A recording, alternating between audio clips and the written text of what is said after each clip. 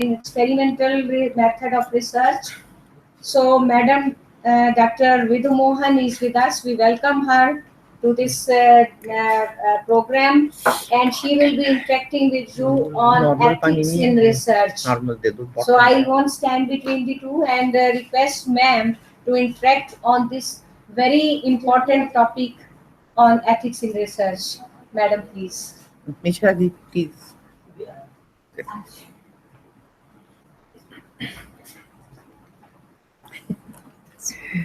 कहाँ पता नहीं था ना किसी का कहीं पॉइंट किसी का कहीं आज मैं लेट हो गया। मैं सोचा कि मैं मेरे से जीत गई पहले एथिक्स ना ethics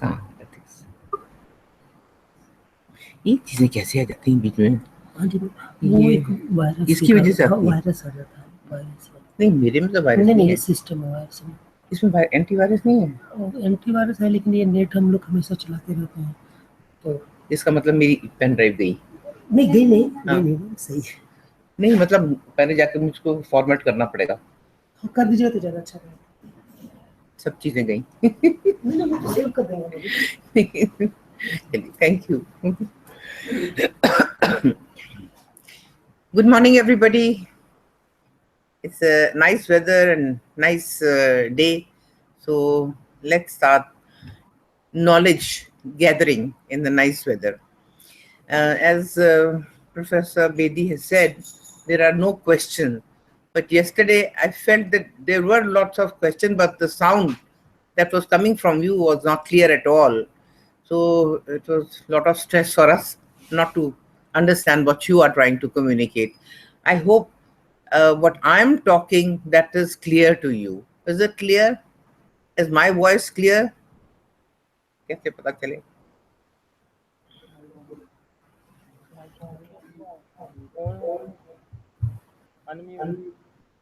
CK College? Can you hear me? Yes, my voice is audible and clear. Yes. Okay. Then we start. Today's topic, ethics in research.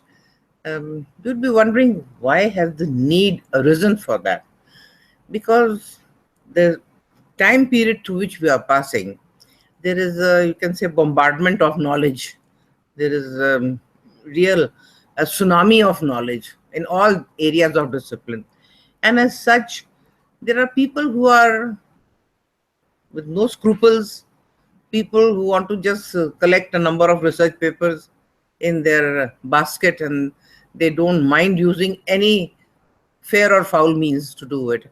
And that is the reason I think this topic has become important, because I remember when we were students and doing research and all, this topic never came up, because we knew that research meant we had to be very honest with the research, data had to be genuine, our guides would never sign our document without seeing the data. But these days, the e-governance in everything, so much of technology, then there is so much of temptation to use things from Google, use things from other people's work, and just do cut and paste, and you think that that is about all. And even in some cases, I go as an examiner for PhD. In some cases, even the data is cooked up like this from different sources. In fact, in one particular place, when I went for conducting viva of PhD thesis, I said, well, I'm finding a lot of things familiar in this. And then I found that that particular work was a copy of the PhD thesis of one of my students who had done work in that area. I said, you are very unfortunate that you have an examiner who had produced this PhD which you have copied now. So you see, these sort of things, unscrupulous things do happen, and that is the reason we have to take up ethics in research. So let us now see. Scientific inquiry. Scientific inquiry means, like yesterday we talked about that there has to be objectivity in your data processing. You have to be very careful how you prepare your designs and things like that. And one of the methodologies is experimental design, which we talked about yesterday. As far as scientific inquiry is concerned, Man has always been eager to use some sort of scientific inquiry. Man wants to explain and understand natural phenomena in the best possible way. So many things happen around us, and we just end up with a question mark, and we don't know how to cope with those situations. In fact, I was reading somewhere about tides. You know, when you go to sea beach, there are tides. But there is one phenomena which is connected with the tides, and that is the full moon. And in our Shastra, we find this reference given that पूर्ण चंद्रमा के साथ जो पानी की स्थल होते हैं वहां पर उबाल आ जाता है, टाइड्स आ जाती हैं. And people always used to wonder क्यों ऐसा हो रहा है, but now they have done research and they have found, yes, the tidal waves do go up during the time when there is full moon. आप भी कभी full moon के time पे जाके अगर देखें समुद्र के किनारे तो आप देखेंगे हाँ टाइड्स का जो हाइट है वो बढ़ जाती है उन दिनों में. Now from that, a very interesting thing came, because in psychology we do a lot about abnormal psychology. Now, one thing was very interesting that appeared in mental hospitals, in some mental hospitals, that some patients would become more violent when there was full moon. And people were wondering, I mean, doctors were wondering, why is that happening? Why is that happening? And then somebody said that, look, when there is full moon, the tides go up. And something must be happening in the body which is being affected by the full moon. And then they realized that in our body, 70 to 80% is water, all the blood that flows, and maximum blood is in your head.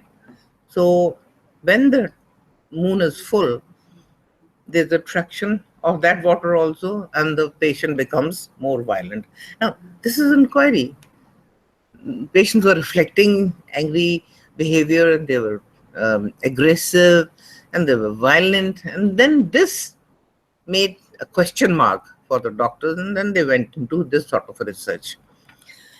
Then there is reliance on empirical evidence. Yesterday we talked of empirical evidence and empirical and empirical. So that comes here again. These things will keep on repeating again and again. There's evidence or personal experience for scientific inquiry. Now, फिर आज हो रहा है गड़बड़.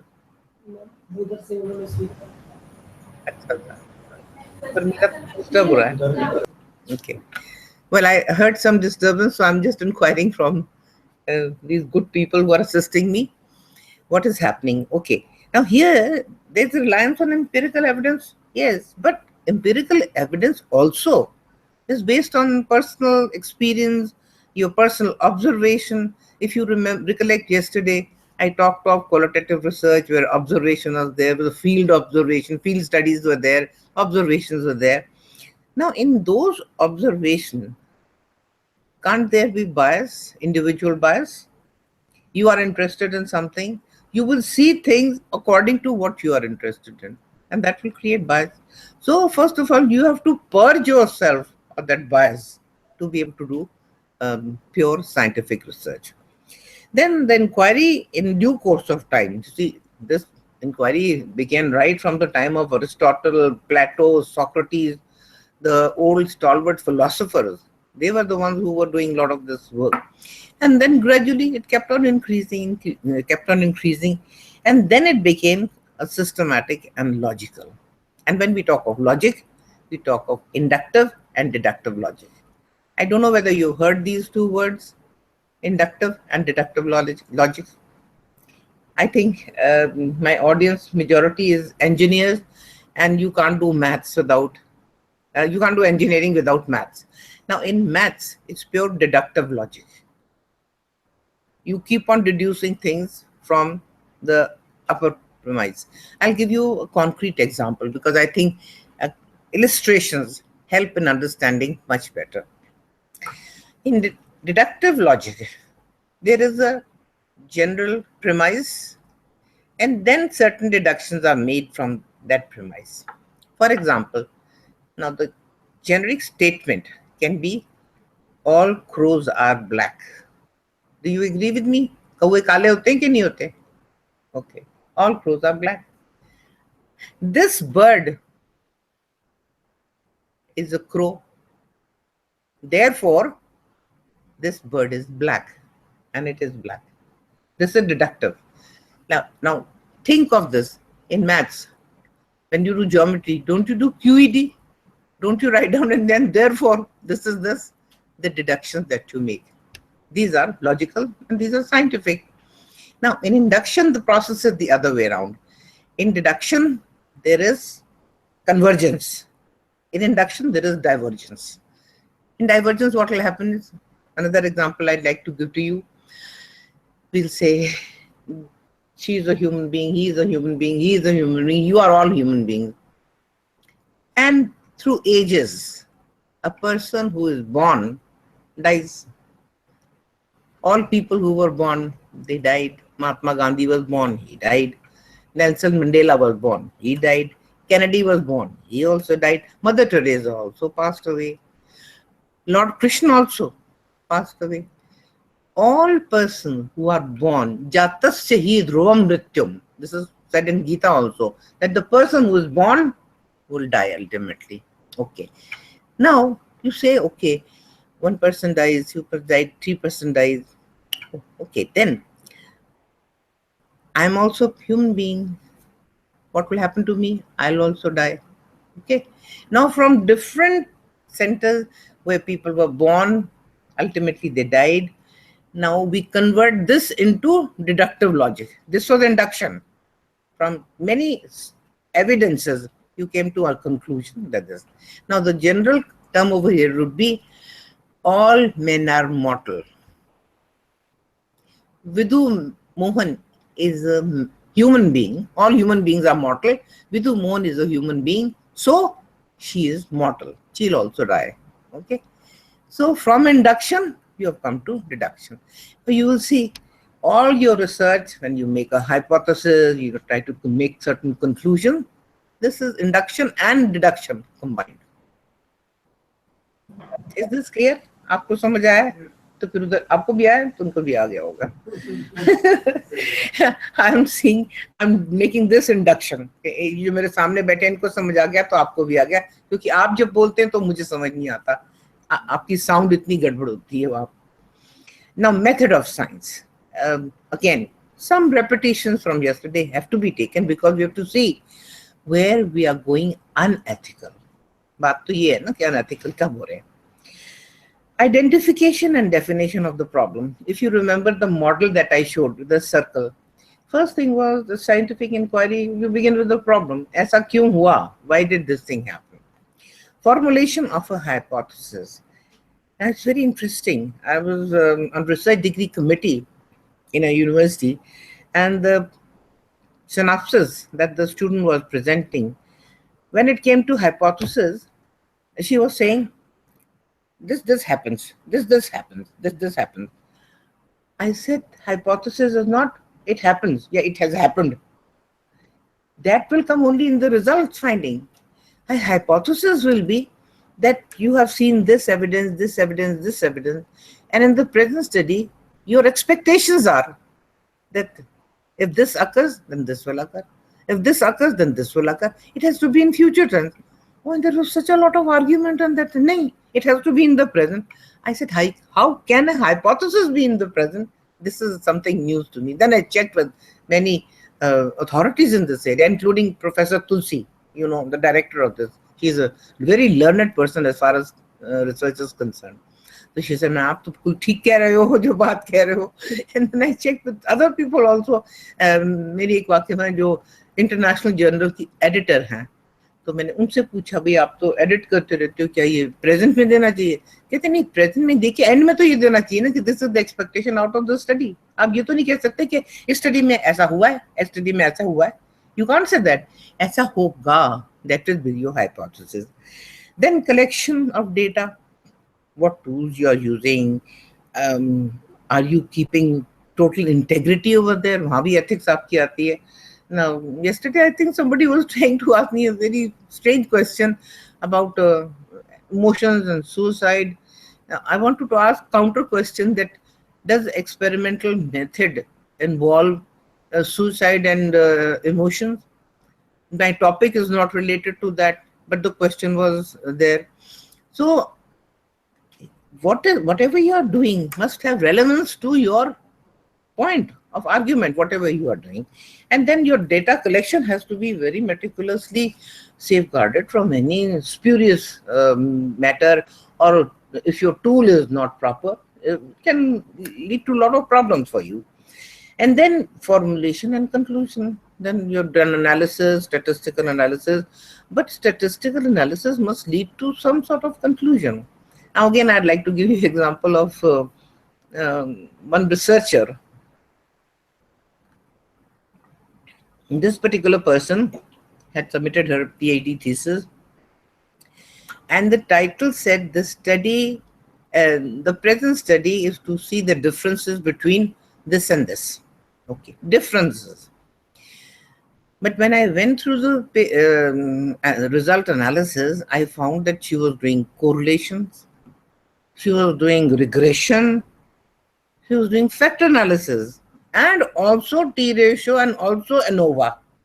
Now I said, maybe in your master's paper of research methodology, you did correlation and you did factorial designs also.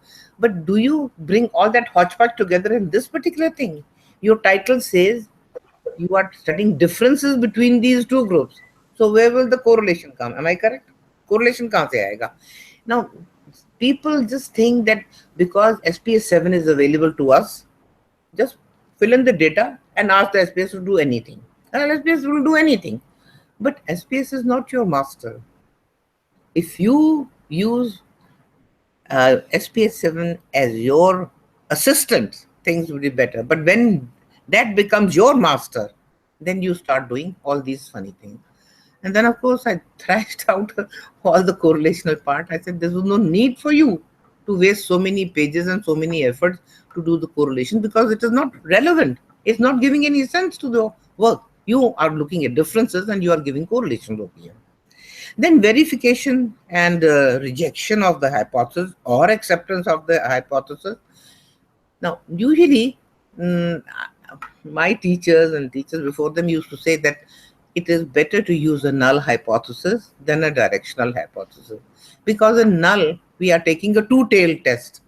When we are doing any analysis, we are taking both sides of the normal probability. They are the two-tailed test. But when we are doing directional, either we are taking the plus side or we are taking the minus side. So it is one-tailed test. So null hypothesis is always more scientific, you can say, but that doesn't mean rule out directional hypothesis. Yes, if you have studies which are going beforehand and they are giving a certain consistent trend, there is no dichotomy about the results or there is no diversity about results, then yes, you are legitimately authorized to use one-tail test. You can use directional hypothesis. Now, prerequisite of scientific research. What all do we require for a scientific research? This is where your ethics would come in. Diligence. Diligence means hard work. You have to be committed. You have to be really involved with that and work for that. Like yesterday, I gave you example that when we were research scholars, our guide was an animal psychology expert. So we had to watch the rats and count their evolutions even at 12 o'clock at night. Okay. Other people will say, हम क्यों 12 बजे तक बैठे, हम तो 5 बजे तक बैठेंगे और भाग जाएंगे इसके बाद. No. But the continuity of research goes on. If you have put something for some scientific experiment in chemistry, you can't say कि जी मैं तो वो बर्नर बंद कर दूंगे और अब कल फिर शुरू कर लेंगे इसकी टेट्रेशन. That you can't do. You have to continue. रात को बैठ के भी देखना पड़ेगा तो देखना पड़ेगा. So diligence. Then meticulousness, systematicness, planning पहले होनी चाहिए. सारा कुछ ये होगा, फिर ये होगा, फिर ये होगा, फिर ये होगा, and perfectionism. I remember I produced 41 PhDs and my students used to say, ma'am is perfectionist. हम पागल हो जाते हैं मैम के साथ रह के. काटा मारती रहती हैं. मैंने कहा कोई बात नहीं, जब ये कांटे मर के तुम्हारा थीसिस निकलेगा तो तुम वर्ल्ड में टॉप पे जाओगे जैसे तुम्हारी मैम गए. And I am very happy to say to you भी परसों चौथी मेरी एक स्टूडेंट हैं, वो नर्स वहाँ पे एक्सेलराई की टॉपर थी. उनका नाम है doctor Anita Madhok. She came to me and she had an MBA. She got married. She had 2 children, and she was very disappointed that now she can't go to industry. Man, don't look backward at all. For a person like you and with your intelligence and acumen, do PhD in the area of organizational behavior. So I made her do work in organizational behavior, and today she is the director of Open Spaces. आप अपना Google में जाइए, open spaces खोलिए. And 3 days back she wrote to me that she and a few others have compiled a book on manager as a coach, which is the new concept. And this concept also I started way back about 35 years ago, that the future of industry is manager as a counselor. So I'm very happy that, somewhere they have continued the work and they have got to perfectionism. And with her work, she went to Harvard to deliver a lecture there. And that perfectionism, because my students used to say, ma'am एक chapter को जब खोल लेती हैं, देखना check करना शुरू कर देती हैं, लाल कर देती हैं. एंड आई सेड, एक चीज तुमको बताऊं कि जब मैं अपना भी लिखती हूँ कुछ, मैं अपने आप को भी लाल कर देती हूँ. तो then they felt very happy कि खुद को भी करेक्शन करती रहती हैं. And my first PhD student, he retired from Himachal Pradesh University, professor, dean, then he became professor emeritus. And he used to say, madam जनवरी के महीने में पसीना निकाल देती हैं करेक्शन करवा करवा के. But when he appeared for his interview for professorship, the experts asked, how did you come to the stature of the knowledge that you have and the publications you have? He said, whatever I am because of my guide, Professor Vidhu Mohan. Now imagine how much satisfaction that gave me, how much of pride that gave me. ऐसे ऐसे मेरे students हैं, और भी मेरे students हैं इस तरह के जो इंटरनेशनल लेवल पे आए. एक यहीं पे हैं doctor Suman Verma, she also is at the international level. So, but they all went through that gruel of Vidhu Mohan's perfectionism. Correction karo, phir correction karo, phir correction karo. Because my guide also was very perfectionist, late Dr. Singh.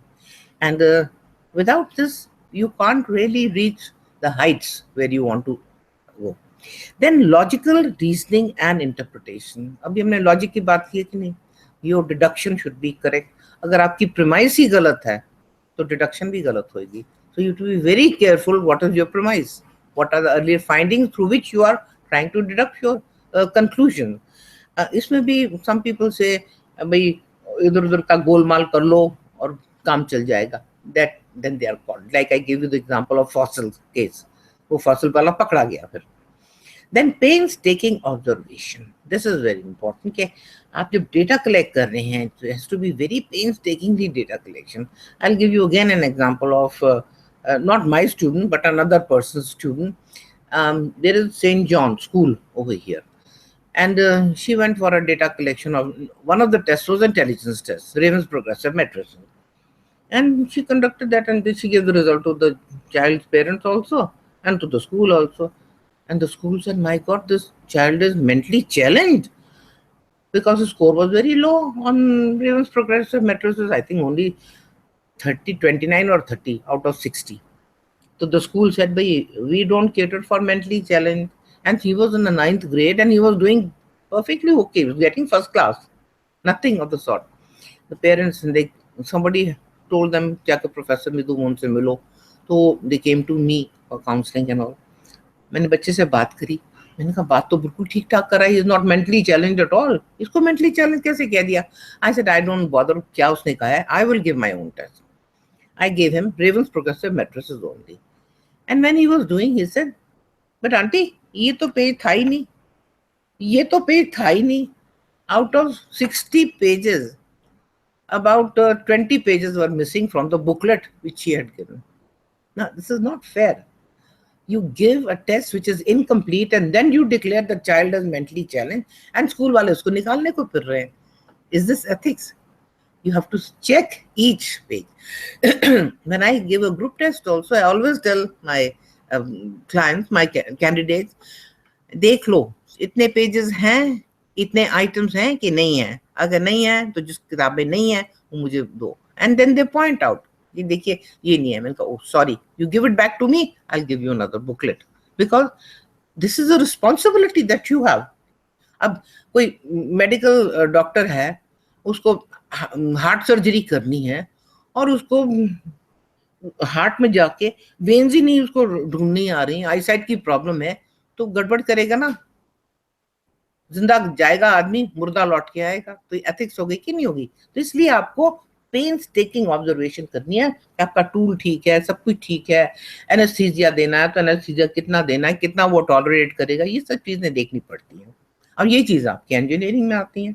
आप aeronautical engineering कर रहे हैं, अरे आपने ठीक नहीं हवाई जहाज बनाया तो लोग गिर के मर जाएंगे, आपने पुल ठीक नहीं बनाया तो लोग उसके अंदर गिर जाए, होता नहीं ऐसे, इतनी बड़ी बिल्डिंग बनाई, बिल्डिंग की कोलैप्स करके इतने लोग मर गए. वो बात और है कि हिंदुस्तान की आबादी इतनी है, हम मर भी जाते हैं तो कोई फर्क नहीं पड़ता, कहते ठीक है जी मर गए, हिंदुस्तान अच्छा हो गया, but that is not ethics. Then skilled hypothesis building, again I'm coming back to that. अगर आप hypothesis गोल मोल बना देंगे, and if the hypothesis is not a deduction from the earlier work, you are in for trouble. Applicability of research finding. Now here I have found many people do research which is not applicable to anything. हम research क्यों करते हैं, knowledge क्यों इकट्ठा करते हैं अगर उसकी कोई एप्लीकेबिलिटी ही नहीं है. हाँ, सिर्फ नंबर बनाने के लिए, क्योंकि यूजीसी से आपके पॉइंट्स होने चाहिए, तो you keep on connecting paper.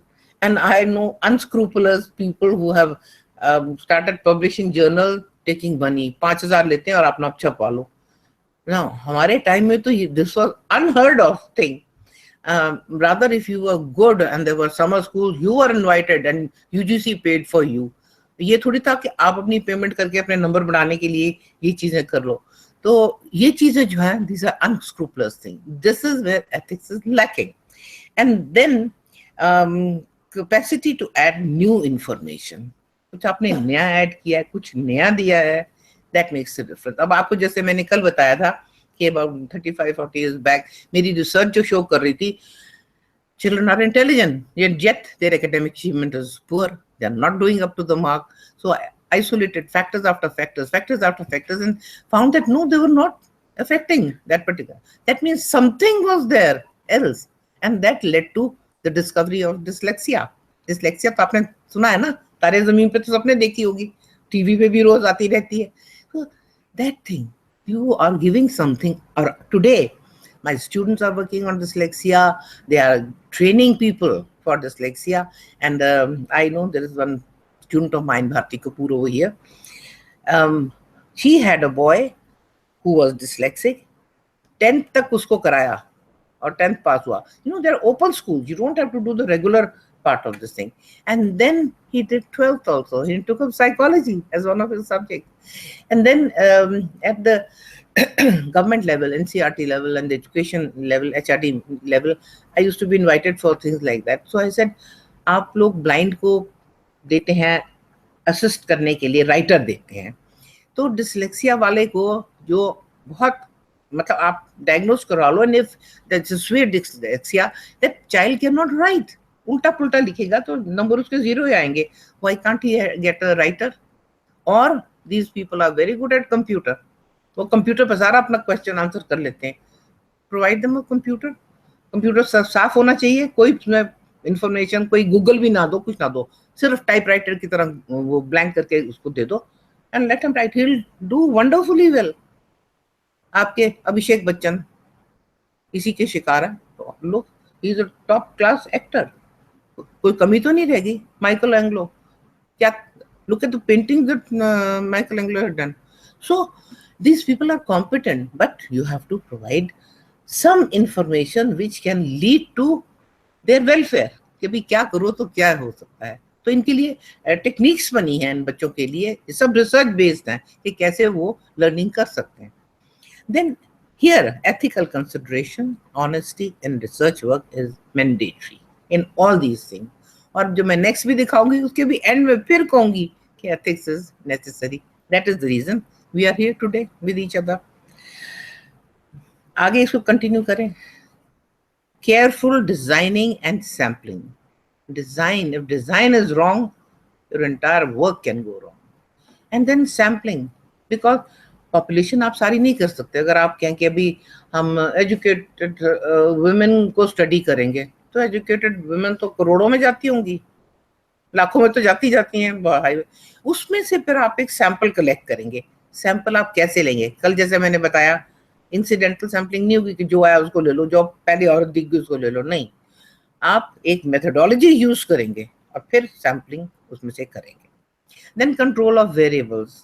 आप उनको कैसे कंट्रोल कर रहे हैं, कैसे उनको एलिमिनेट कर रहे हैं, या कैसे कंट्रोल करके बेस सबकी सेम बना रहे हैं. For example, I give you, if you want to see the performance of extroverts and introverts on a particular achievement task, and you know that task also needs intelligence, तो आप क्या करेंगे? Intelligence को control करेंगे. आप कहेंगे okay, I'll take people on the intelligence test who fall between 95 to 105 percentile. तो आपने वो कंट्रोल कर लिया. अब ना तो आपने 60 परसेंटाइल वाला लिया, ना 120 परसेंटाइल वाला लिया, वो एक्सट्रीम्स हो गए. तो आपने वो ब्रैकेट लेके फिर उनको जो काम कराएंगे तो आपका काम ठीक होगा. तो ये कंट्रोल करना बहुत जरूरी होता है. Then choice of tools and test. Again, ethics is there, and here also, especially in sociology, psychology, or public administration, what I find is there are unscrupulous businessmen who say, अच्छा ये test चाहिए, 15 दिन में ये test आ जाएगा आपके पास. Now when somebody says that to me, I really holler that person. मैंने कहा कि मैंने जिंदगी में 16 टेस्ट बनाए हैं, अडेप्ट किए हैं. Each test was one PhD thesis. It used to take minimum 2 to 3 years to prepare a test. आप पहला ट्राई आउट देते हो, फिर उसको करते हो, स्क्रीन करते हो, आइटम एनालिसिस करते हो, सारा कुछ करते हो, फिर सेकंड ट्राई आउट देते हो, फिर उसको देते हो लार्जर सैंपल पे, फिर उसकी रिलायबिलिटी देखते हो, फिर उसकी वैलिडिटी देखते हो, फिर नॉर्म्स बनाते हो. इतना सब कुछ करने में कितना टाइम लगता है? By the time you finish, you have collected data on at least 1000 people, और तब जाके आपका टेस्ट वैलिड होता है, रिलायबल होता है, जिसको आप यूज कर सकते हो. But people want to do. I remember एक रिसर्च, पीएचडी की रिसर्च कर रही थी. मैंने कहा ये टेस्ट कहाँ से लिया है, what is the reliability and validity? ये जी ट्रिब्यून में आया था तो हमने ले लिया. मैंने कहा ट्रिब्यून में आया एक वैसे ही डायलॉग टाइप का टेस्ट, और तुमने उसको दे दिया. और टेस्ट किस पे था? हस्बैंड एंड वाइफ की, ताकि हस्बैंड वाइफ को कैसे ट्रीट करना चाहिए. तो मैंने कहा वो आपने ट्रिब्यून में से लेके दे दिया, कोई स्टैंडर्डाइजेशन नहीं की, कुछ टूल को नहीं किया, कर दिया. मैंने कहा ये तो आप बेड़ा कर दोगे, सारे हस्बैंड रोएंगे, कल को तुमको सू कर देंगे, ये किया क्या है तुमने. तो ऐसी सी चीजें कर देते हैं लोग. Then precision in data collection. वो फिर वही जो एग्जांपल मैंने दिया है, precision data collection is that when you are doing data collection it should be precise. वहाँ चीटिंग नहीं चलनी चाहिए, एक दूसरे से बातें नहीं चलनी चाहिए. और somebody, one of the say subjects is feeling nauseated या sick, तो वो उसको बाहर आप रखेंगे उसमें से. Even the person is not feeling well and it's an ability test, you can't do the test on that. मेरे पास I am a person who does aptitude testing and total complete profile of a child for career counseling. 2 दिन लगा के करती हूँ, 6-7 घंटे लगा के करती हूँ. And I tell the parent the child should come in the morning, latest 10 o'clock. When the child is fresh, he should have had a good sleep. खाना खुना खिला के लाइए, फ्रेश हो बच्चा, तब वो टेस्ट करेगा. बिकॉज एबिलिटी टेस्ट में अगर मैं दिन के 3 बजे उसको टेस्ट कराना शुरू करूं तो ऐसे ऐसे करके सो रहा होगा, तो जब वो सो रहा है तो टेस्ट थोड़ी ठीक करेगा. इसलिए तो मेरे पास लोग भाग जाते हैं, क्योंकि कहते हैं मैडम को 500 का जाओ, फिर उसके पास फिर उससे करा के जब डिससेटिस्फाइड होते हैं फिर मेरे पास आते हैं. मैंने कहा पहले ही आ जाते तो जिंदगी ज्यादा संवरती. तो ये चीज जो है बहुत इम्पोर्टेंट है कि आप मर्सनरी होके या किसी चीज की वजह से आप इस तरह की चीजें मत कीजिए. And develop a scientific temper. आप अपने आप को ऑब्जेक्टिव बनाइए, ओपन टू न्यू आइडियाज बनाइए, and that makes a lot of difference. Sometime people say कि आप इतनी सीनियर हो फिर भी आप लोगों की बात सुन लेती हो. मैंने कहा मैं सीनियर इसीलिए हूँ क्योंकि मैं लोगों की बात सुन लेती हूँ. अब कहते जैसे कुछ भी कहा कि ये हाइपोथेसिस वाला ही है, तो मैंने सब लोगों से, कई लोगों से पूछा कहते हैं मैडम आप तो खुद रिसर्च मेथोडोलॉजी कराते हो। मैंने कहा हाँ कराती हूँ, ये चीज मुझे लग भी रही थी, फिर भी I want to have a second opinion also भाई, कि आप क्या सोच रहे हो उसके बारे में, सो दैट अब आपने कंफर्म कर दिया, no I am confident, now will go ahead. इसी तरह मैं स्टूडेंट्स को भी ये कहती थी। हमारे टाइम में तो जो मेरे पहले स्टूडेंट थे वो तो हाथ से ही निकालते थे सारा कुछ। मैंने कहा जो एक बार सारा आपने एनालिसिस कर लिया उसको बंद कर दो, फिर डेटे को फ्रेश एनालिसिस करो, अगर वही रिजल्ट आता है, टैली करता है, तब वो मानने वाला है, अदरवाइज नहीं।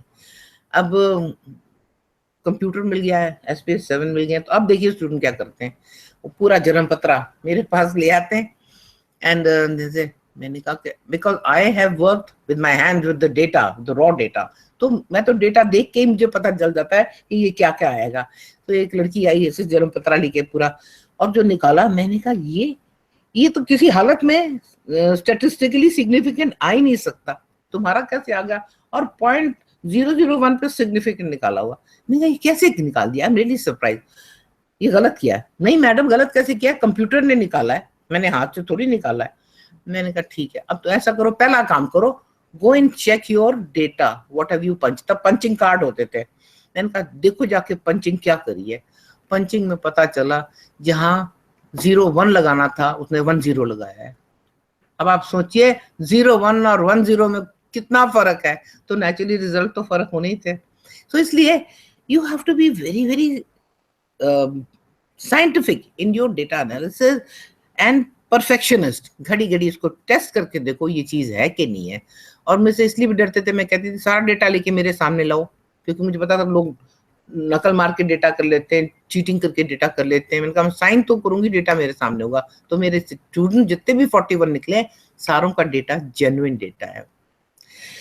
Then again above all ethical consideration and honesty in research is required। ये कुछ चीजें नहीं हो सकती जब तक आप खुद ईमानदारी से काम अपना ना करें। किसी चीज में भी ईमानदारी करनी आपकी जरूरी है। अगर आप पेरेंट्स हैं तो वहां पे बच्चों के साथ ईमानदारी करनी जरूरी है। मैं कई पेरेंट्स नहीं करते, आप हैरान होंगे। Why ethical guidance. अब हम आ रहे हैं पॉइंट पे कि एथिक्स में क्या क्या कर सकते हैं। Now, in any research, we may face lot of ethical dilemmas as well as problems। कई प्रैक्टिसेस गलत हो सकती हैं, कई पहले लोगों ने गलतियां की हैं वो गलत चल सकती हैं। Now, vulnerable participants or patients or clients। अब vulnerable participants, patients or client। Patients means medical, उसमें आप रिसर्च कर रहे हैं, तो पेशेंट की आपने क्या पूरी हिस्ट्री ठीक से चेक करी। For example if you are testing some retinal disorder in the eye, now have you checked whether the person is diabetic, whether the person has any kidney problem, whether the person is having high blood pressure? This human body is one. Now if you are diabetic, retinopathy can take place. If you are having kidneys problem, material of your body which had to be drained out of your system, that is not being drained, brain is being affected, all these things are interconnected। आपको blood pressure है, high blood pressure है, तो high blood pressure में क्या होता है, आपका सिर में थ्रॉबिंग शुरू हो जाती है, पेन शुरू हो जाता है, so that can affect your eye also, you can have eye haemorrhage because of that pain. So जब आप पेशेंट को देख रहे हैं, ये सब चीजें आपके ध्यान में रखनी चाहिए। और भी बड़ी चीजें, कोई भी पेशेंट हो, कार्डियोलॉजी वाला पेशेंट हो, तो आप नी की सर्जरी कर रहे हो, तो ऑर्थोपेडिक हो, पीडियाट्रिक हो, कुछ भी हो, आपको देखना पड़ता है कि इसको हम क्या दे सकते हैं और क्या नहीं दे सकते। देन टू जैसे आपके वल्नरेबल क्लाइंट्स कौन है, कितनी मेडिकल साइंस में रिसर्च होती है, या ज़ूलॉजी में रिसर्च होती है, या इवन माइक्रोबायोलॉजी में या फार्मेसी में जो रिसर्च होती है, यहाँ एनिमल्स यूज होते हैं। In psychology we use animals। Now what are we doing with the animals? Therefore there is a law now कि animals को आप वैसे ही यूज नहीं कर सकते, and you cannot sacrifice the animal just at your own whim। पहले तो आपने एक्सपेरिमेंट किया, चलो जी चूहे को मारकर फेंक दिया, अब आप चूहे को मार नहीं सकते, एथिकल कमेटी आती है देखने के लिए, है ना, तो ठीक बात है, क्योंकि चूहे में भी तो जान है, आपने अपने लिए उसको सब कुछ कर दिया और फिर मारा और फेंक दिया, that is not done thing। Now, to protect people who receive the benefits or otherwise of the research finding, your application of research वो किनको apply हो रहा है? For example, if you've done a research in the area of education and उसमें से आपने कुछ result finding है जो आप कह रहे हैं बच्चों को ऐसे पढ़ाना चाहिए, ऐसे करना चाहिए, और वो आप अप्लाई कर देते हैं, फिर क्या होता है? And I think we in India, we have passed through that phase when in the previous government, the HR ministry under the leadership of Sybil, they said till 10th there'll be no examination and the children will be promoted just like that. उसका नतीजा क्या हुआ? I am also an advisor to Sarv Shiksha Abhiyan. At that time, I said, okay, let us see what the 5th grade people have learned. उनको चढ़ा तो दिया है. Now, some of my students were engaged for this, and I said they were reporting to me.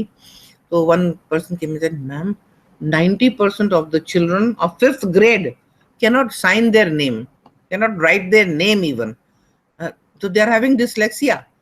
I said, no, this is not children dyslexia, this is teacher dyslexia. तो teacher को पता है, fail हो पास हो, बच्चे को ऊपर चढ़ाते जाओ. उसका नतीजा क्या हुआ है? I go on various selection committees also, in recruitment process also.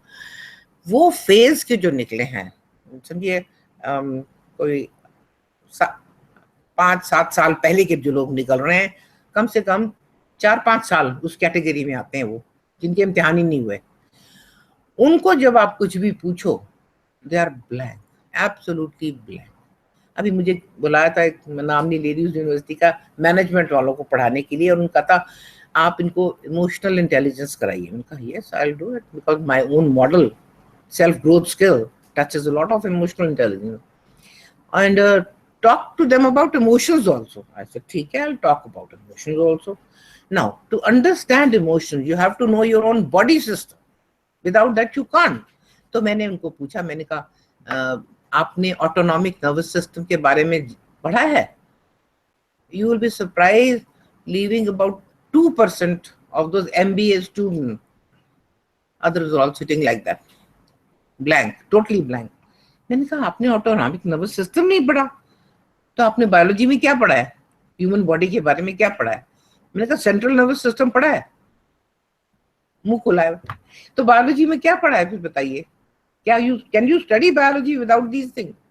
Now autonomic nervous system is basic to your understanding of emotion. वही अगर आप नहीं समझ पाते तो इमोशन कैसे समझेंगे कि सिंपैथेटिक नर्वस सिस्टम क्या कर रहा है, कौन सी हार्मोन प्रोड्यूस कर रहा है, उसका फिर इफेक्ट इमोशंस में क्या हो रहा है.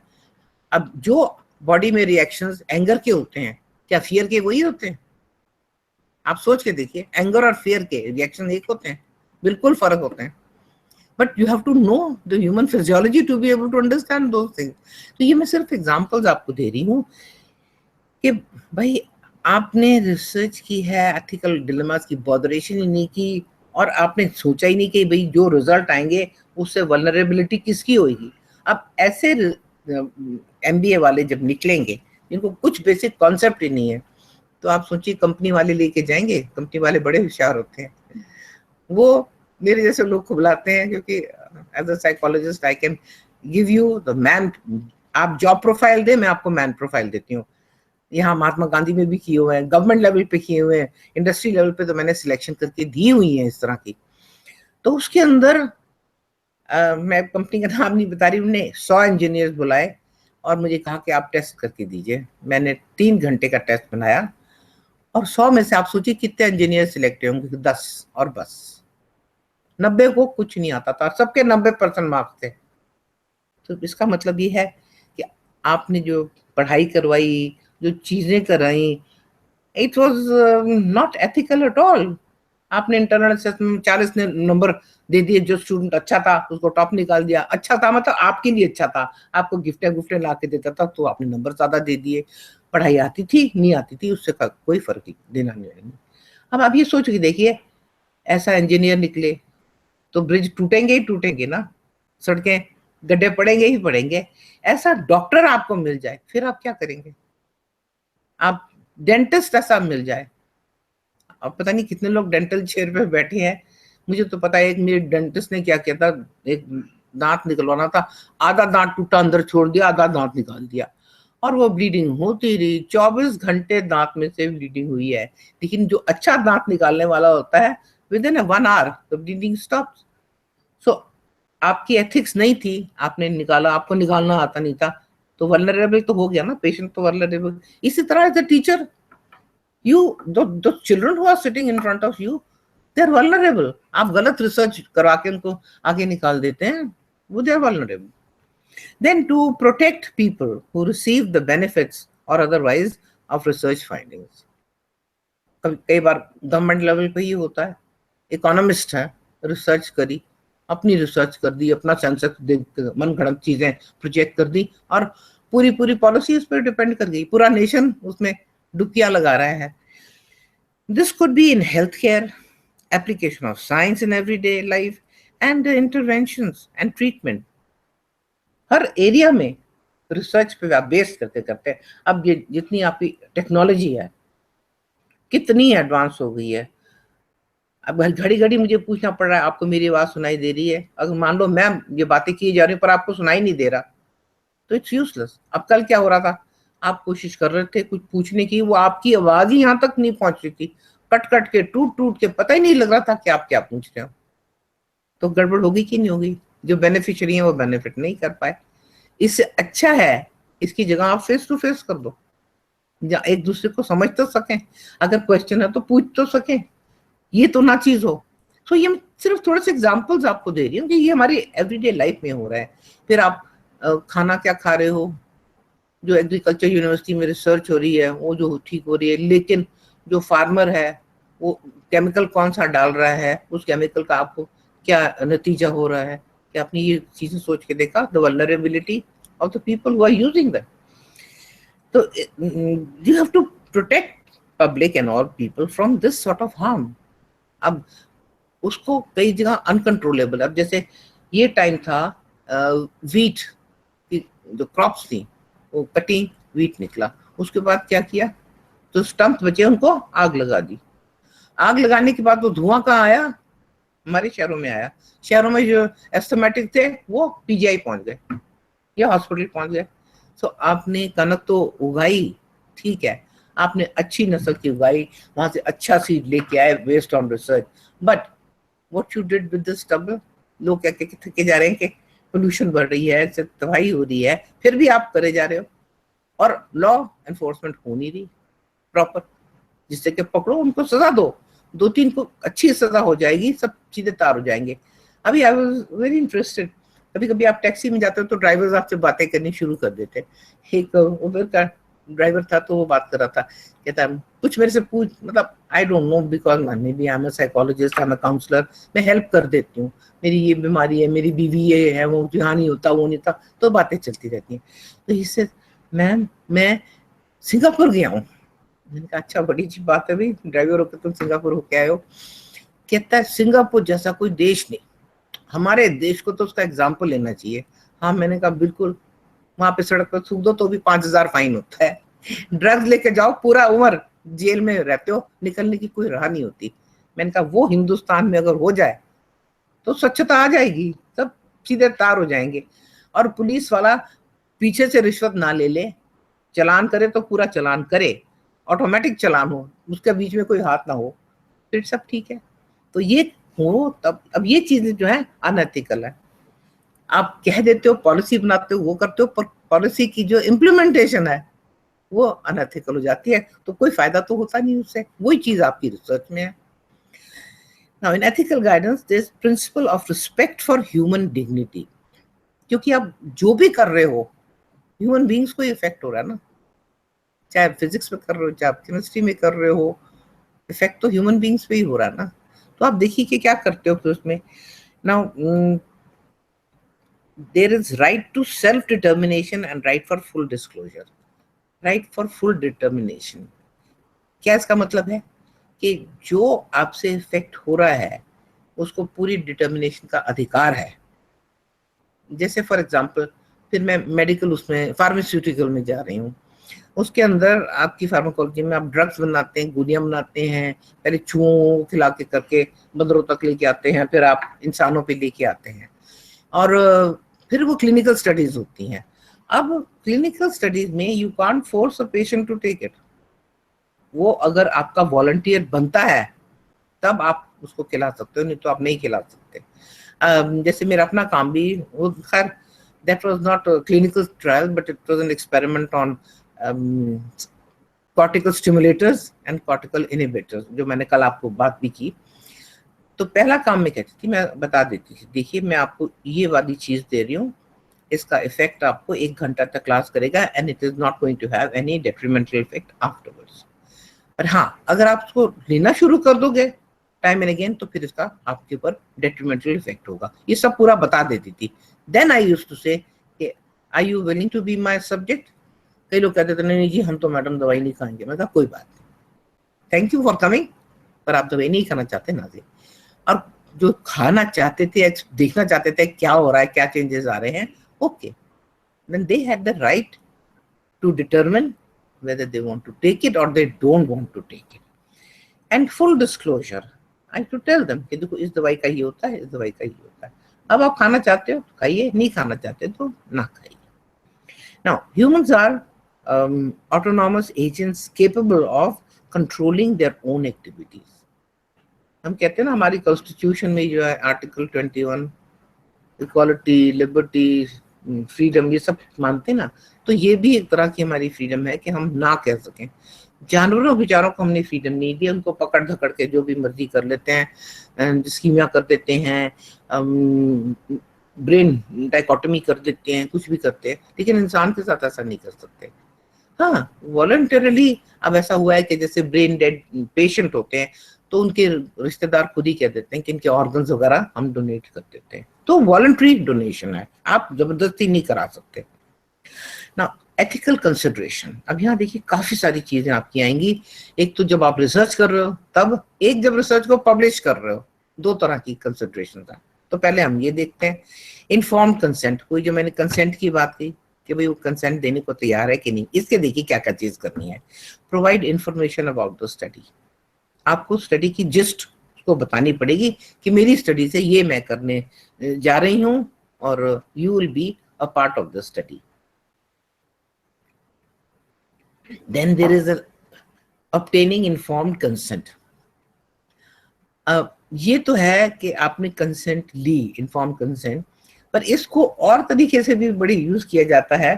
आपने एयर ट्रेवल किया होगा, एयर ट्रेवल पे वो एक परफॉर्मा ला के आपसे भरवा लेते हैं, अगर मुझे हार्ट अटैक हुआ तो मेरी अपनी जिम्मेवारी है, अगर मुझे कुछ ये हुआ तो मेरी अपनी जिम्मेवारी है, अगर ये हुआ तो अपनी जिम्मेवारी है। तो आई थिंक मैं जेट एयरवेज से आ रही थी, मैंने कहा मैं तो ये साइन नहीं करूंगी, मतलब यू आर प्रीएम्प्टिंग कि मुझे कुछ भी हो जाए तुम्हारी कोई जिम्मेवारी नहीं है, मेरी जिम्मेवारी है, मैं मर रही हूँ तो मैं अपनी जिम्मेवारी से मर रही हूँ। मैं कहा नहीं सॉरी, अगर जेट एयरवेज में बैठने के बाद अभी मैं ठीक ठाक हूँ, मुझे कुछ होता तो you are responsible, you have to bring a doctor. तो कहते अच्छा अब ना भरो, पर अब जोर से मत बोलो, बाकियों को तो भरने दो ना। मैंने कहा ओ बाकी भरने, अच्छा आप पीजीआई में या मेडिकल उसमें जाओ, जब आप सर्जरी के लिए जाते हो तो वो भरवा लेते हैं, मैं मर जाऊं तो मेरी जिम्मेवारी है, इनकी कोई जिम्मेवारी नहीं। आंख का ऑपरेशन हो रहा है, कैटरेक्ट का भी हो रहा है, तो मंदी हो जाओ तो तुम्हारी जिम्मेवारी है, मेरी डॉक्टर की कोई जिम्मेवारी नहीं है। भाई क्यों जिम्मेवारी नहीं है? बाहर जाके आप देखिए किसकी जिम्मेवारी होती है। इसी तरह से क्या होता है, अमृतसर में कितने आई थिंक 30 के करीब लोग कैटरेक्ट के ऑपरेशन में अंधे कर दिए, ठीक हो गया, कोई शोर शराबा नहीं मचे पर कुछ नहीं होता। और आजकल एक बड़ी इंटरेस्टिंग चीज मैं देख रही हूँ, डॉक्टर्स अपने लिए वो कर जा रहे हैं, क्योंकि मोदी ने कहा है कि जो ये ड्रग प्रिस्क्राइब करेंगे, they to prescribe only the salt, so that वो जो ड्रग बेचने वाले इनके साथ मिलके नेक्सस करते हैं करप्ट प्रैक्टिसेस का, वो ना हो। थोड़े चिट कर रहे हैं, फिर कहीं डॉक्टर पिट भी जाते हैं, बुरी बात है, मैं ये नहीं कहती कि अच्छी बात है ना, लेकिन आप ये सोचो कि जिसका आदमी मर गया या बच्चा मर गया और उसको पता है कि डॉक्टर की निगलेक्ट से ही बच्चा मरा है, तो वो क्या करेगा? उस डॉक्टर की आरती तो नहीं उतारेगा ना। तो डॉक्टर अगर एथिक्स रखे अपनी और सर्जरी से पहले भी बताते, देखिए 50-50 चांसेस हैं बचने के और मरने के, या 25 चांसेस हैं बचने के, 75 है कि ऑपरेशन टेबल पे भी दम तोड़ दे। फिर पेशेंट कहता है नहीं, I like to be experimented upon, ऐसे होते हैं कि आगे इतनी मुसीबत पड़ा हुआ हूँ, बस मुसीबत से या तो निकल जाऊंगा या आर होगा या पार होगा, आप मेरी सर्जरी कर दो तो ठीक है। लेकिन आप ये बताते नहीं, सर्जरी कर देते हो और फिर वो बाहर निकल के जैसे स्पाइन की सर्जरी वेरी रिस्की, आपकी स्पाइन की सर्जरी जो वो तकलीफ तो ठीक कर दी लेकिन नीचे का धड़ सारा रह गया, आप पैरालिसिस में चले गए। ये बता देना चाहिए ना कि भाई ये पॉसिबिलिटी है, आपका ये भी हो सकता है, आप हार्ट सर्जरी कर रहे हैं ये भी हो सकता है। these things should be told to the thing. Provide the information about the study का मतलब यही है। अब कई लोग कहेंगे नहीं ये कॉन्फिडेंशियलिटी, हाँ अपनी प्राइवेसी मेंटेन करो, ये नहीं मैं कह रही ना करो, लेकिन अगर उसके कुछ खतरे हैं तो वो तो आप बताओगे ना, कि जैसे ये दवाई दे रहे हैं, इस दवाई का आफ्टर इफेक्ट ये। आप देखिए अब ये चीज मैंडेटरी हो गई है, आप कोई भी दवाई लेते हैं उसके अंदर डायरेक्शन लिखे होते हैं, बाकी लिखे होते हैं साइड इफेक्ट्स, लेकिन साइड इफेक्ट का फॉन्ट जो होता है 2 होता है या 3 होता है, आप मैग्नीफाइंग ग्लास लगा के पढ़ो तो सकता है, इसका मतलब आप पढ़ ही नहीं सकते। उन्होंने अपना काम कर दिया है, उन्होंने दे दिया भी साइड इफेक्ट देख लो, देखना तुम्हारा काम है, फिर भी तुम दवाई डालते हो या दवाई लगाते हो, ये तो तुम्हारी मर्जी है।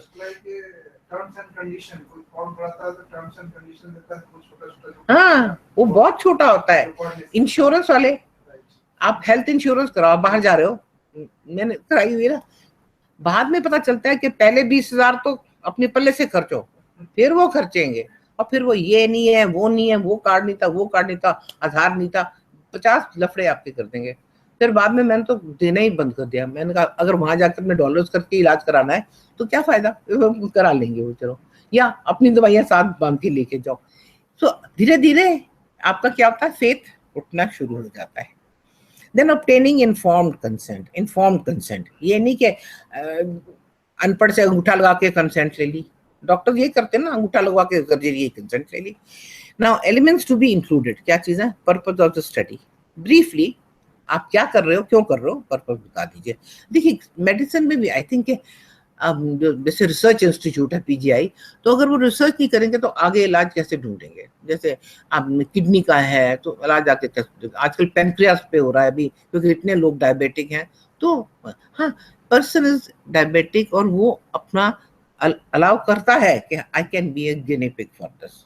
लाइक आई टेल यू कि मेरी डॉक्टर फार्मेसी की प्रोफेसर हैं, तो वो काम कर रही हैं एंजाइटी पे, स्ट्रोक वगैरह पे, तो वो नेचुरल प्रोडक्ट से कुछ करती हैं। तो मैं आपको कह देती हूँ कि भाई चूहों को एक्सट्रैक्ट निकाल के खिलाती हो, मुझे खिलाओ, कहती नहीं मैं आपको क्लिनिकल स्टडी में थोड़ी डाल सकती हूँ। मैं नहीं यार, मैं वॉलंटियर कह रही हूँ, मैं डायबिटिक पर्सन, आप वो जो प्याजों का छिलकों का एक्सट्रैक्ट बनाते हो, चूहे ठीक है, मैंने कभी मुझे भी बना के एक्सट्रैक्ट दे। तो now that I am voluntarily opting कि भाई मुझे बना के दो, मैं देखूंगी उसको करके कि मुझे क्या होता है। सो इसमें कोई गड़बड़ नहीं है ना। वो चीज ये है कि आपने इन्फॉर्म कंसेंट ले ली, then it is correct. Then elements to be included, purpose of study, activities involve, कि क्या क्या कराएंगे इसमें। देखिए साइकोलॉजी में भी ये बड़ी चीज है, एक्टिविटीज इन्वॉल्व। आपने जैसे स्लीप के ऊपर काम करा तो लेबोरेटरी में जाके करेंगे, आपने कुछ मेडिसिन दे के उसके बाद स्टडी की तो फिर आपको उसकी कंसेंट चाहिए। देन रिस्क बेनिफिट्स, आपको क्या रिस्क है और क्या बेनिफिट्स होंगे, क्या फायदा होगा, क्या आपको नुकसान होगा। राइट्स टू रिफ्यूज, आप जब भी चाहो, जिस स्टेज पे चाहो आप विड्रॉ कर सकते हो। आपको लग रहा है नहीं ये चीज मुझे नुकसान कर रही है, I want to withdraw, then you have a right to withdraw. How confidentiality will be handle, कि उसका नाम नहीं बताना चाहिए लोगों को कि this person has undergone sort of treatment, ये कॉन्फिडेंशियलिटी है, ये आपको रखना पड़ेगा। मैं आपको एक एग्जांपल दूंगी, एक तरह की रिसर्च होती है लाइक सेक्सुअल हरेसमेंट कमिटीज जो होती हैं, इट इज मैंडेटरी कि जो विक्टिम आता है आपके पास उसके बारे में डिस्क्लोजर नहीं करना होता, कॉन्फिडेंशियलिटी, और अगर उसका नाम डिस्क्लोज करके अखबारों में आप छपा देते हो, you can be punished for that. ये कॉन्फिडेंशियलिटी का मतलब है। And then primary investigator contact information, जो कर रहा है उसकी क्वालिफिकेशन क्या है, वो ये चीजें कर सकता है, आपको इंजेक्शन लगा सकता है कि नहीं लगा सकता, आपके दवाई के इफेक्ट को देख सकता है कि नहीं देख सकता। आपने डॉक्टर तो बैठा कंपाउंडर से लगवाते जा रहे हैं, that is not one thing. Then signature alliance for participant and research, कि आपने जो सिग्नेचर किए हैं उनको आप किस तरह रिवोक कर सकते हो, किस तरह उसमें से बाहर निकल सकते हो, ये पॉसिबिलिटी सारी इनकी होती है। और ये मैंने भी लिया है गार्नर हेल्थ केयर से लिया है, और नीचे वहां पे एक लाइन आ रही है उसको दिखाने, मतलब दिस ऑल्सो इज डॉक्यूमेंटेड। और देन एथिकल कंसिडरेशन कंटिन्यू, ये उन्हीं का गार्नर का कंटिन्यू कर रहा है। इन्वेजन ऑफ प्राइवेसी, क्या आपकी प्राइवेसी को इन्वेड कर रहे हैं? क्या आप आ गए तो आपके हस्बैंड क्या कर रहे हैं, आपकी फलाना क्या कर रहा है? मैं तो बड़ी खुश हूँ कि पासपोर्ट में अब कोई जरूरत नहीं है हस्बैंड का नाम देने की, ना ही पेरेंट्स का नाम देने की। उस वजह से ही लोग आपको होल्ड बैक कर लेते थे। तो Sushma Swaraj has done something very good. हाँ, हो सकता है कि लोग इसका नाजायज फायदा उठाएं। Coercion to participate, you force people. अब जैसे आपके स्टूडेंट्स हैं तो आपको भाई डेटा तो भरना ही भरना है, ये मेरी रिसर्च है, इसमें तुम डेटा भरो। No, you can't do that. You can request them, I am doing this research, I am very happy if you are my subjects. तो आप उनकी कोएर्शन नहीं कर रहे, आप उनकी कंसेंट ले रहे हैं। फिजिकल एंड मेंटल स्ट्रेस, आपकी उससे फिजिकल स्ट्रेस हो रहा है या मेंटल स्ट्रेस हो रहा है, दैट यू, जैसे कार्डियक टेस्ट के लिए आपको स्ट्रेस टेस्ट कराते हैं, लेकिन आप स्ट्रेस टेस्ट करते करते दे हैव बीन केसेस कि वो उस ट्रेडमिल पे ही कोलैप्स कर गया। तो आपका चेकअप पूरा होना चाहिए, किस लेवल तक आप जा सकते हो, मिनिमल रिस्क जो है। देन डिसेप्शन, हमने झूठ बोल दिया, बात बताई नहीं सच्ची, बाद में कुछ और बात निकली। देन डीब्रीफिंग, 4 गोल्स, क्या डीब्रीफिंग करते हो? क्लैरिफिकेशन दो, क्या क्या हो रहा है। रिमूव स्ट्रेस, अगर स्ट्रेस है उसको रिमूव कीजिए। ऑब्टेन रिएक्शन, अगर कोई रिएक्शन उसके हो रहे हैं उसकी बात सुन लो। And should feel good about participating, कि उसको लगे हाँ I have contributed to the cause of research. जैसे मेरे जैसा सब्जेक्ट है और बेटी कह रही मुझे दे दे एक्सट्रैक्ट, मैं पीने को तैयार हूँ, तो I am voluntary doing that. मैंने कहा और मेरे ऊपर अगर ठीक हो गया देन क्लिनिकल स्टडीज के लिए चीज जा सकती है तुम्हारी। कॉन्फिडेंशियलिटी, अगेन कि आप उसके जो कुछ भी बीता है, जो कुछ भी हुआ है, देखिए जैसे साइकोलॉजी में भी कई ऐसे एक्सपेरिमेंट्स होते हैं जिसमें हिप्नोसिस के थ्रू आप करा रहे हो और थेरेपी में जा रहे हो, तो things have to be confidential. You can't go and tell everybody अच्छा उसने हिप्नोसिस में ये बता दिया क्योंकि बचपने में ये हुआ था, ये हुआ था। No, you can't do that. Now ethical responsibility of the researcher, जो काम कर रहा है, जो रिसर्च कर रहा है, उसकी क्या क्या रिस्पॉन्सिबिलिटी है। Each individual scientist has the ethical responsibility to seek knowledge and to strive to improve the quality of life. ये ऑथर्स हैं शग्नेस्की, रिचमिस्टर एंड जेचमिस्टर, 2003 ये स्टडी है कि हर एक साइंटिस्ट जो काम कर रहा है he is bound ethically to seek knowledge of the earlier work जो हो चुका है। उसमें अगर 2 टाइप की स्टडी आ रही है, एक फेवर में है, एक अगेंस्ट है, तो वो भी पता होना चाहिए। And strive to improve the quality of life, जो भी आप करो उससे लोगों की क्वालिटी ऑफ लाइफ इम्प्रूव करे। यहाँ फिर आपसे अपनी एक, मैंने काफी सारे 250 से ऊपर रिसर्च पेपर्स हैं मेरे, तो एक स्टडी आपको बताती हूँ। And I think there must be number of women in the groups that are sitting in front of me. I mean, I can't see you, but I hope there are women. This study I started again about 30 years back. I used to find that some of my students feel very listless once a month or something happens to them, they're depressed to jate and things like that. Then I realized that all women undergo the phenomena of once a month phenomena, periods ka. Then I went into a lot of research and found out, yes, there is stress. This is called PMT, premenstrual tension. Then I said, I must do some research to alleviate this tension of the people. Then what I did was I administered the PMT questionnaire, and women who were very low on PMT, they were excluded. They don't need any help.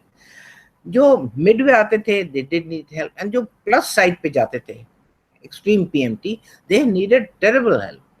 तो पहले मैंने mid में से भी कुछ निकाले and then extreme में से भी कुछ निकाले, and then I started doing things with them, and I said के लेट मी सी ये खाते क्या हैं। तो फिर एक पीएचडी पूरी कराई न्यूट्रिशनल काउंसलिंग एंड पीएमटी। उसमें ये देखा कि भी ये जब वो टेंशन हो रही होती है, इनटेक ऑफ चॉकलेट्स इंक्रीज हो जाता है, जंक फूड ज्यादा खाती हैं औरतें, और वो टेंशन फिर और बढ़ती जाती है। तो फिर हमने क्या करा, डाइट चार्ट बनाया, which started 4 days before your period started, और उसके अंदर ये सारी चीजें कंट्रोल की, जंक फूड, वो पूरा मैं डिटेल में नहीं आपको दे रही क्योंकि वो लंबा काम है। तो सुबह ही मॉर्निंग में you started not with T but with something which is nourishing, like गिलास भर के पानी, हनी एंड नींबू, इससे शुरू कराते थे।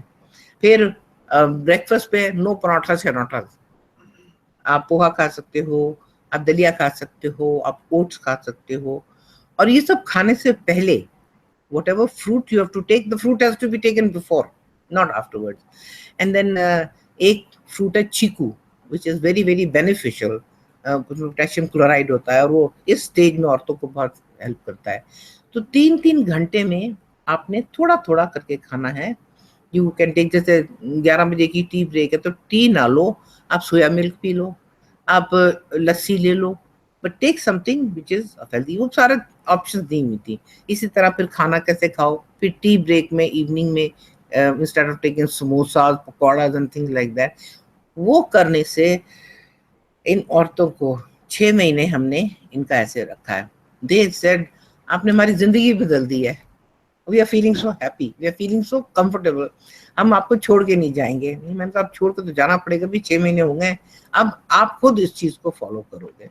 और अभी भी कभी कभी मुझे मिल जाती है, कहते हैं आपको पता है हम आपकी स्टडी के हिस्सा थे। मैंने कहा फिर फायदा क्या? हाँ बहुत फायदा हुआ, अब अपनी बेटी को भी यही कराते। So that study went on further for the benefit of people. Requirements of scientist, अब ये डायनर एंड कैंडल की स्टडीज है, 78 की है। कॉम्पिटेंस, जिसकी मैंने भी शुरू में ही बात की थी, डिलीजेंस वगैरह की बात की थी। रिपोर्ट रिजल्ट्स एक्यूरेटली, जो भी फाइंडिंग आए। यहाँ पे मैं आपसे बताना चाहूंगी कि मेनी टाइम्स जो पीएचडी कर रहे हो तो कहते हैं हाय मेरे तो रिजल्ट गलत आ गए। रिजल्ट गलत और ठीक कुछ नहीं होते, लेकिन मुझे याद है कि मेरे साइकोलॉजी स्टूडेंट के फ्रेंड्स होते थे केमिस्ट्री में, और सामने केमिस्ट्री डिपार्टमेंट था, तो वो उनके फ्रेंड्स मेरे पास आ जाते थे। आई एम काउंसलर, तो लोग मेरे पास आ जाते हैं, आके कहने लगे मैडम मेरी तो बर्बादी हो गई, मेरे तो गाइड मुझे फेंक देंगे, मेरे तो रिजल्ट गलत आ रहे हैं, वो केमिकल ये केमिकल मिला के कलर आना चाहिए मैरून, वो कलर आ रहा है रेड, अब तो सारी गड़बड़ हो गई। मैंने कहा गड़बड़ नहीं हुई है, ये भी एक फाइंडिंग है कि मैरून ना आके रेड कलर क्यों हुआ, दो केमिकल्स के फ्रेंड, कुछ ऐसी चीज हुई है जो स्प्यूरियस है तुम्हारे केमिकल्स में, वो आइडेंटिफाई करो, कहाँ से वो आया, कैसे आया, क्यों आया, और ये कैसे रिजल्ट हो रहा है, और जाके इसको फिर पब्लिश करो, क्योंकि एक पेपर पब्लिश करना था ना रिसर्च में। यार ये सारा कुछ करा, हाँ रिजल्ट्स आए कि स्प्यूरियस चीजें थी, मिलावट थी, जिसकी वजह से ये चीजें सारी आ रही थी। Now this became really eye opener. ये तो फिर ऊपर मिनिस्ट्री तक चीजें गई। तो मैंने कहा कोई रिजल्ट गलत होता है? रिजल्ट तो रिजल्ट होते हैं, इनको गलती और सही नहीं होता। बट अगर तुम अपने रिजल्ट को कर दोगे, टेम्पर कर दोगे, मफल कर दोगे, झूठ मूठ कर दो, कहता मैं तो कुक करके कर दूंगा। मैंने कहा कुक ना करो, इन्हीं रिजल्ट्स को दो और देखो क्या होगा। और मैंने आप अपनी स्टूडेंट को मेंशन किया था ना, डॉक्टर सुमन वर्मा, उनको मैंने रिसर्च जो कराई थी वो कराई थी डिप्राइव्ड चिल्ड्रन पे, problem solving behaviour of deprived and non deprived children. और अब जब नॉन डिप्राइव्ड को, जैसे कार्मल के बच्चे, सेंट जॉन के बच्चे, अच्छे अच्छे स्कूलों के बच्चे, इनको जब कराते थे तो जब तक प्रॉब्लम सॉल्व नहीं कर लेते तो उठते नहीं थे, तो टाइम वगैरह सब आ जाता था। लेकिन गवर्नमेंट स्कूल में जब गए, बिल्कुल बॉर्डर लाइन एरिया में, वहां पे तो थोड़ी देर में जब उनसे नहीं होता था, उठ के बैठ के अपने बंटे खेलने शुरू कर देते थे, कंचे खेलने शुरू कर देते थे। कहती मेरी तो स्टडी मैडम सारी बर्बाद हो गई, क्योंकि अनुभवा एक्सपेरिमेंटल डिजाइन था सारा। मैंने कहा कोई बर्बाद नहीं हुई है। This itself is a finding कि ये जो डिप्राइव बच्चे हैं उनकी मोटिवेशन क्या है, वो थोड़ा सा किया नहीं किया तो फिर हमने क्या करा, मैंने कहा अब ये क्वालिटेटिव रिसर्च हो गई है, इस पे हम नॉन पैरामेट्रिक स्टैटिस्टिक्स लगा के इसको देखेंगे, और फिर इन बच्चों में से एक छोटे ग्रुप को निकाल के मोटिवेट करो, मोटिवेट करके देखो करते कि नहीं करते। हाँ जो मोटिवेट किया तो वो करने शुरू हो गए। That study was appreciated like anything and then she continued. आज मैं बता रही हूँ ना, आज उसका अभी पीछे एक किताब छप के आई है, वो और एक अमेरिकन ऑथर के साथ है, ब्यूटीफुल बुक। तो ऐसे ऐसे काम मतलब कहाँ से शुरू करके कहाँ तक वो पहुंच गए और अच्छा काम कर रहे हैं। और मुझे बड़ा फख्र महसूस होता है कि मेरे स्टूडेंट ने ईमानदारी से काम किया, बहुत अच्छी तरह काम किया, और फख्र होता है कि भी आगे वेलफेयर के लिए काम भी आगे चलता है ये। Then competence, report result accurately, manage resources honestly। resources भी जो हैं आपने ईमानदारी से मैनेज करनी है। ये नहीं मैंने कुछ मिला दिया, कुछ वो कर लिया, रेवेंस प्रोग्रेसिव मैट्रिक्स इसलिए फटा तो फटाया, कोई परवाह नहीं करी। एक्नॉलेज अदर्स, जो भी आपकी हेल्प कर रहे हैं, जब एक्नॉलेज मैंने लिखते थे ना, मैंने कहा जिन जिन लोगों ने तुम्हारी हेल्प करी है उनके नाम, तो सिर्फ गाइड का नाम देने से काफी नहीं होता। Then consider the consequences. What will be the consequences of your research? What are you doing? Speak out on the societal concerns related to what you are doing, your expertise. अब societal concern, इसका भी मैं आपको example देती हूँ।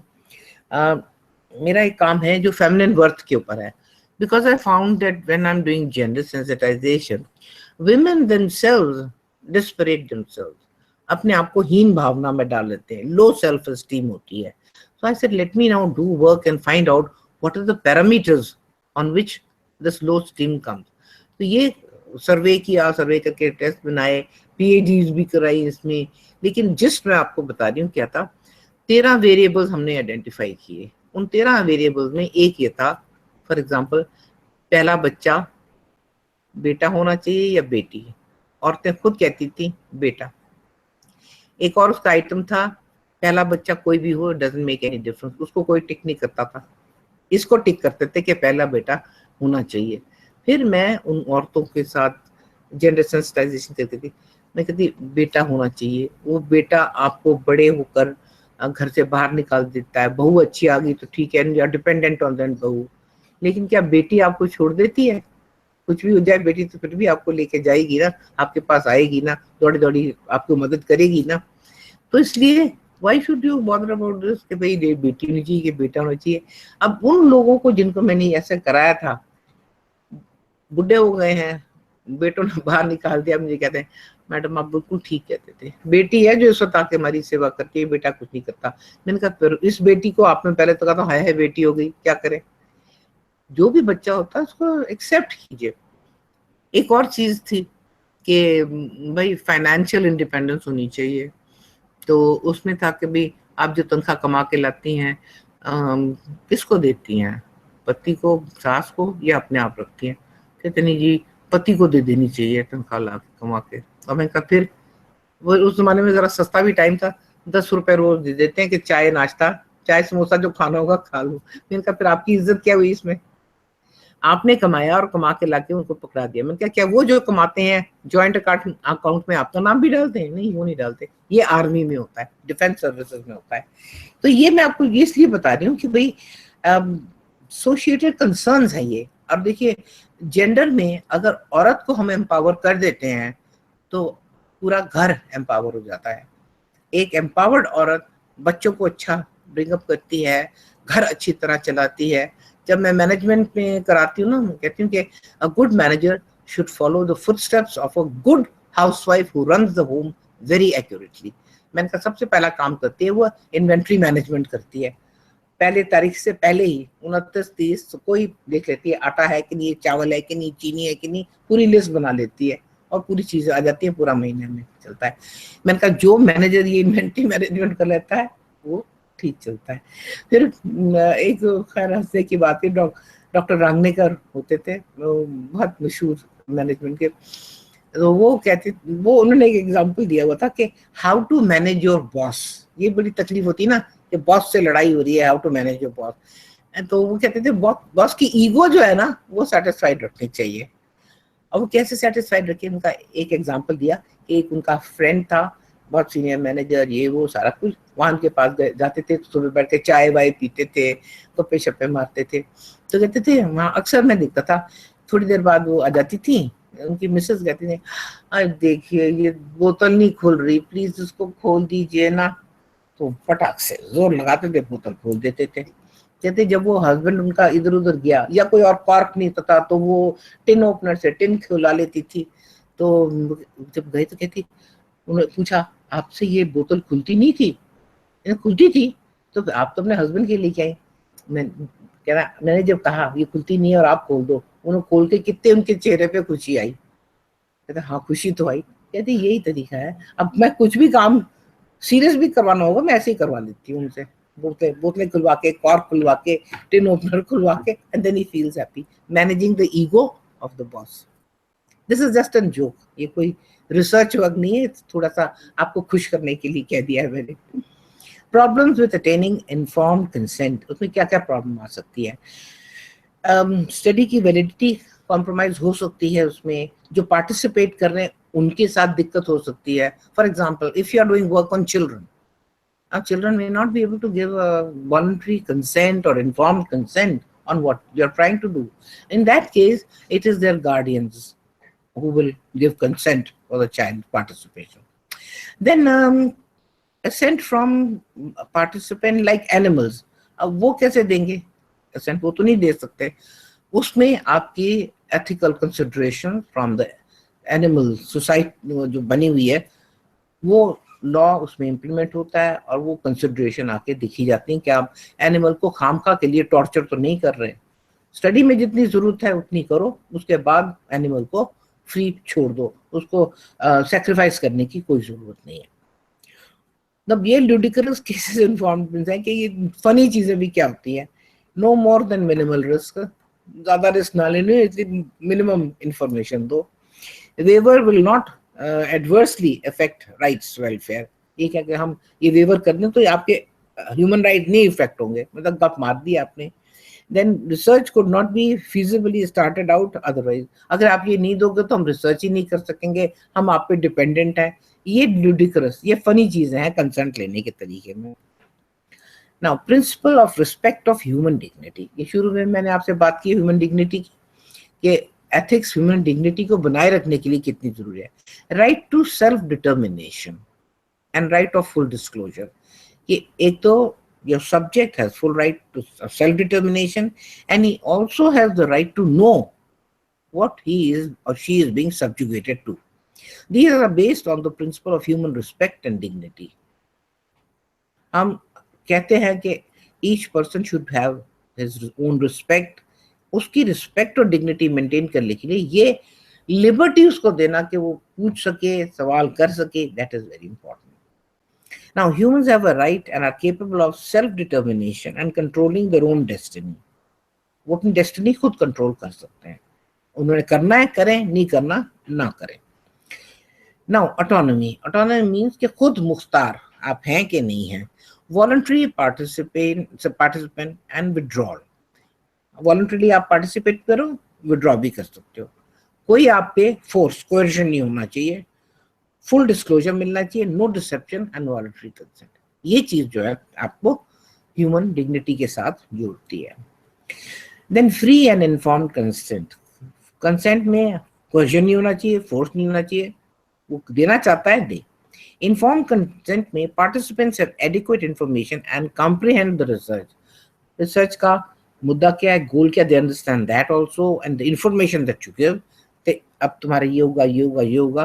कई cases में ये होता है कि आपका ब्लड सैंपल भी लिया जाता है आप स्टडी के लिए, पर आप वॉलंटरली देने को तैयार होते हैं तो होते हैं, और उस ब्लड सैंपल के साथ आप उसके बाकी रिपोर्ट्स भी, मेरी स्टडी है जहाँ पे सब्जेक्ट्स के ना ब्लड सैंपल लेना पड़ता था केमिकल एनालिसिस करने के लिए, तो उसके साथ में उनका ब्लड ग्रुप क्या है वो बताती थी और हेमोग्लोबिन बताती थी, तो उनको फायदा भी होता था ब्लड दिया तो दो चीजों को पता की चली। Now, there's the free choice for voluntary participation, and consent form should include the implication of consent and its purpose. ये दोनों चीजें थी, consent क्यों दी और अब process क्या है, ये सब होना चाहिए उसमें। Issues relating to the principle of respect. अब respect में कुछ issues हैं जो problem भी देते हैं। एक तो आपके biases हैं। Now we are human beings. Experimenter is also a human being. He or she also has a biases. He wants the study to be fulfilled. It should not fizzle out in between.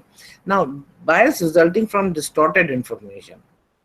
Maybe at some time you feel a little jittery about the results which are coming, and you muffle the results. इधर-उधर के change कर देते हो. Bias resulting from failure to recruit sample properly. You say अच्छा इसमें ये group तो मिल ही नहीं रहा, चलो जी जो सामने आ रहा है मिश्रा जा रहा है मिश्रा जी को रख लो, आप आ रहे हैं आपको रख लो, नहीं ये नहीं हम कर सकते। उससे क्या होगा, सैंपल आपका डिस्टॉर्टेड हो जाएगा। टेक्निकल यूज, इसमें क्या है, covered data collection and concealment. आप कुछ डेटा कलेक्ट कर रहे हो विदाउट टेलिंग देम। ये मैंने कहीं पकड़ा भी था, क्या करते थे, उनको बताया था कि आपके देखिए कोई नाम वाम इस पे नहीं लिखे हुए हैं, name do not be disclose, लेकिन उनको नंबरिंग किया हुआ था और नाम उनके अलग लिखे हुए थे। तो व्हेन द फॉर्म्स केम, नंबरों के साथ जोड़ के नाम आपको पता, फिर भी पता लग गए, तो ये आपने डिसेप्शन की है उनके साथ। या तो कहो कि लेंगे नाम, लेकिन ये नाम आपके डिस्क्लोज नहीं होंगे। Then both problematic from the ethical point of view. यहाँ एथिक्स आपका दोनों चीजों में आ जाता है। These biases lead to that ethics. अब आपको मैं रिसर्च पब्लिकेशन पे ला रही हूँ। अभी तो आपने डेटा कलेक्ट किया ना, अब पब्लिकेशन पे। ये मैं आपको एपीए एथिक्स कोड में से आपको दे रही हूँ, जो जो उन्होंने बताया। इंस्टीट्यूशनल अप्रूवल, जिस इंस्टीट्यूशन में आप काम कर रहे हैं उसकी अप्रूवल होनी चाहिए कि भाई ये काम आप कर रहे हो। इन्फॉर्म कंसेंट रिसर्च, वो सारा हमने बात कर ही ली है। Inform consent for recording voices and images, कई जगह होता है ना, आप रिकॉर्डिंग करते हो, वीडियो बना लेते हो, वहाँ पे उनकी कंसेंट होनी चाहिए कि हाँ मेरा वीडियो आप बना सकते हो। स्पेशली जैसे हमारे यहाँ काउंसलिंग के अंदर sometime we do video recording, but वो कंसेंट होती है और वीडियो रिकॉर्डिंग को यूज करने के बाद उसको डिलीट कर दिया जाता है। Then client, patient, student and subordinate research participation, किसी की भी जो पार्टिसिपेशन आप ले रहे हो उनकी कंसेंट से लेनी है, वैसे नहीं लेनी। डिस्पेंसिंग विद इन्फॉर्म्ड कंसेंट, आपने इन्फॉर्म कंसेंट ले ली है, उसके बाद में उसको आप डिस्ट्रॉय कर रहे हो, जो कर रहे हो वो भी साथ में होना चाहिए। Offering inducement for research participation, ये बाहर अमेरिका, इंग्लैंड वगैरह में होता है कि तुम क्या वो $2 मिलेंगे या $1 मिलेगा, जो भी है वो होता है। हमारे हिंदुस्तान में ऐसा कुछ नहीं है, हम नहीं कुछ देते हुए, हम तो बिना दिए ही वॉलंटरी बेसिस पे करा लेते हैं। हाँ, पर मुझे लगता है कि जैसे इंडस्ट्री में शायद कुछ दे देते हैं, कुछ रिवॉर्ड, कुछ चीजें, कुछ गिफ्ट वगैरह करने के लिए। डिसेप्शन इन रिसर्च, ये मैं काफी डिटेल में आपको करा चुकी हूँ। Your research should not be based on deception whatsoever. Then debriefing, जो आप कर रहे हैं that must be an honest debriefing. Then human care and use of animal in research, human being की केयर कीजिए और एनिमल रिसर्च की care कीजिए उसमें। रिपोर्टिंग रिसर्च रिजल्ट, जो रिजल्ट आ गए हैं उनको मफल मत कीजिए, उनको हाइड मत कीजिए। जो भी रिजल्ट्स आए हैं, results are results, there is no right और रॉन्ग रिजल्ट, जैसे मैंने आपको पहले बताया। देन रिपोर्ट एंड हाँ, प्लेजरिज्म, ये सबसे बड़ी चीज है, क्योंकि हिंदुस्तान में प्लेजरिज्म की ही हम सहायता लेते हैं। और हमारी यूनिवर्सिटी में एक सोशल साइंसेस के प्रोफेसर थे, उनके दो पीएचडी स्टूडेंट के 100 पेजेस, 100 पेजेस टिपे हुए थे वर्बेटम, मतलब पेज से समझ लो, पेज 180 से लेके 180 तक बिल्कुल identical. This went up to the syndicate and senate and everything, censured. उनकी रिपोर्टें जो भी आई एक्सपर्ट्स को फिर भेजी गई। एक्सपर्ट ने कहा कि how can they do such a thing, this thesis can not be accepted. They were sent back to them, they had to redo the thesis and then submitted. अच्छा, अब तो ये है कि पेपर लिखो, कुछ करो। एक वो आया हुआ है प्रोग्राम, वो आपकी प्लेजरिज्म को चेक कर देता है। और बड़ी मजे की बात है कि एक जगह मैंने अपने ही आप को उसमें लिखा हुआ था, कोट किया हुआ था कहीं से, plagiarise from Mohan Vidu so and so. मैंने कहा, जिन्होंने रिव्यूअर ने कहा आपने, मैंने कहा वो विदु मोहन तो मैं ही हूं ना, मैं अपनी ही चीज को कोट कर रही हूँ, तो क्या करूं, लिखूं विदु मोहन ने कोट किया। तो मैं वो बता रही हूँ कि यहाँ तक वो पकड़ लेते हैं। तो we have to be very careful. Then publication credit, अब इसमें कई बार मैं देखती हूँ कि जैसे ना साइंसेस में एक का प्रोफेसर का नाम सबसे पहले जाएगा, फिर सब पूछ की तरह 5-6 नाम आ जाएंगे। नो, जिसका मेन काम है उसका नाम पहले आता है। मेरे उसमें भी आप देखिएगा, अगर मेरे स्टूडेंट ने मेरे साथ काम किया, उसने ज्यादा काम किया, मैं उसका नाम पहले डालती हूँ, फिर अपना नाम डालती हूँ। और मेरे किसी भी स्टडी में ऐसे पूछल तारे नहीं है कि 5-10 लोगों का नाम है, पर ये ऐसी चीज चल रही है। और उससे क्या होता है, जो प्रोफेसर है वो कहेगा मेरी तो 1000 पब्लिकेशन है, भाई तुमने वो गन्ने की मशीन लगाई थी रस निकालने वाली कि 1000 पब्लिकेशन होगी, इट्स नॉट पॉसिबल।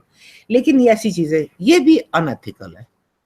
जो काम कर रहा है या जिसके साथ वो काम कर रहा है, जूनियर गाइड का मतलब प्रोफेसर है, एसोसिएट प्रोफेसर है, एसोसिएट प्रोफेसर गाइड है, उसने काम करा, उसने अपने दूसरे साल का नाम भी दे दिया, और प्रोफेसर है जिसने कोई काम वाम नहीं किया उसका नाम भी दे दिया। ये नहीं होना चाहिए। I am absolutely against it. पर ये लोग जो करते हैं वो कहते हैं नहीं नहीं, वो प्रोफेसर ने उसको मोटिवेशन तो दी, उनका मोटिवेशन लेके लिए उसका नाम आएगा। मुझे याद है I was on one research committee जिसमें ये ऐसी सी चीजें पकड़ी जा रही थी। तो हमने कहा भी कि तुमने अपनी बीवी का नाम दिया, उसने इसमें क्या काम किया, इस पेपर में क्या काम किया, क्योंकि स्टूडेंट ने प्रोटेस्ट किया कि काम सारा मेरा और बीवी का नाम दे दिया हमने। तो हमने कहा कि नहीं आप जाओ बीवी को भेजो, विल इंटरव्यू है। मैंने कहा हाँ जी आपने क्या काम किया? बस जी चाय वाय पिलाती थी, पकौड़े खिलाती थी, और बस ये मैंने काम किया। तो हमने उनको पूछा पकौड़े खिलाने के लिए आप नाम छाप दोगे बीवी का? तो ऐसी चीजें भी होती हैं, दीज आर अनएथिकल थिंग। जिसका जितना राइट बनता है वो क्रेडिट उसको मिलना चाहिए। डुप्लीकेट पब्लिकेशन ऑफ डेटा, ये मैंने कई जगह देखा है, ऊपर टाइटल चेंज कर दिया जाता है, बाकी बीच में डेटा सारा वही होता है। This is not done thing. पर वो तो अब आजकल प्लेजरिज्म में पकड़ा जाता है। अगर आप ऊपर टाइटल दे दो बदल के और डेटा वगैरह सब वही हो तो पकड़ा जाता है। शेयरिंग रिसर्च फॉर वेरिफिकेशन, कि आपने कहा कि अच्छा मैंने ये इसलिए काम किया because I wanted to verify कि उसने जो किया वो ठीक किया कि नहीं किया। तो आपको पहले कहना पड़ता है, परमिशन लेनी पड़ती है कि मैं आपके रिसर्च को दोबारा इसलिए कर रही हूँ कि मैं आपको वेरीफाई करना चाहती हूँ। नहीं इट्स ओके। और thank you for your kind attention. अब एक चीज मैं आपसे कहना चाहती हूँ, जो सवाल आपने पूछने प्लीज लिख दीजिए, क्योंकि आपकी आवाज यहाँ साफ आती नहीं है और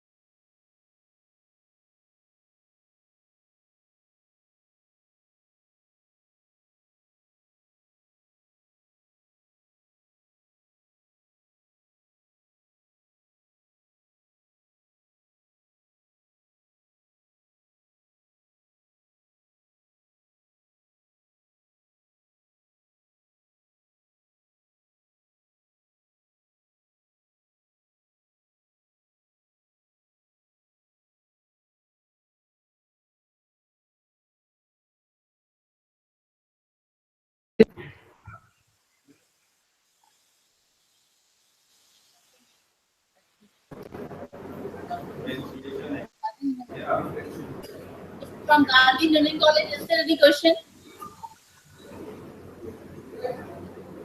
Kite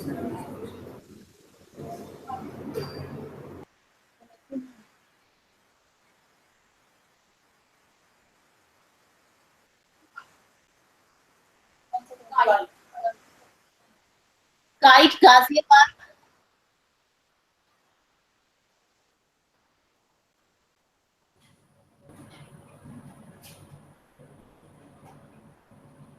Kite Ghaziabad has sent a question.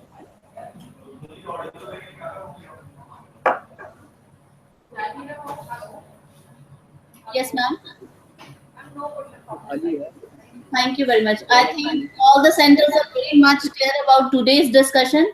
So my thanks to our eminent expert, Dr. Vidhu Mohan ma'am, who spent her valuable time with us and discussed the important topic that is ethics in research. So thank you very much, ma'am, for the discussion. So we will again connect for the next session that is on 11:30 at 11:30. So thank you very much. अच्छा मैं doctor तुलसी से मिलना चाह रही थी। उनका meeting से मैं पता कर लेते हैं। हाँ नहीं उन्होंने कहा था आ जाना। हाँ देख लेते हैं, पता कर लेते हैं।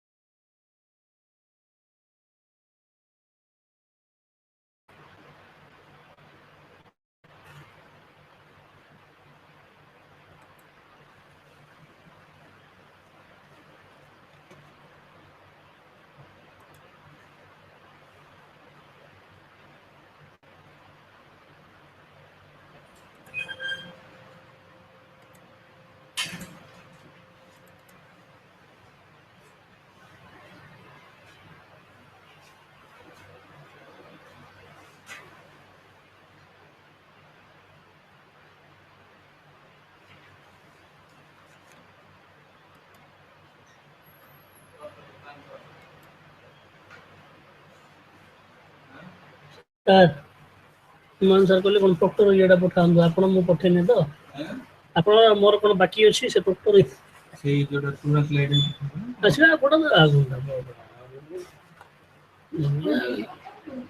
ଦିଲ୍ଲୀ ନା କ'ଣ ଆମେ ପଠେଇନେ କ'ଣ ଇନିସିଆଲ ଇଏଟା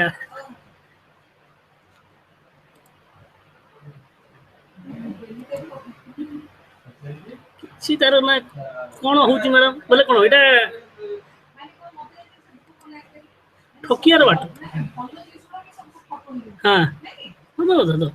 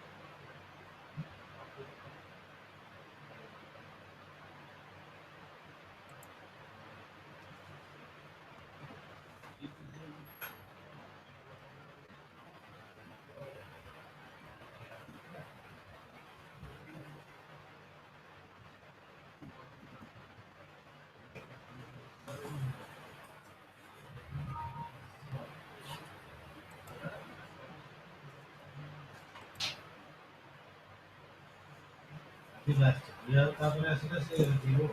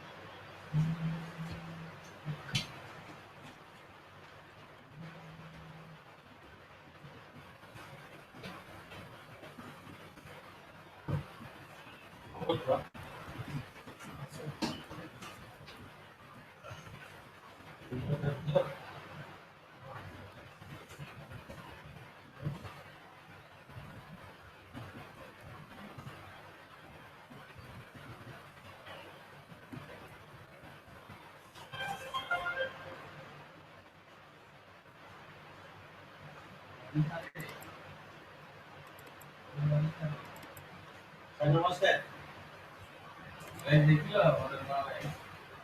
ଆଜ୍ଞା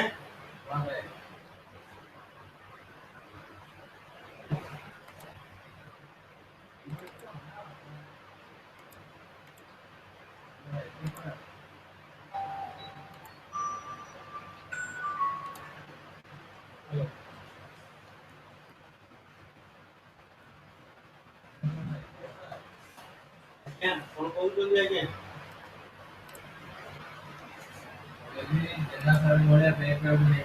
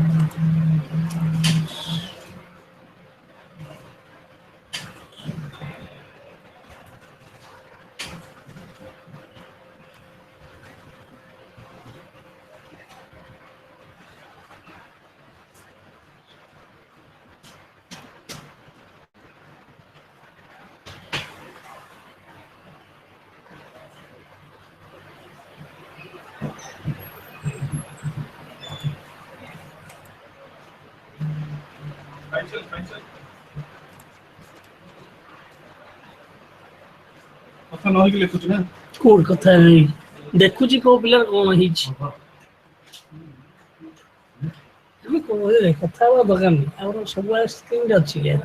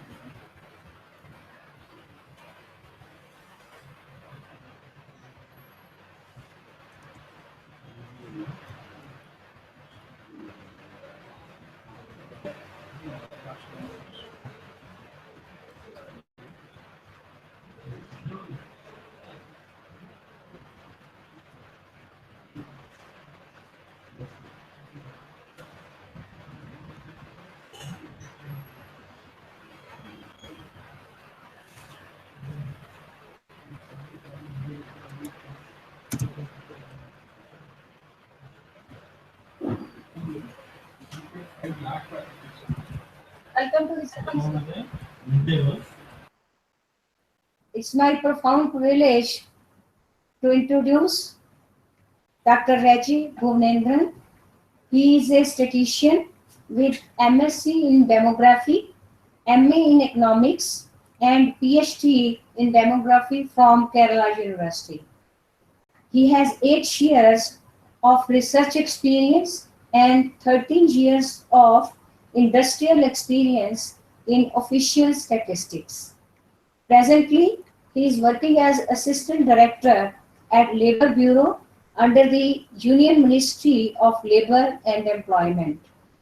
He was an integral part of several national surveys related to employment and unemployment scenario of our country and other labor-related statistics. He is also an active researcher in the field of applied statistics. He has to his credit more than 10 research papers published in reputed journals. So he will be interacting with you in this session and after lunch session on statistical analysis for engineering research. Today's scheduled lectures for MATLAB for engineering application are shifted to Monday. First 2 lectures will be on MATLAB. So today he will be interacting with you on statistics for engineering research. Sir, please. Thank you.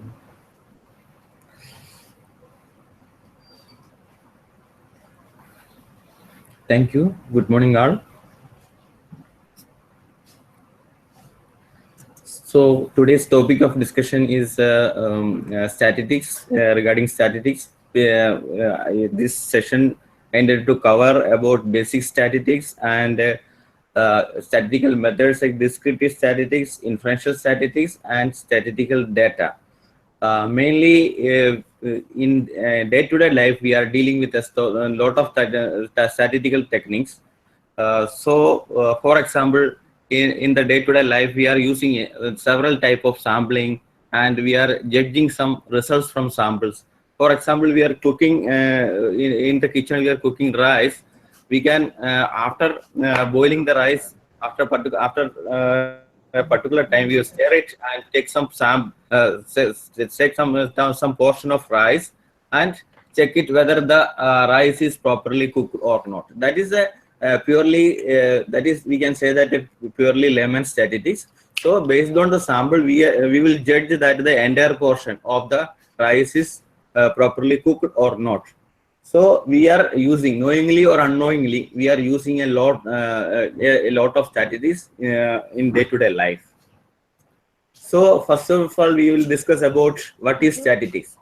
Statistics is the body of techniques used to facilitate the collection, organization, presentation, analysis, and interpretation of data for the purpose of making better decision. So when we record decision, so something uncertainty is there, then only we record to take decision. So uncertainty situations we can handle with the statistics. Statistics is a science of decision making when the situation is full of uncertainties. Next, the necessity of statistics. Researchers and engineers deals with situations that are poorly defined or must make decision using data that are not precise or well defined. Proper application of statistical analysis may help them to deal with this situation. So, in the once again, the engineers and the researchers may use optimization, do optimization of a process or a product or a design required to be met both performance and production specification. So we want to make something. So the particular person required to keep to optimize two things. That is, one is performance and the other is production specification. Which specification? So we always we are thinking about the maximize the performance and minimize the resource requirements. So in such situations also we seeks the helps of statistics. So researchers and engineers need to know how to describe, monitor, and characterize their work, and statistics provides the means. That's the thing. Now we will discuss about the statistical methods, which mainly comes in two parts, that is descriptive statistics and inferential statistics. Descriptive statistics are the basic statistics like mean, median, mode, central tendencies, dispersions, like that.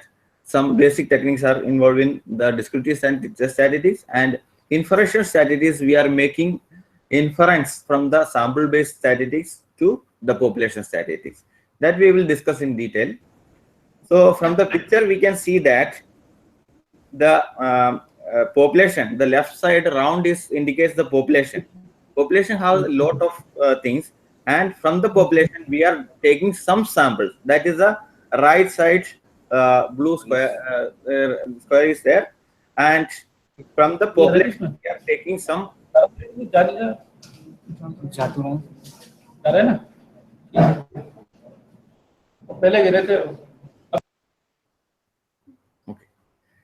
From the population, we took some sample. That is in the right side we can see, and from the sample, from the sample data, we analyze it, order it, arrange it, and analyze it.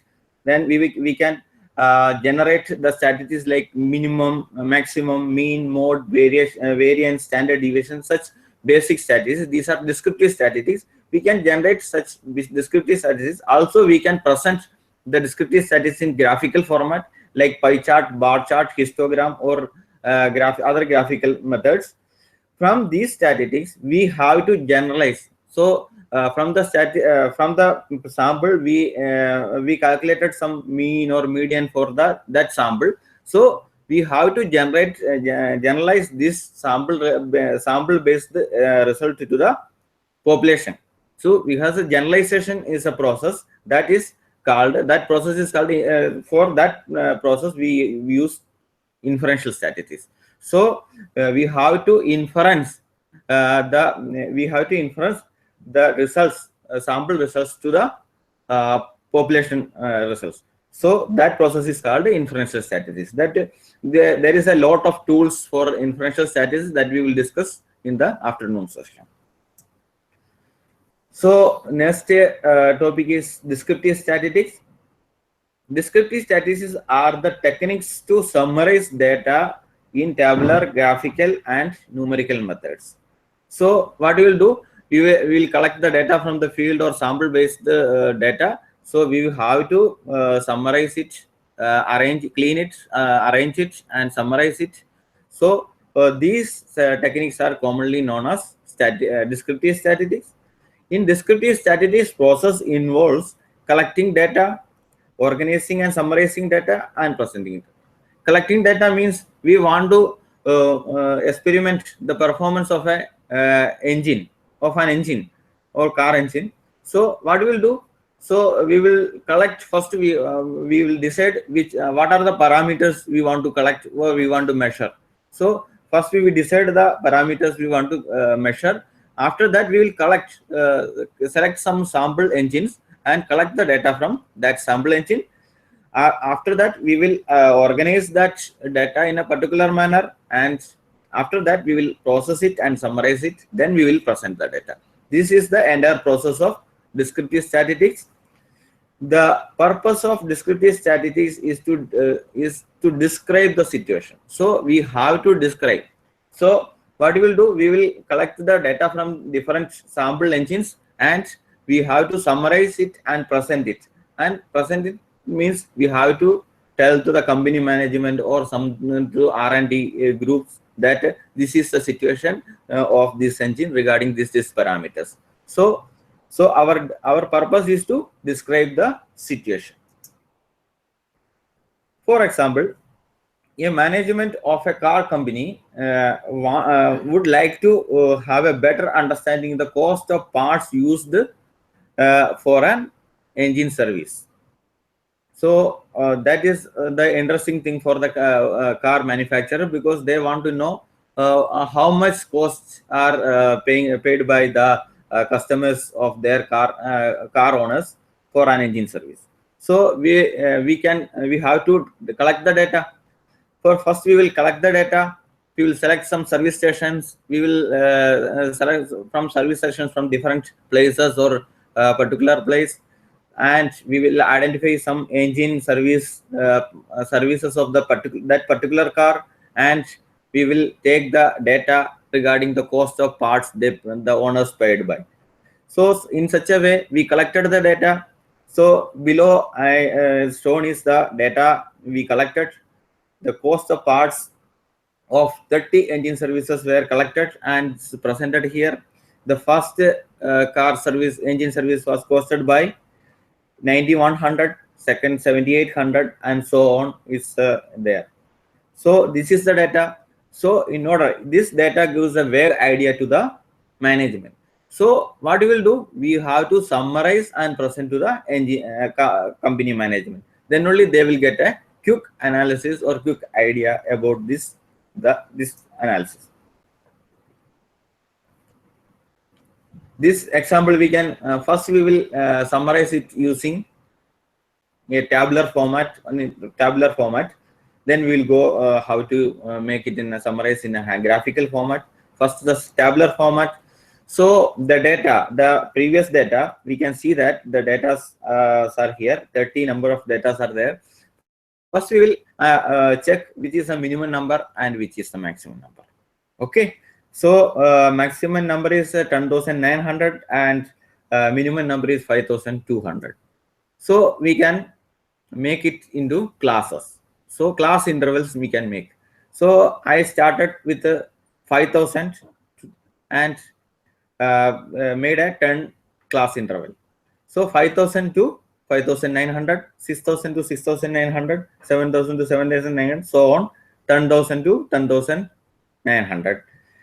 So I made 6 classes from that data.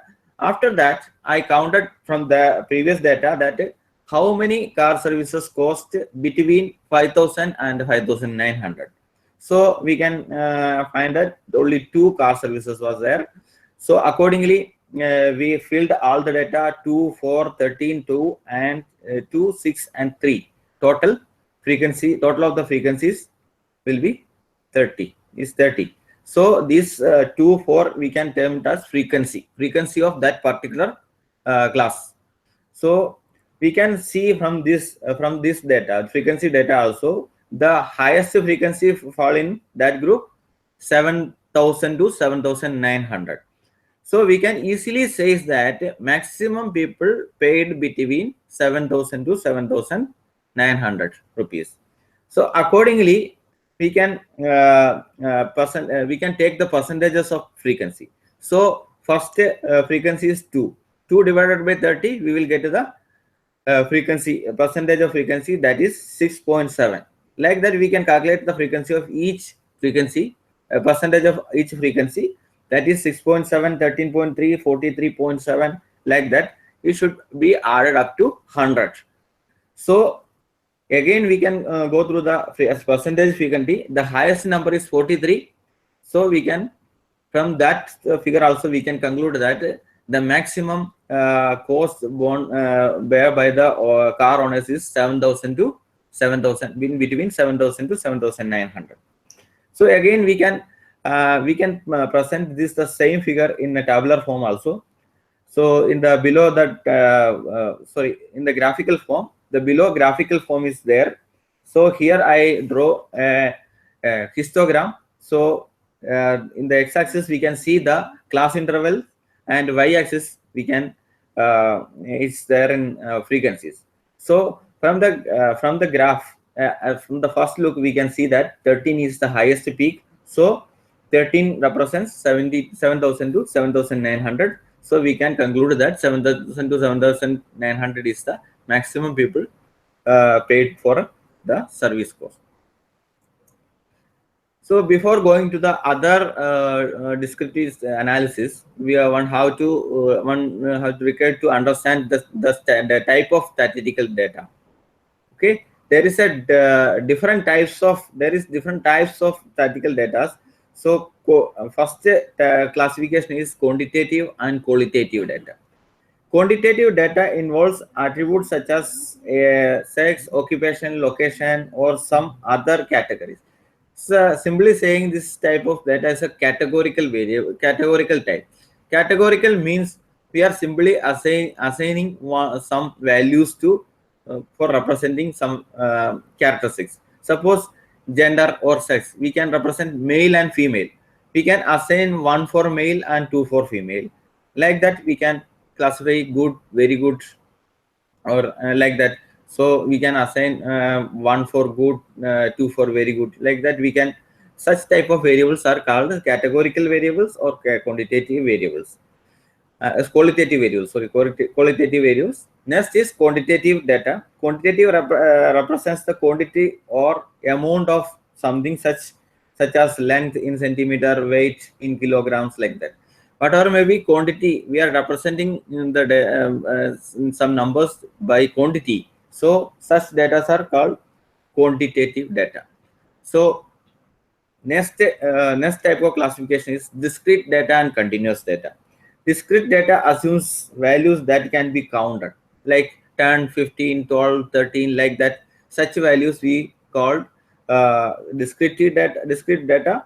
And continuous data can assume that all the values between any two specific number, means 12.5, 13.8, like that. Such values we termed as continuous data. For example, length, we can measure length, width, weight, and volume in continuous scale only, and discrete some age, completed age, like that.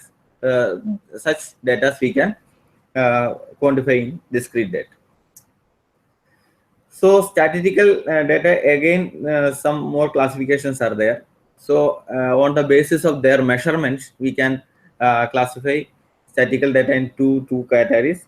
That is cross-sectional data and same-time series data. Suppose we are measuring something in at a time, same time. So such type of data is called cross-sectional data. For example, we are measuring the mileage of a particular car. Suppose we are measuring taking the data from 10 or 100 different cars at the same time, same period. So we can term such data as cross-sectional data. And time series data is we are collecting observations are measured at successive points, because for example, temperature, we are measuring temperature. So first 6 o'clock we measured the temperature, then 7 o'clock we are again measuring the temperature, like that. Hourly basis we can measure, daily basis we can measure, or monthly basis we can measure. So that is observations are made at successive points, that is points in time. That is called time series data. So time series data and cross-sectional data are important because in different statistical methods are built for different type of data. So some analysis is meant for cross-sectional data only, and some analysis is really meant for time series data only. So this type of classification is also keep in mind while going through the statistical analysis. So again, the quantitative data. So we already discussed about qualitative and quantitative data. Again, we are dividing the quantitative data into four categories. That is nominal data, ordinal data, interval data, and ratio data. Okay, nominal data represent the arbitrary codes. That means, so for example, there is no physical difference between two things. Then we can assign nominal values to them. So, for example, colors, red, green, yellow, we have to assign some numerical values to them, but we can't categorize or weight them. So, on that case, we will simply assign 1, 2, 3, 4, 1, 2, 3, 4 to red, yellow, and violet. But we can't say that we assigned 3 to violet, so it's more weight. It has more weight. No such meaning for that. So nominal data has equal weight for all the numbers. So for example, course numbers, we are assigning course numbers to different courses, and subject numbers for different subjects. There is no discrimination in the numerical values. So next is ordinal data, convey the rank in terms of importance, strength, and sensitivity. So we can say that nominal data have no ranking. That is important. But ordinal data, we have ranking. For example, so we are grading the students 80%, 70%, and 90%, like that. So there is weight. There is a weight. 80% is excellent, and 70% is good, and 60% is fair. So we have a weight. Weights are 80, 70, and 60. So accordingly, we have to differentiate the three items. So such type of data is called ordinal data. And interval data, interval and ratio data commonly used in analysis in a common sense, but for understanding I am separated here. And interval data allows only addition and subtraction. The distance between numbers is known as constant size, but the zero value is arbitrary. So for example, the distance between number, so 10 to 15, what is the difference? Only 5 is the difference. 85 to 90, that is also 5. Such kind of data, that difference only, that's we already said that addition and subtraction is allowed in this type of data. So such type of data is called interval data. Ratio data allows all kind of arithmetical operations. There is no discrimination. All kind of arithmetic we can do on ratio data. So size, weight, strength, all these are the examples of the ratio data. We can use any type of arithmetical operations on this. Data processing on a natural 0 point is organized into the measure which different of meaningful. Okay, for example, money, income, sale, profit, loss, height, all these type of data are ratio data. So this is here we can see the pictorial representation of data types here. We already discussed in the last few slides.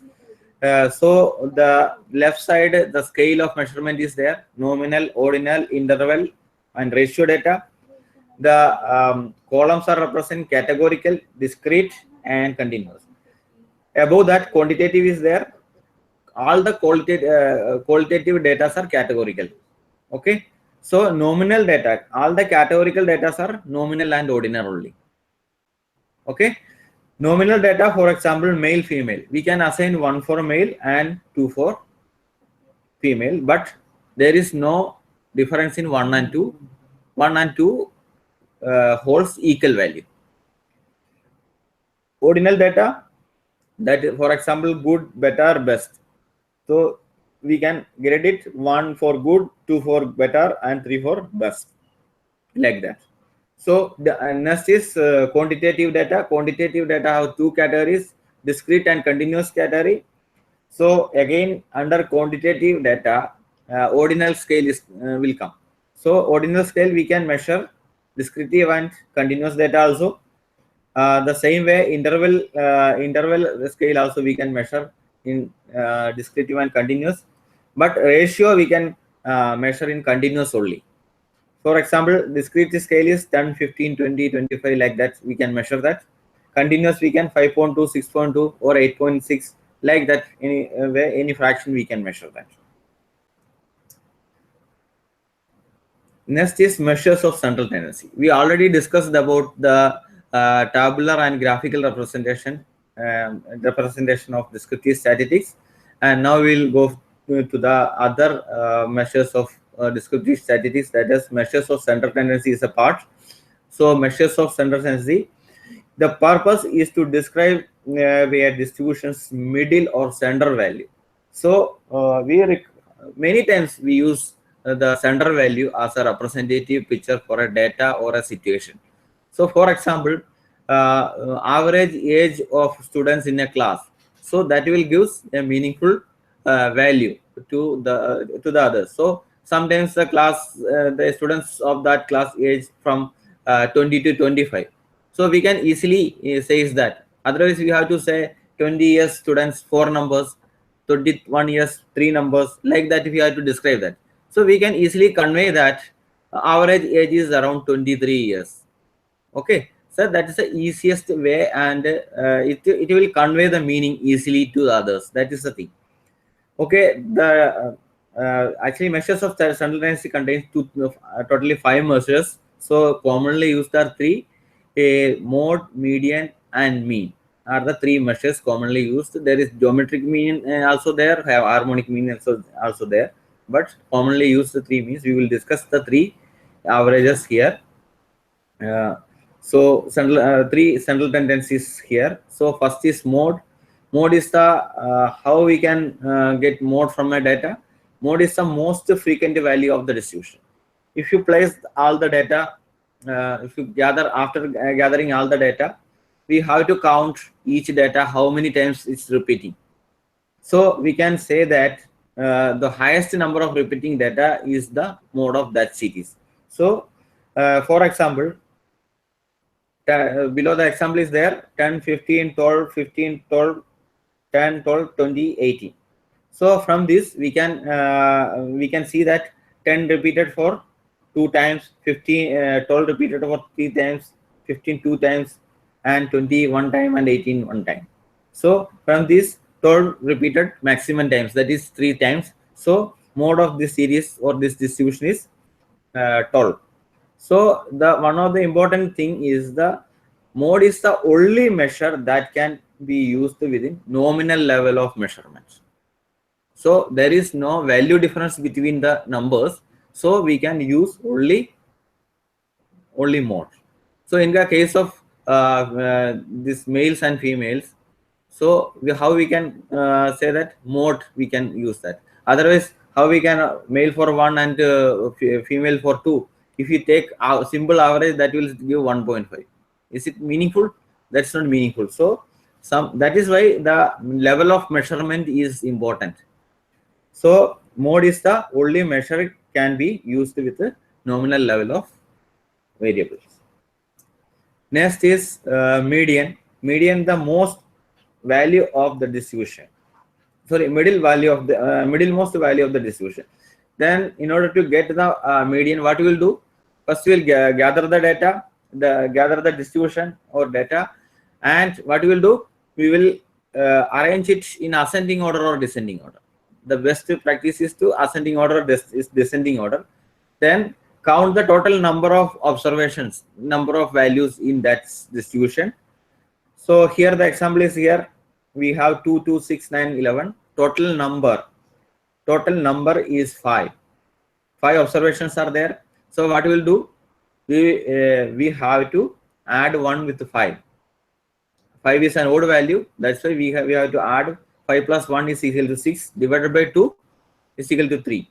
So after arranging its ascending or descending, we can take third item from left side or right side, any side you can take. So third item, that is 6. 6 is the median of this series. Then the number is even, the n number, the total number of items is even. Then what you will do? We also, here also we will arrange the data in ascending order or descending order. After that, we will divide it by total number divided by 2. That will give, that is 6 divided by 2 is equal to 3. From the left side, third item, and right side, third item. That will be 5 and 9 is the two numbers will got. Take the average of that. That means 5 plus 9 divided by 2. We will get 7 as median of this. Okay.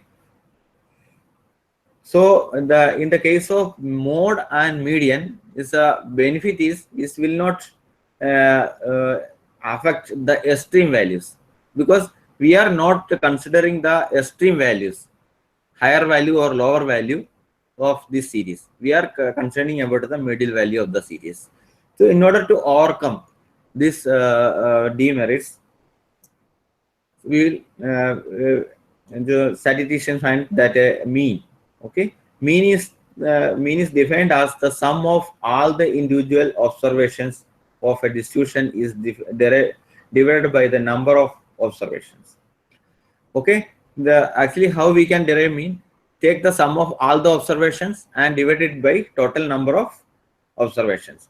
Is symbolically notated as x bar. X is x represents the number values distribution, and bar, put a dash on the top of x is called x bar. So the formula to calculate x bar is equal to sigma xi divided by n. Sigma xi represents that sigma means summing of all the x values. Here the example 3, 2, 5, 9, 11 and 12 are the different values of x. x1 is 3, x2 is 2, x3 is 5, like that the values are there. So we have to add up all the values. So in the below is shown that xi is equal to 3 plus 2 plus 5 plus 9 plus 11 plus 12. That is that we will get 42, and total number of observations are 6. That is x bar is equal to 42 divided by 6, that is 7. So we got the mean as 7. Here the main one of the merit or demerit is it will affect extreme values. Suppose this is the in this case the mean is 7. Suppose we add one more number as 52. So we will add 52 with 42. What will happen? Is 94. 94 divided by 7. It will give a higher value. So that's not a representative average. So always try to use mean in such a cases that no extreme values should not be there. Next is measures of dispersion. Measures of dispersion is mainly consists of variance, standard deviation, range, etc. So how we are for what purpose we are using this dispersion? To know how distributed the data. So already we discussed that the main demerit of mean is affected by extreme values. So if we calculate the dispersed measures, we can find that how dispersed the data is. Accordingly, we can decide whether mean can apply or mode can apply or median can apply. So the various measures under measures of dispersion are variance, standard deviation, range, etc. This first we will discuss about range. The scale of distance from the highest and lowest. So here the symbol range is a simple thing. So in order to calculate the range, what we will do? We take the highest number and lowest number of the series and minus it from highest value. From the highest value, we have to minus the lowest value. From the example shows that 3, 2, 5, 9, 11, 12 is the series, and 12 is the highest and 2 is the lowest. 12 minus 2 is gives the range of this data. Here also is considered extreme values only, not the middle values or inner values. Next type of dispersion is standard deviation. Standard deviation measures the standard or typical distance from the mean. Actually, standard deviation is based on mean only. So in order to calculate standard deviation, we have to derive variance also. So first we will check how to calculate variance. Variance is also the individual distance from the mean of each individual observations. So the sum of squared deviations from the mean, that is sigma xi minus x bar the whole square. That means first we will calculate the mean from that distribution. After that, we have to minus that mean from each observation that will and square it. If we take the difference and sum it up, then we will get 0, because we are minusing mean from each observation. So mean is the middle point. So naturally, some observations are we will get some observation in plus positive side and some observation in the negative side. So we will add up the symbol xi minus x bar, will get 0 value. So in order to overcome that, we will go for a squared value. So sigma xi minus x bar the whole square divided by n gives the variance. So sum of square, first we will calculate the sum of square and simply divided by the total number of samples in that distribution. After that, we got variance. Take the square root of variance, we will give standard deviation. That is square root of sigma xi minus x bar the whole square divided by n gives the standard deviation. Standard deviation is the typical distance from the mean.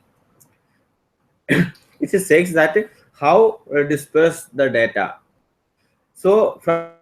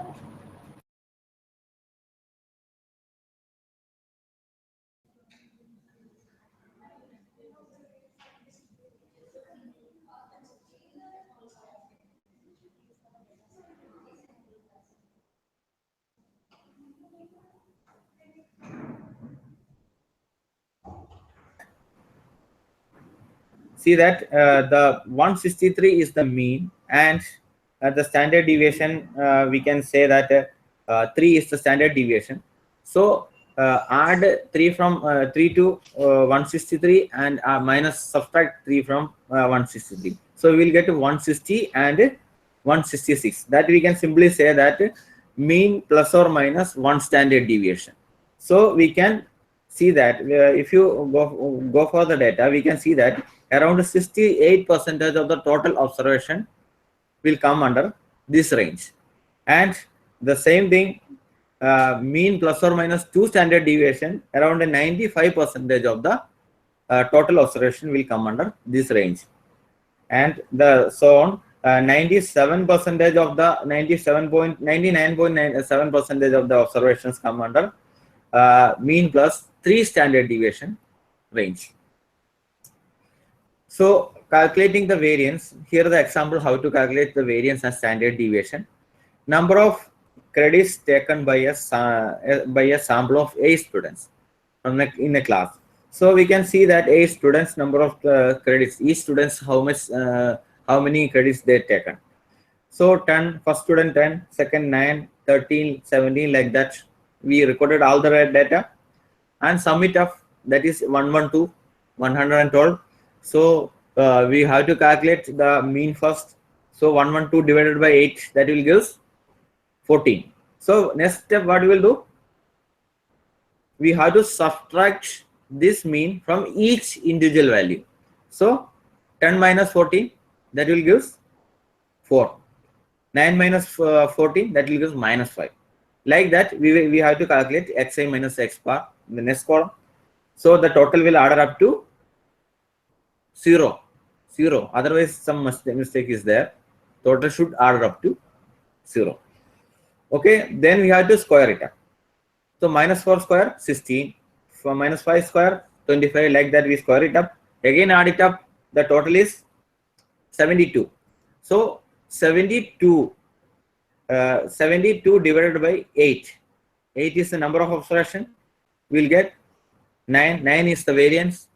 And we have to calculate standard deviation from the variance. So we'll simply take the square root. Square root of 9 is 3. So 3 is the standard deviation. So we got 14 as mean and 3 as standard deviation.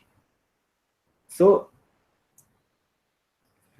where we can use, actually mean and standard deviation combinedly we can use to judge something, some data or some characteristics or something like that.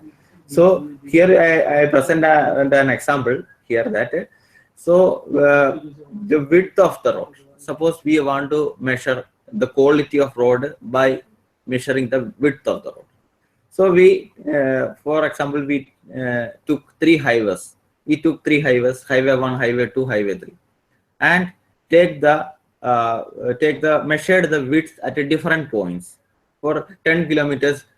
Each 10 after every 10 kilometers we measured width of the road in the 3 highways. Suppose 100 places we took width of that road in each of 3 highways. Okay. After that, we calculated mean and standard deviation. Mean and standard deviation we calculated. So what happened? In all 3 highways, we got mean of around 100 only, 10 only. 10 meter width is there for all the. Okay. So we can, by looking on mean, we can say that all the highways are equal. All the highways have equal widths, but we have to calculate standard deviation also. So standard deviation says that how scattered the data, the 100 sample taken from each highway, how scattered the 100 sample. So from there, that we can say that which highways provides more consistent widths. So the standard deviation we calculated that first highway 0.2, second highway 0.5, third highway 0.7. These are the 3 standard deviation got, but the mean is same for all the highways. Mean width is same for all the highways. Here we can say that 0.2, because that indicates that less scatter, means that indicate that the 100 measurement taken from highway 1 consistently gives around 10, around the mean 10. What we can say that the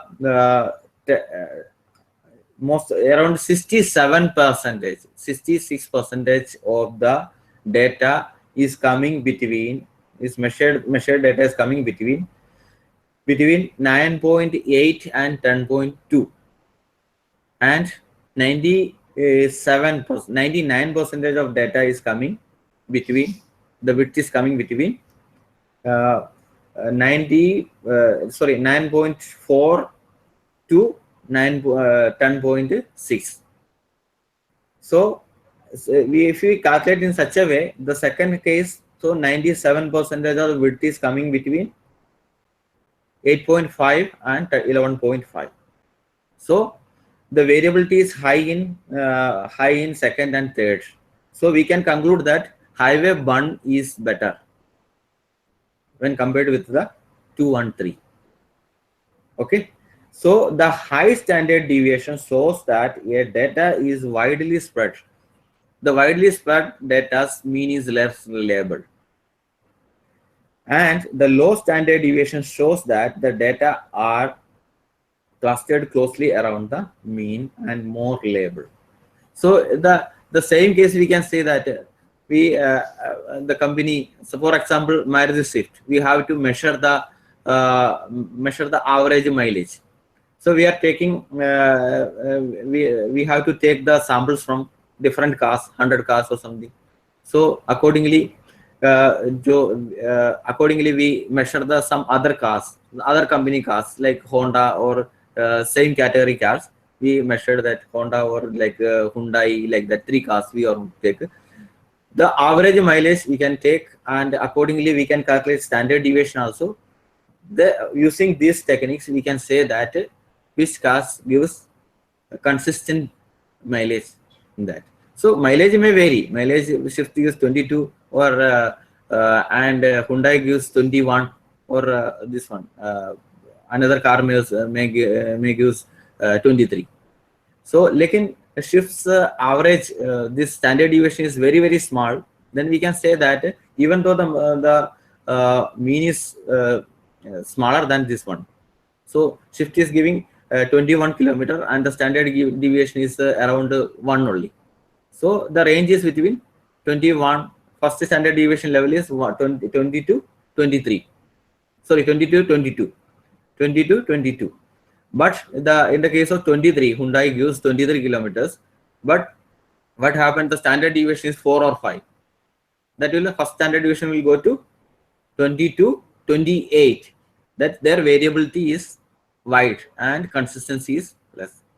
So we can say that some cars may give 67% of the cars may give this much percentage, this much range of mileage, like that. So such analysis we can employ such techniques. So we can use similar techniques in other engineering application, efficiency of machines and efficiency of other computer systems, like that. We can apply these things there. Next is an example, cost of parts. The same example we started with the cost of parts used for engine service. So 13 number of cases we observed and collected the data, and the descriptive statistics I measured on the basis of that data is minimum, maximum, mean, mode, median, variance, and standard deviation. Whatever maybe we discussed in this session, all I calculated here. So, and standard deviation is also there. So on the basis of that about descriptive statistics, we can infer that mean is around, we actually on the basis of graphics and the frequency table, what we did that the maximum the car owner spent between 7,000 and 7,900 rupees, but mean says that exactly around 8,000 rupees. On an average, they were spent around 8,000 rupees. And mode is around 7,500. That's mode is mainly depends on this one most frequent item. That's why that came under the range, that's 7,000 to 2,500. Median is also calculating in the same way, 7,550. And variance and standard deviation. Standard deviation is 1,434. So we can conclude that we can say to the company management that around 68% of the car owners spent between 6,565 to 9,434 rupees for replacing the parts of engine services. And further, we can say that 95% of the car owners were spent 5,131 rupees to 10,868 rupees for replacing the parts of engine. Like that, we can say 99% of the people how much they are spending. From this statistics, company will get an idea about how much the cost is bear by the the car owners of their company. So accordingly, they can modify their engines, them, or otherwise their service patterns like that. They can do accordingly. So next is inferential statistics. So we will discuss the introduction of inferential statistics in this session. After that, how to apply inferential statistics using some tools like t-test, ANOVA, correlation regression. That we will cover in the afternoon session. So inferential statistical inference is a process of using data obtained from a small group of elements, that is called sample, to make estimates and test hypotheses about the characteristics of a large group of elements, that is called population. So we already discussed about the sample and population a little bit. So actually sampling is a different area. Sample and sampling are a different area. That's a vast area. So in short, I will say something about sampling. So we want to study a big group. For example, we want to study the manufacturing defect of a particular product. So we can't analyze, we can't test all the products manufactured by the company. So it's impractical. So it's very difficult to do. So it requires a lot of manpower and money power. Also, it requires a lot of such kind of things. So we have to take some sort of samples. So the population is the entire production, and sample is the selected article we checked. So we are always taking samples to reduce our workload, reduce the expenditure, reduce manpower. So for these things, so we have to measure the parameters from sample selected, and we have to generalize it for the population, entire population. So we are collecting the percentage of defects from the samples, and we have to generalize is that this much of the samples collected were defective. That indicates that this much percentage of the entire production is defective. So accordingly, management can take necessary action to improve the production technology. So some of the examples are given below. First example is fuel efficiency of a make and model is determined by sampling of few cars. So the car makers, they won't test all the cars manufactured. It is not possible. So what they will do? They will manufacture some cars. They are manufacturing the cars, and we are taking some samples of cars from the different stages of manufacturing, different stages, and test the cars accordingly. And they will collect the data and analyze it and generalize it for the population, entire production. So the second is time required by the robot to do a respective task repeated task must be determined by a few sample observations. So we manufactured a robot to undertake a particular task. So now mechanization is going on. So we prepared a robot to do a particular task. So what we will do? We can't say the time to undertaken for a particular task may vary from the efficiency of that robot time to time. So we have to check the consistency of time taken by that robot for doing that particular task. So we have to assess the time in several processes. Otherwise, we have to assess each and every process, how much time it's taken, how much time it's taken. Instead of that, we will take a few samples, sample times for some particular task, and we on the basis of that time we can judge that on an average this much time is taken by that robot to that particular task.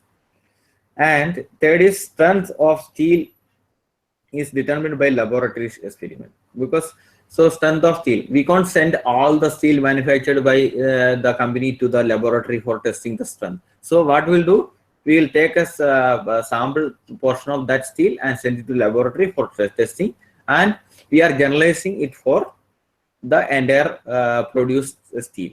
So such situations, we have to generalize the sample-based results to the population, entire population. So such situations we are using statistical inference.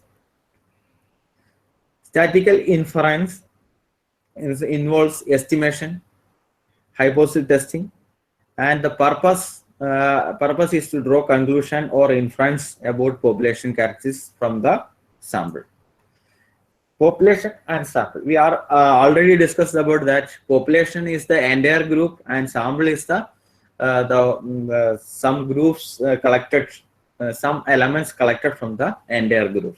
So the samples collected from the entire group, on the basis of that sample, we collect data and calculate the sample-based parameters. That is called statistics, and we have to generalize it for the population.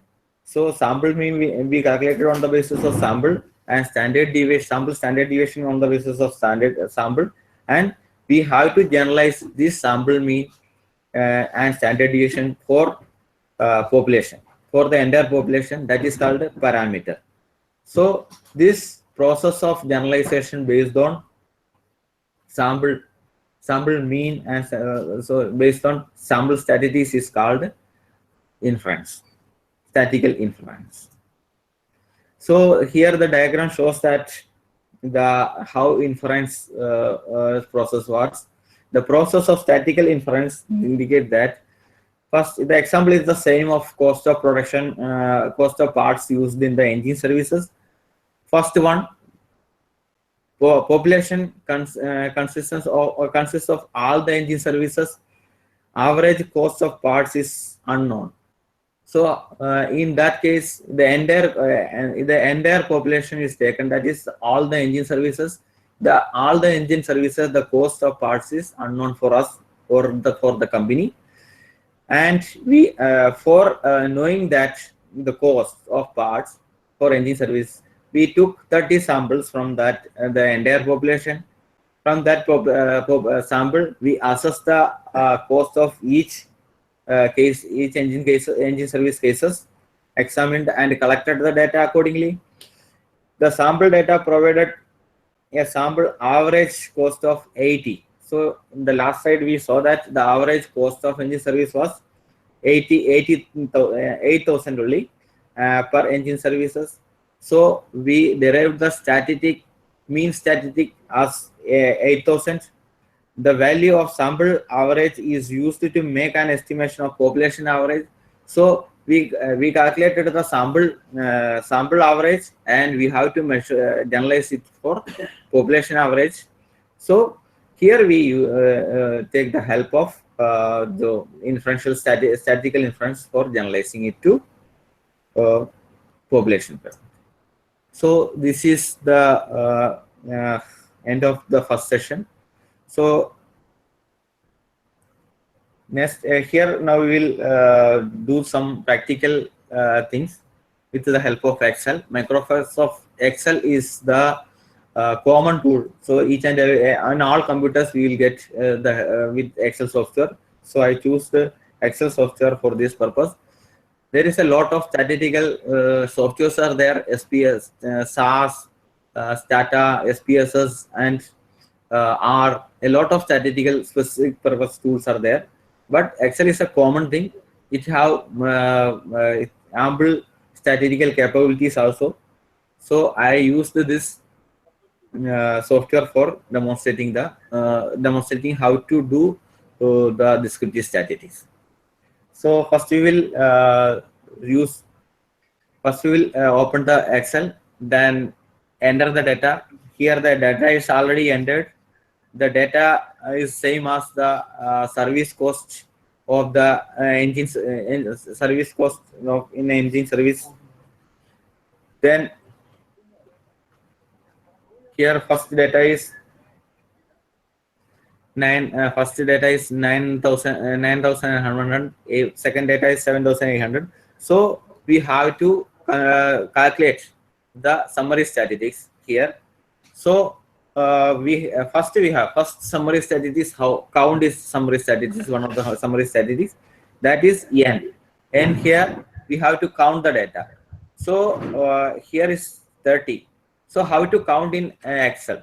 How to count the number of observations in Excel? It is simple. So press on any cell and press equal sign.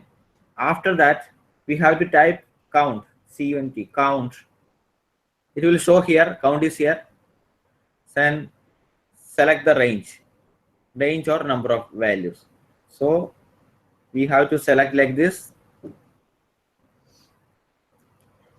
and close it.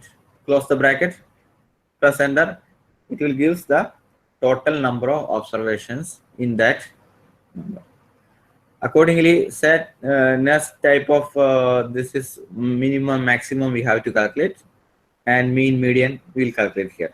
So first of all, inserting a formula, basic condition is first press equal sign and that. So we have to find the minimum of that data series. That is so simple. After is equal to sign, so minimum, min, minimum 6 is there. So minimum, after that bracket is there. Select the range.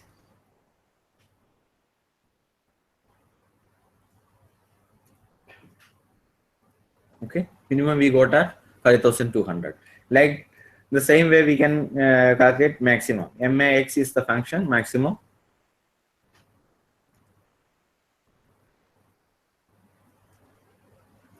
So maximum we will get. Next we have to calculate our mean. Mean, the function is average. Average, we have to select the entire data and press enter. We will give this 8,000 as average. And mode we have to calculate. Mode, again select the entire range.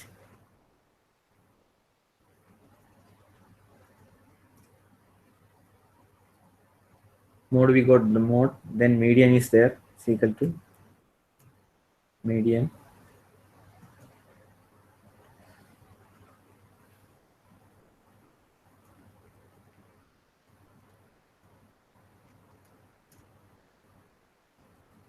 Okay, this is a median. Now we have to calculate variance. So is equal to variance. Variance sample is there. You can use so population or sample both. There is no difference.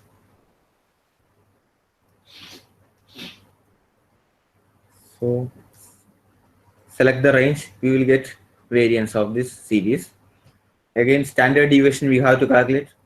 You can calculate, simply take is equal to is square root of variance is the standard deviation.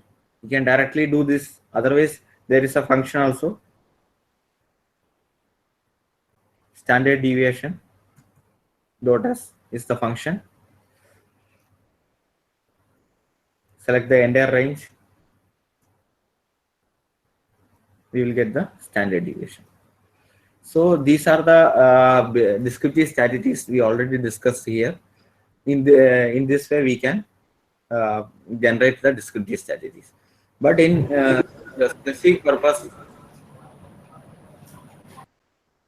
but in the software like SPSS or some other R, you will get if you click on descriptive statistics, that will give the entire descriptive statistics. So in addition to many other descriptive statistics also there. So they will give the entire descriptive statistics for that data. So Excel we have to do in such a way. So in addition to this, we can also use graphical representation also. So we have to we can draw a bar diagram if you want.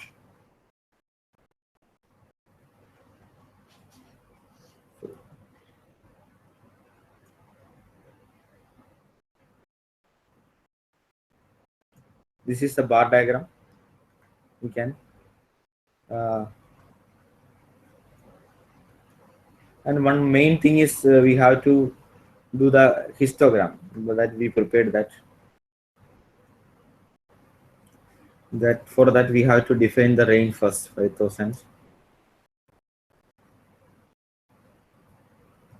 6,000, 7,000.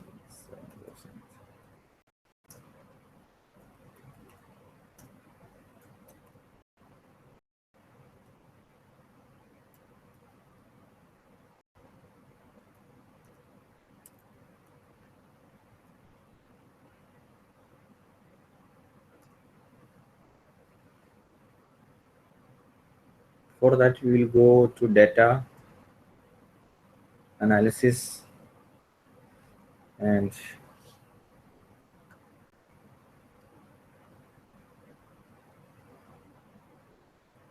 histogram is there.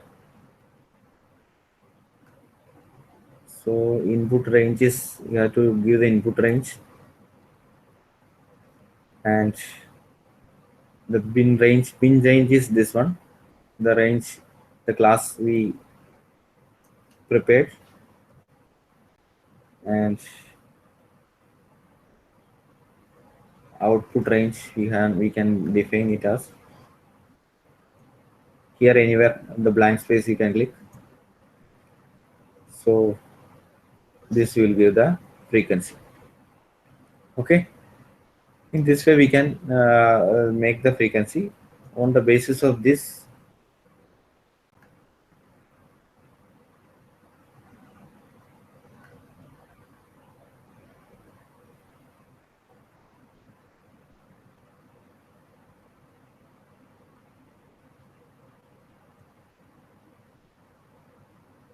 otherwise we can directly make graph using this also. In the data analysis, histogram, this data is there, chart also. So it will give the histogram chart also, simply. Okay, this way we can use the calculate the descriptive statistics in using Excel. Actually, this data analysis, normally in computers, data analysis package is not enabled. That is the add-on package that is not enabled. For enabling that, you can go to, you have to go to the options of Excel and go to add-in and Excel add-ins. Select Excel add-ins and go. Select the analysis 2-pack and OK, it will automatically enable the analysis 2-pack tool pack. So I already enabled, so I am not doing that. So this is a one-time process. Using this process, you can enable the data analysis package in Excel also. So this is the end of this session. So any questions regarding this, please ask. We will continue in the afternoon session regarding inferential statistics tools like as t-test, ANOVA, correlation and regression in the afternoon session. So please, any questions?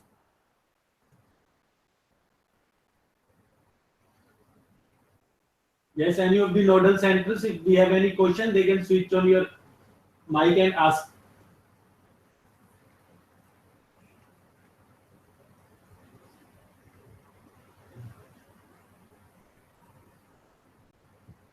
Yes, MS University. Ma'am, your mic is mute. Switch on your mic.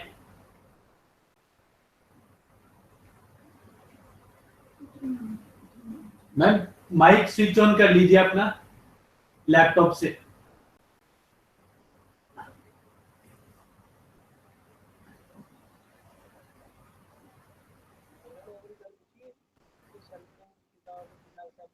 No, ma'am, it's still off. Ma'am, your mic is off.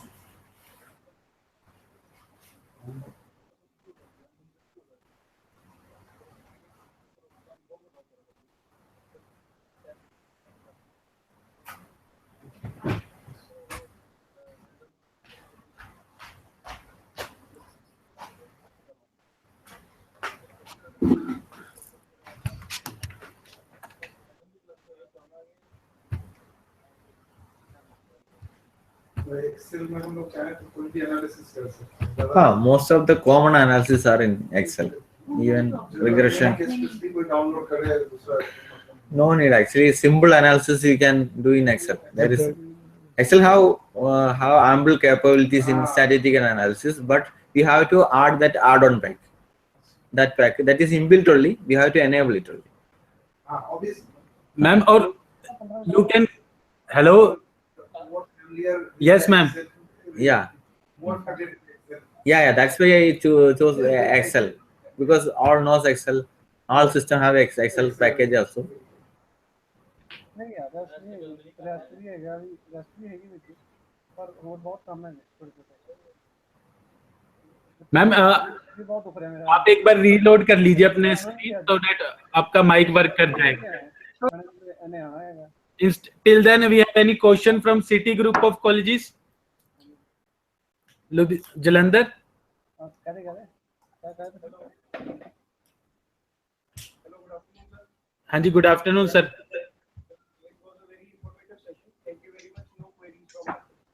All right, sir. Thank you. Hello. Yes, ma'am. Okay. No question from MS University. Okay, thank you, ma'am. At Kite, we have any question? Or at Kodia Institute?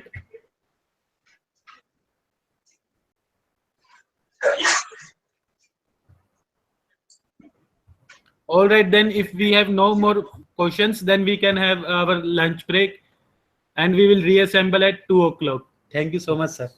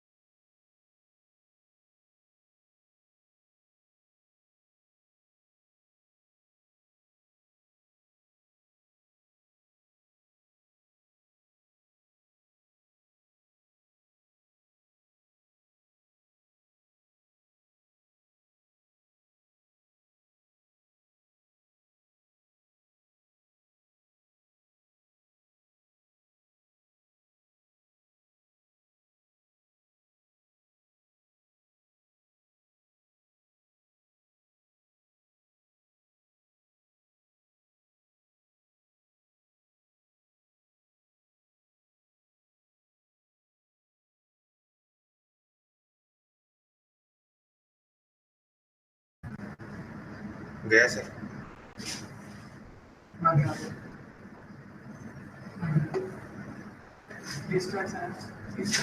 अब बताओ कौन है 2 बजे कौन है?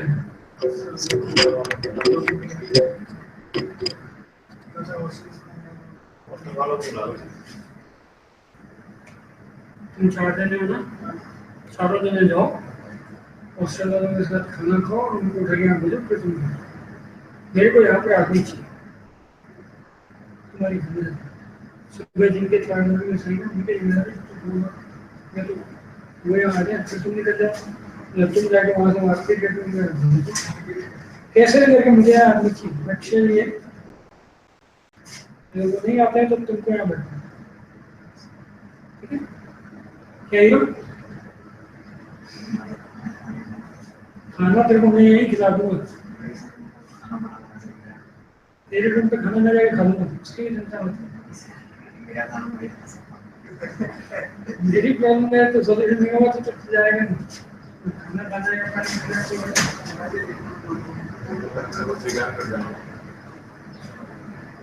2 बजे मुझे आदमी चाहिए।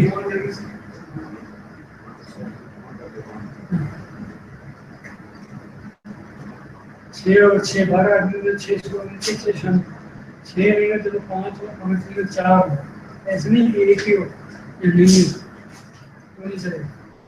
और कल सुबह वो तुम 4 आदमी नहीं आए और मुझे सुबह तो आता है। बुलाओ फिर शाम को।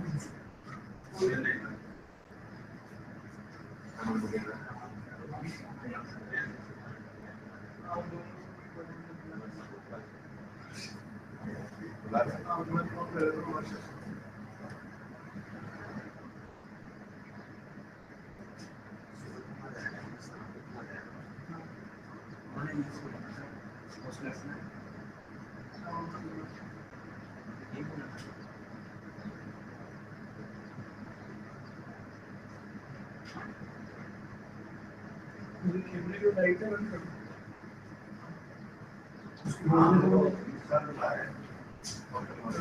हेलो कहाँ पर हो? तो सर बुला रहे हैं, आ जाओ कैट लैब लंची और सर बैठे हैं पास में, आप आ जाओ सर पास में, लोग बात करो। अरे वर्षा तुम्हारे 2 बजे इधर बैठना है, 2 से 4 तक। वर्षा, हेलो वर्षा की बानी बोल रहा हूँ।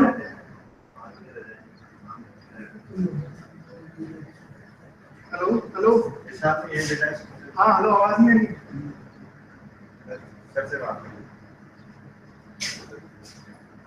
कोई नहीं सर, उसको हेलो रहने दो।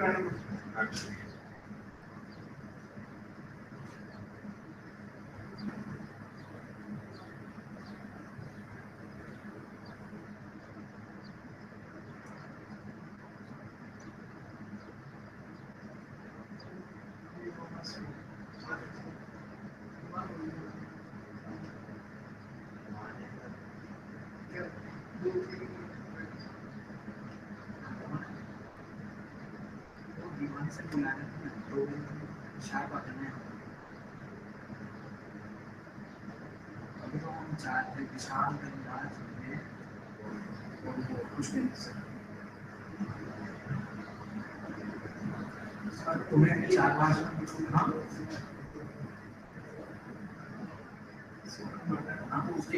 उसकी भी तो कर रहे हैं, उसकी भी कर रहे हैं, लेकिन नहीं कर रहा उसकी भी। अब तुम यहाँ 2 बजे अटेंडेंस लगवा रहे हो, यहाँ पर देखना ऐसे तो मैं आपको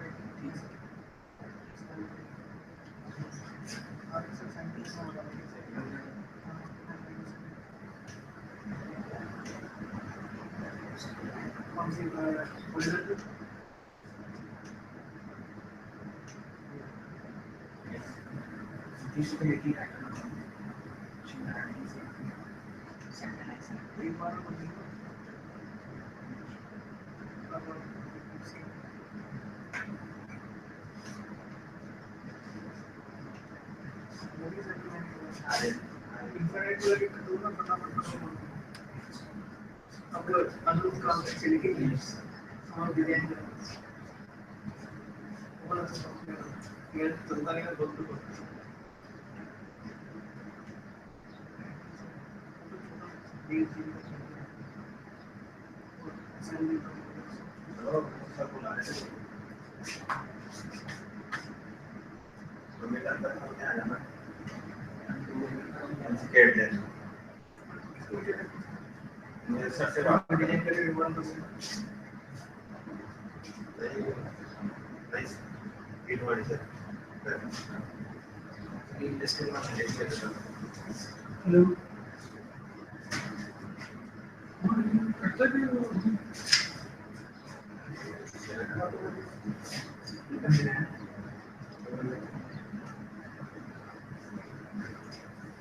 तुम्हारे हिंदी वाले रहेगी ना, 4 लोग रहेंगे ना। हेलो हाँ हाँ बोलो आगे आगे तो आगे सर बुला रहे हैं तुम्हारे हिंदी वाले ही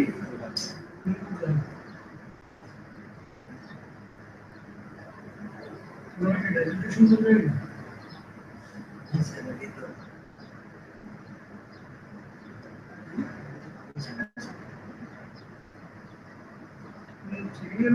सीए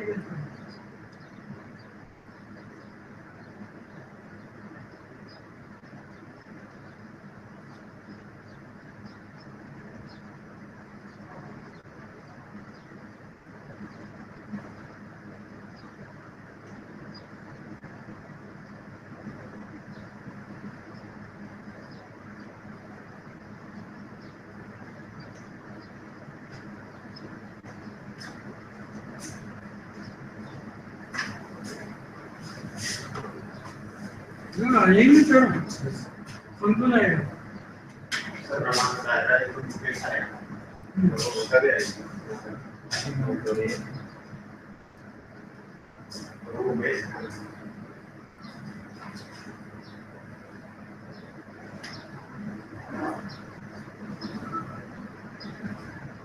आ जाएंगे चारों से बात करें।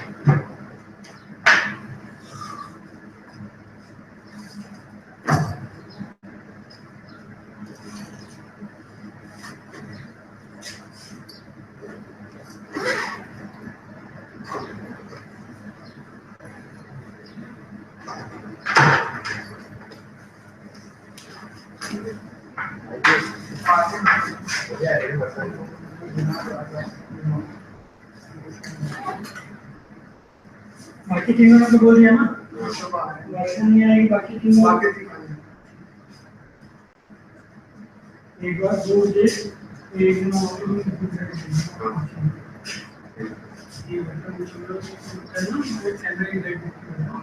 कैमरा दिखना चाहिए।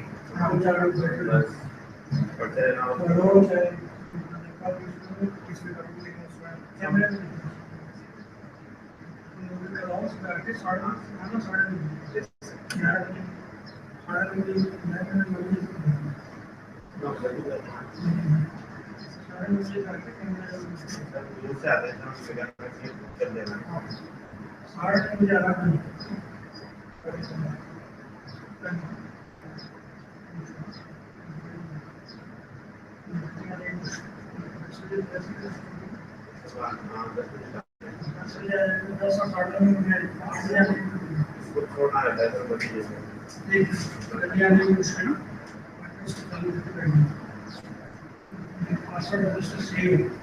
अच्छा ठीक है, मैं ऐड करूँगा कैमरा और बता रहे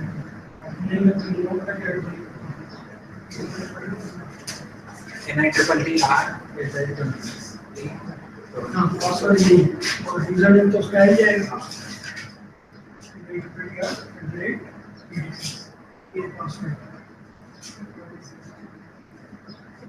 और अभी जैसे लास्ट में पूछा था ना यूनिवर्सिटी कोई क्वेश्चन, अगर वो जैसे पूछते हैं आरटीयू कोटा या वो गिटवानी नाम से कॉल करते हैं, कभी गिटवानी कभी आरटीयू कोटा।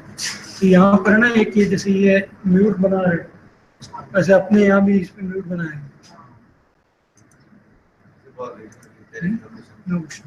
अभी भी अपना अनम्यूट है, नॉर्मली वहीं से वो म्यूट करते हैं, अनम्यूट म्यूट वो कर सकते हैं वहाँ से, अपन भी कर सकते हैं, अपने को यहाँ से अनम्यूट करके अपन क्वेश्चन कर सकते हैं। अभी जैसे अपने म्यूट का सिंबल बना नहीं है तो उन्होंने वहाँ से अनम्यूट कर रखा है, तो अपन जो भी बोलते हैं वो वहाँ जा सकते हैं।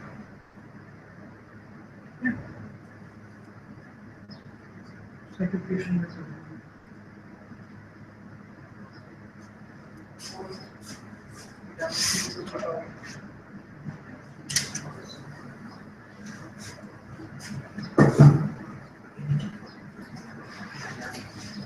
क्यों नहीं ऐसा है? उनके अटेंडेंस को लिख देंगे। ठीक है, थोड़ी देर को सुबह टाइम पर आना। बड़ी देना ये के अकॉर्डिंग ये अपनी मतलब उसको चेंज कर सकते हो क्या? अगर इसके पॉइंट्स को बड़ा करके उस पर टिक करके ट्रैक करो, बहुत ज़्यादा अच्छा काम कर रहे हैं। इससे भी काम होगा।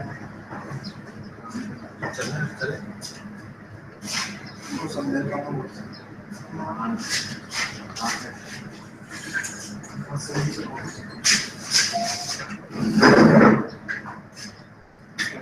लिया था इसका कॉपी भी मैंने चेक की।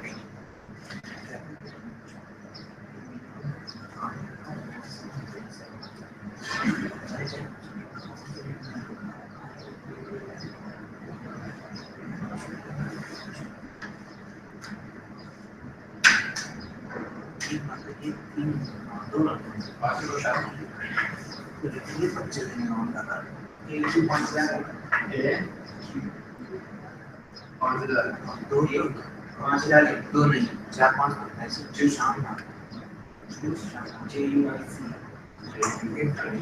कॉपी फोटो कॉपी बुक्स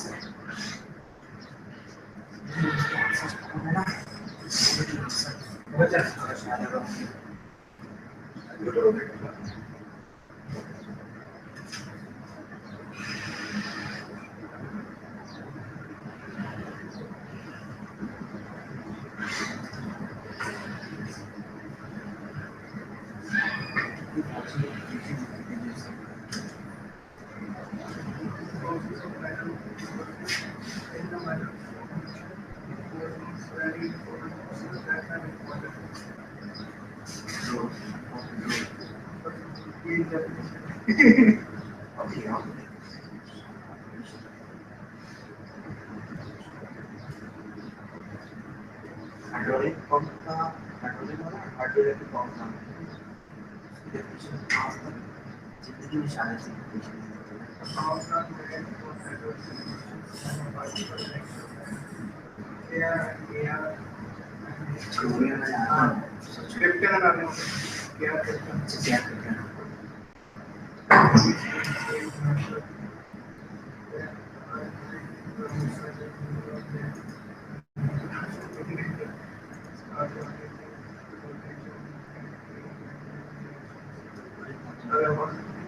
बल्ले बल्ले हो रही है।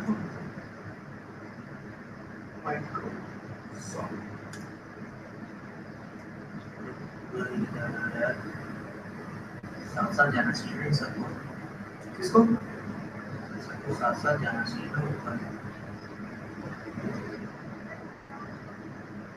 थोड़ी ना जाएगा, चलो पॉइंट आपने वहाँ पे पॉइंट मूव होगा तो उसके अकॉर्डिंग लाइन इंक्रीज होगी। सॉफ्टवेयर समझो बहुत अच्छा है, लगे रहो लगेगा तो बस वही तो। इंजन नहीं करना चाहते सबसे बड़ी समस्या ऐसी बात अभी तो नहीं बना रहे, मतलब तक हम बना सकते हैं ऐसे करके बना रहे।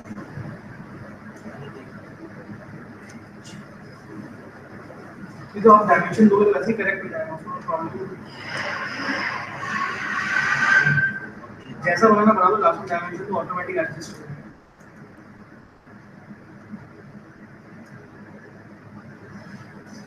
लिंक सीरीज में सबसे बड़ा फायदा मैं बताऊं, आप लाइन खींचो, एक डॉटेड लाइन आ जाती है, इससे पता लगता है लाइन सीधी है, कैटिया में ऐसा नहीं होता, सीधी गलत है बाद में पता लगता है। लाइन के लिए मिलेगा क्या, अगर खाना पानी करना है कि आपका पानी का, ठीक है चलता हूँ मैं रजब, बाय, ठीक है जाओ जाओ, कल आए थे, हाँ अब तो जो कल आए, कल आओ, कल आएगा, कल आएगा, अपना बुक लेके आओ बस ऐसी भी आप बात करेंगे एक सेट है बोलना there is no officer sir मस्त और वास्तव में तो आप लोग हंस लग रहे हैं,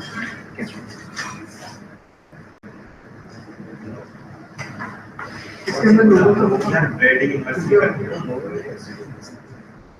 ठीक है कितने नहीं ऐसे ही आया था नहीं ये नहीं, इसके नीचे इसका लैपटॉप पर लोगों वगैरह, हाँ लोगो तो हो गया ये सचिन आई नहीं इसका वेलकम, सचिन आई है मैं आई लास्ट तो सर अब इसको हटाओ करके लोगो या कुछ के इसके मेटल बॉडी का असर पड़ेगा, वो सारा नया कुछ बनाना मंगाया था या फिर किसने मंगाया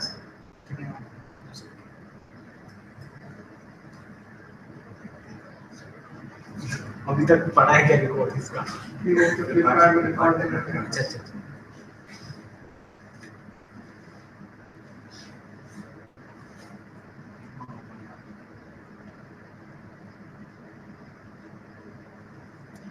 पास में बैठना पड़ेगा, ये ज्यादा हवा में,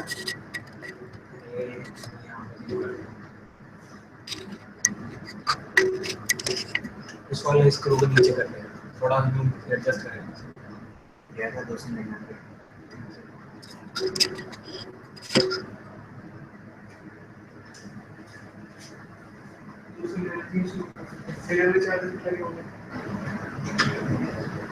फ्लिपकार्ट से अमेजन वाला 70 रुपये 350 से निकाल के और 100 रुपये डिलीवरी करते हैं, 500 से कम पर ले लेता शायद अरे वो बहुत वही चीज में फ्लिपकार्ट में भाई मैंने मेरे किताबें बेची थी और अभी भी नाटक करता है जुलाई 2014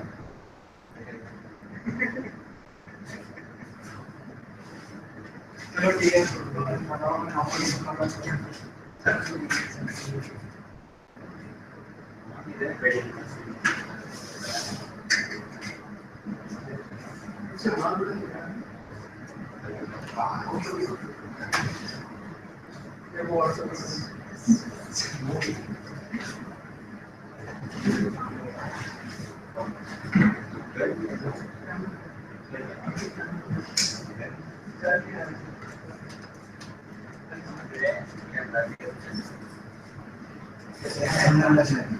वन प्लस के कैमरे ही चलते हैं डिसाइड नहीं, ठीक है चलो, हाँ ठीक है वो भेज देना, मैं तो बात मैं तो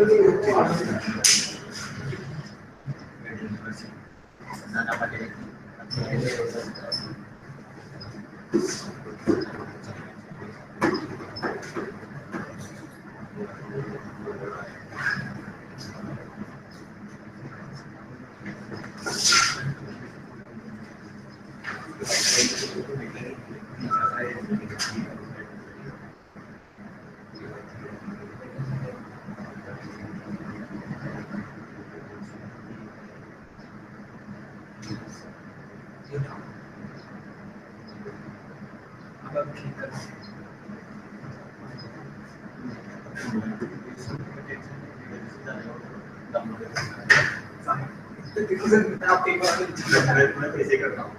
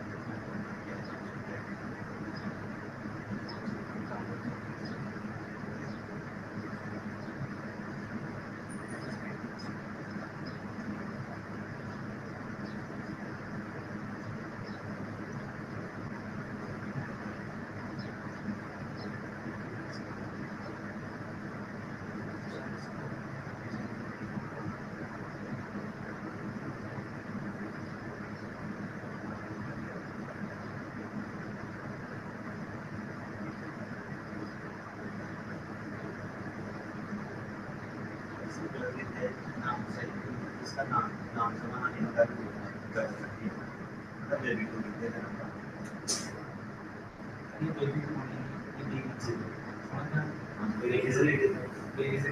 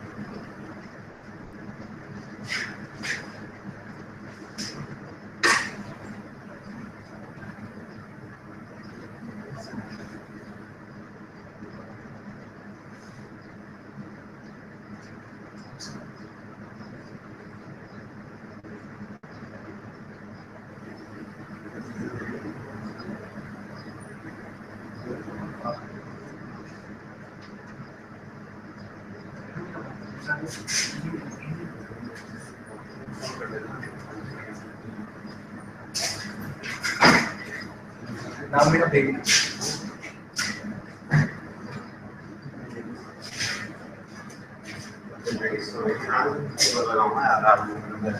बढ़िया वो भाई, ये वेब कैम कनेक्ट है, वरना एक जग के चले रह जाता है, पता तुम अनटेक करना तो कुछ भी नहीं आता। उसमें तीसरी स्टेप लिखी थी, अगर कुछ भी नहीं होना मन लगा तेरे कार का चार कर वही किया है।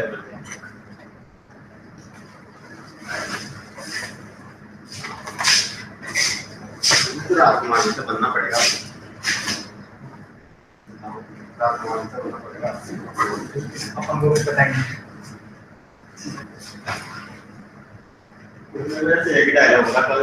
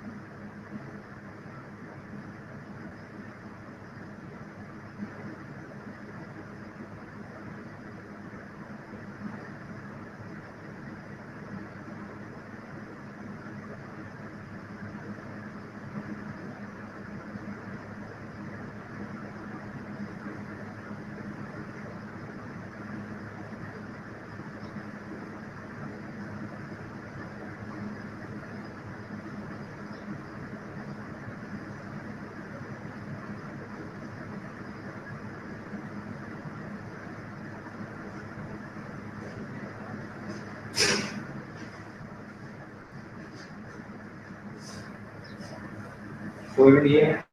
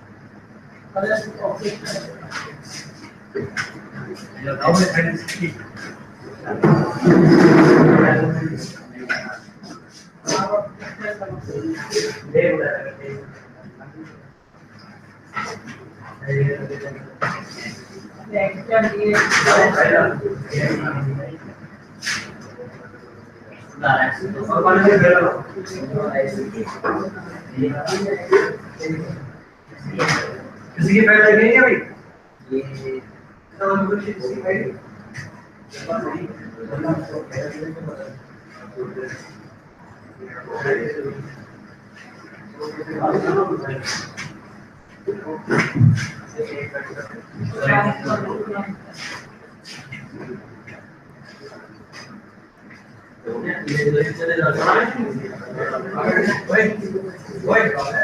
ये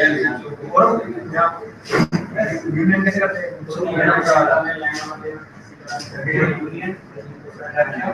अगर हम लोग यूनियन ये हो गया ना सर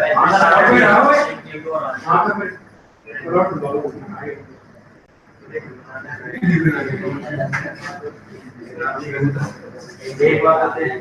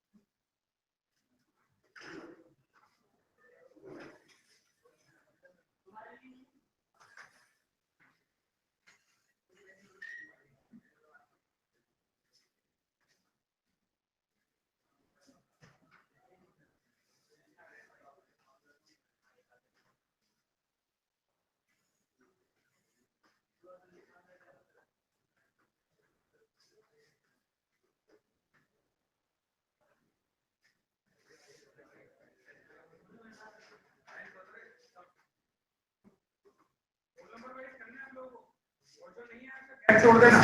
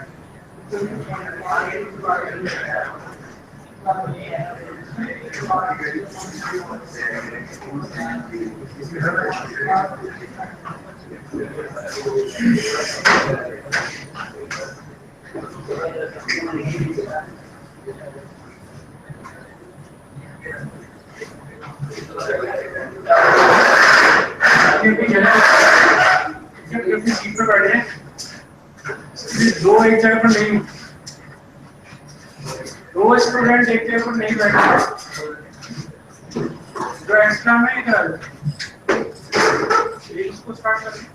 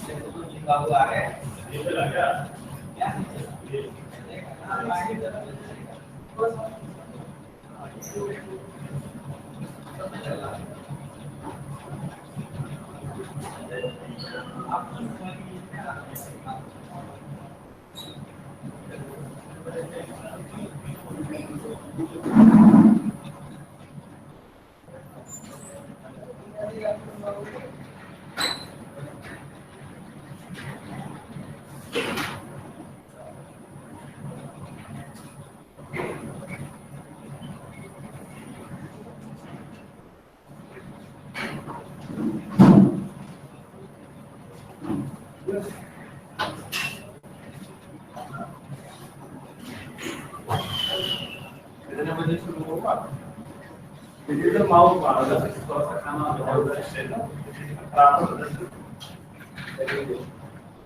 पर्सनल लैब में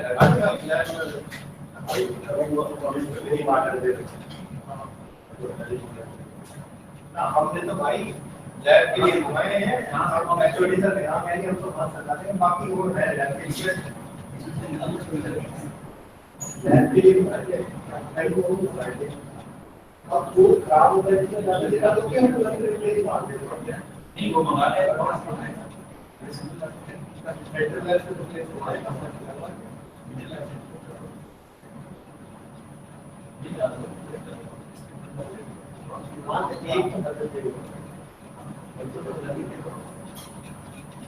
वो ये कैसे नहीं होता कोई माउस की जाता है तो उसका काम करता है वो बढ़िया है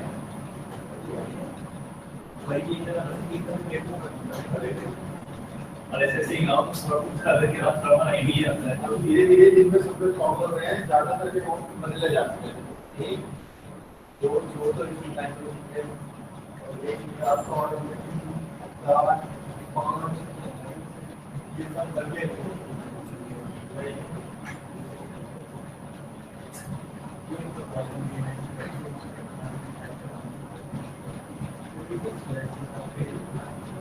और भी करम है एक्सेल भी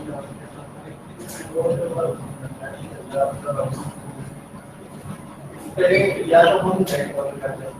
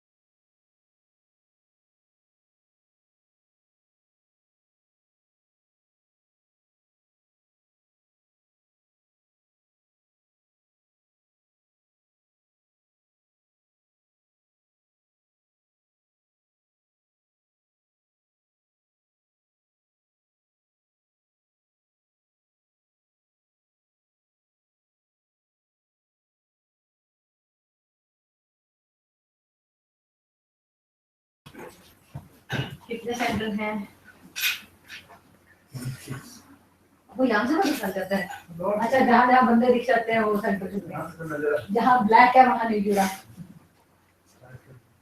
हाँ हाँ बिल्कुल बिल्कुल। Start come.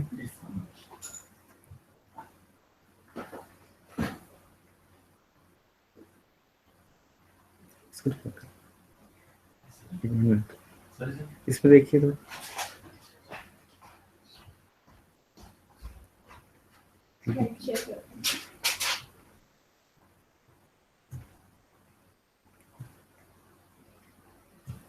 मैं उससे बाद में डिस्कस करूंगी। अल्टरनेटिव हाइपोथेसिस वाला कंसेप्ट बड़ा हाँ डाइसी है। वो अभी इसमें भी I है। don't think कि इसकी जरूरत थी, पता नहीं क्यों ऐड कर दिया गया।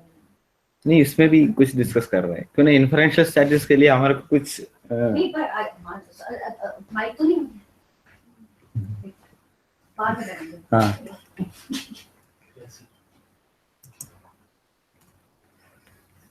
Okay, let's start the second session. So in this session, we will discuss about the tools of inferential statistics like t-test, ANOVA, regression. These are the commonly using tools. There is a lot of tools are there. So in t-test also there is varieties also there. Varieties of t-test also there. ANOVAs are also there. But we will discuss about the basic ones because that will give an idea. After that, you can do any type of t-test using this idea.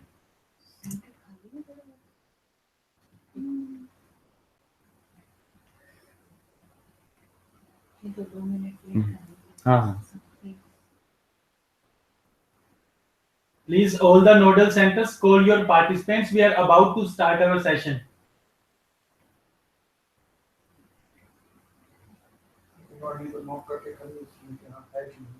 नहीं यही से दिख रहा है। कोई नहीं। एक बार सबसे पूछ लो कोई बात की बात है। अगर मैं पूछूं या आप करेंगे?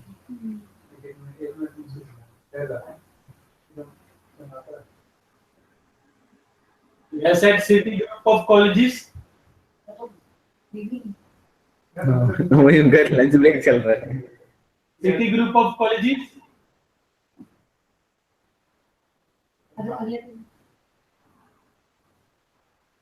यहाँ पे थोड़ा सा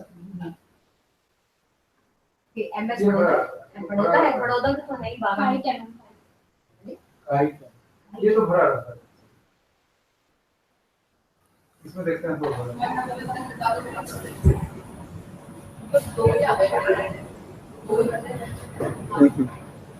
Madam, we are about to start this program. ECP.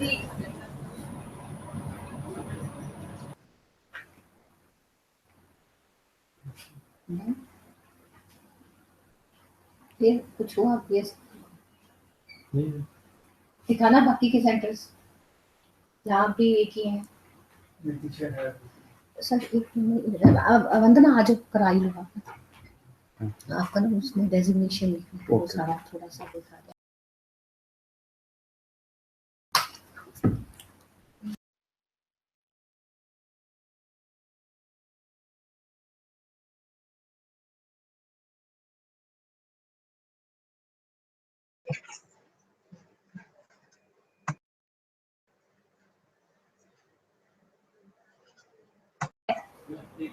Yes, ma'am. अब पूछिए। डॉक्टर संजीव दहिया ही है ना? डॉक्टर संजीव दहिया, आपके यहाँ कितने लोगों ने रजिस्टर किया है for this programme?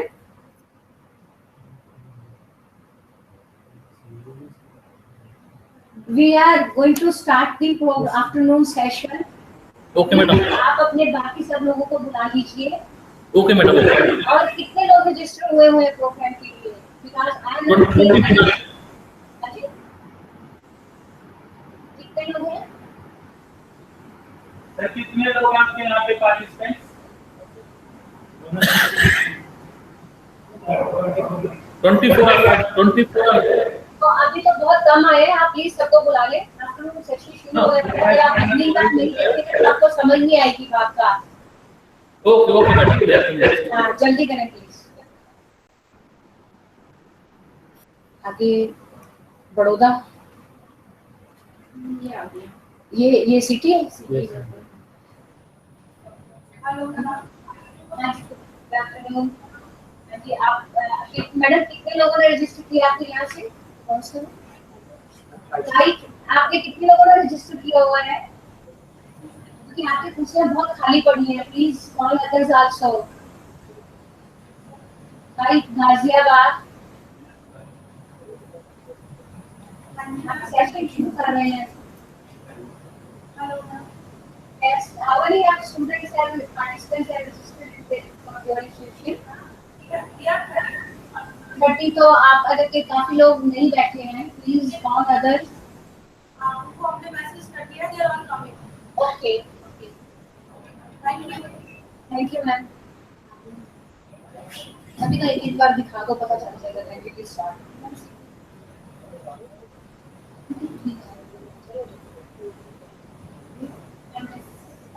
Yes, Baroda, MS Baroda University. Yes, आपके यहाँ के participants कहाँ हैं? जी सर, आपके यहाँ से कितने लोगों ने रजिस्टर किया, कितने आ गए हैं? MS Baroda. We are going to start the program. Please आप बताइए कितने लोग हैं, हम प्रोग्राम स्टार्ट कर रहे हैं।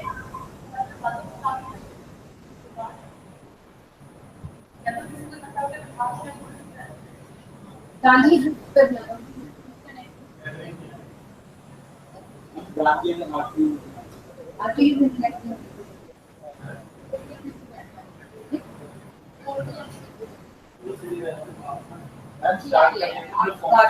आपका तो हाँ, आप सभी को ना पर्सनली फोन कर दो। यस सर, तो चलो कुछ तो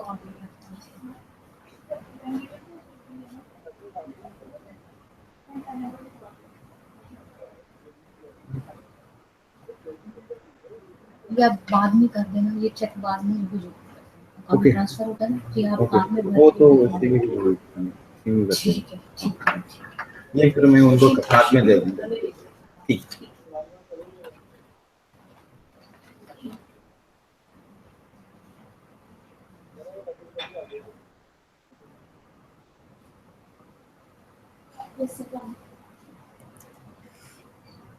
Okay, we will discuss about the tools of inferential statistics. First, before going to the tools of inferential statistics, we have to discuss about the hypothesis and Sama. You have to discuss about the some other concept like hypothesis, p-value. Because of better understanding this, we have to discuss earlier. So first is hypothesis. Why do we need the hypothesis? That is the first thing. To ensure us the test experimental hypothesis, enable us to test the experimental hypothesis. First, we have two hypotheses. First is H0, that is null hypothesis, and H1, that is alternative hypothesis or experimental hypothesis. These are the two hypotheses normally involved in the test statistics. So, for example, the null hypothesis, for example, is that no difference in the efficiency of a system under two different conditions. So, in the test statistics, what we are doing, trying to compare two experimental conditions or two results from the experiment conditions, or one result, the global result with the sample results. Like that, we have to compare. So we have a null hypothesis. That null hypothesis is no difference in the efficiency of a system under two different experimental conditions. Suppose we tested one machine under two different experimental conditions, and we got some data from under two experimental conditions, and we have to test whether there is any difference. That is our test. So first, in null hypothesis, we assume that there is no difference in efficiency of a system under two experimental conditions. So that is the first thing. The second, this experimental hypothesis or alternative hypothesis. In the alternative or experimental hypothesis, we assume the reverse thing. First, we assume that there is no difference in efficiency. Here we assume there is a difference in the efficiency of a system under two different experimentations. Okay, these are basically the examples of hypothesis, that is H0, that is null hypothesis, and H1 is the experimental hypothesis. That hypothesis we want to test. Okay, what is inference? Inference actually, inference is how do we know whether the observed effect in our sample is genuine. So we collected some sample from the population, or for example, we selected some machine from the entire group of machine and tested it in a particular testing condition or two different testing conditions, and gathered data from two different testing conditions. And we want to know whether there is any significant difference in the performance of that machine under two different experimental conditions. That is the ultimate experimental hypothesis. So we want to know that. So what we will do, we will do, instead, actually we want to, actually physically we will get a value. So from the observed values of two experimental conditions, we can calculate mean, standard deviation, some other descriptive statistics, so that we can physically give some difference. Suppose first experimental condition that the mean was, we got the mean as 30, and the second experimental condition the mean we got is 31. So physically there is it's showing a difference. There's a 30 and 31. This is numerically there is a difference. But if the difference is actually valid in comparison with the actual population, so for that we use p-value to indicate our level of certainty. We are generating a level of certainty that our results represent a genuine effect present in the whole population. So what in the inference study, what we are doing, we are generating a p-value which indicates our level, that indicates the level of certainty that our results represents a genuine effect present in the whole population. So what we will do with this p-value, we are inferring that the effect in the sample we observed is genuinely how much percentage certainty is there, is actually reflecting in the entire population. That is the thing. Next concept is p-value. P-value is the probability of observed result was obtained by chance.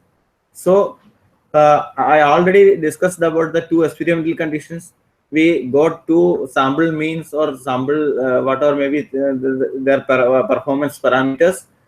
On the basis, physically they are showing some difference. We want to prove it. The first experimental condition is entirely different from second experimental condition. So we want to prove that the two experimental conditions, the results from the two experimental conditions are different.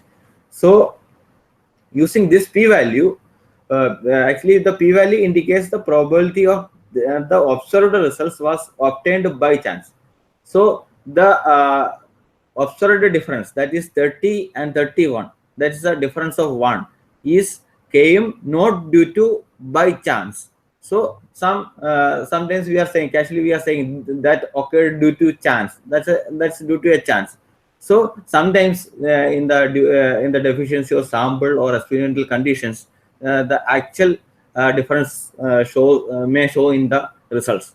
But we have to test whether the result, the showed difference in the results difference is actually not due to by chance. Okay, that so when the null hypothesis is true. Okay. And alpha level is, we have to set the alpha level. Under normal conditions, we have to set the alpha level is 0.01. That indicates that we are testing that condition, that 95% level, 95% of certain that our experimental effect is genuine. So if the p-value p less than alpha level, then we reject the null hypothesis and accept the experimental hypothesis. What was our null hypothesis? There is no difference. Actually, we are assigning null hypothesis just opposite to the experimental hypothesis. We want to check that there any genuine difference between the two experimental conditions. So what we will do, what we will keep in the null hypothesis?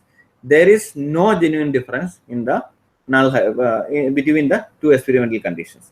So if our p-value less than the alpha value is 0.05. If p-value is less than alpha value, then we will we reject the null hypothesis and accept the experimental hypothesis. So our experimental hypothesis, there is a difference. Okay, that indicates that we are 95% certain that our experimental effect is genuine. So we can say that, confidently say that our 95% certain that our experimental effect, the reflected observed effect in the experiment is genuine.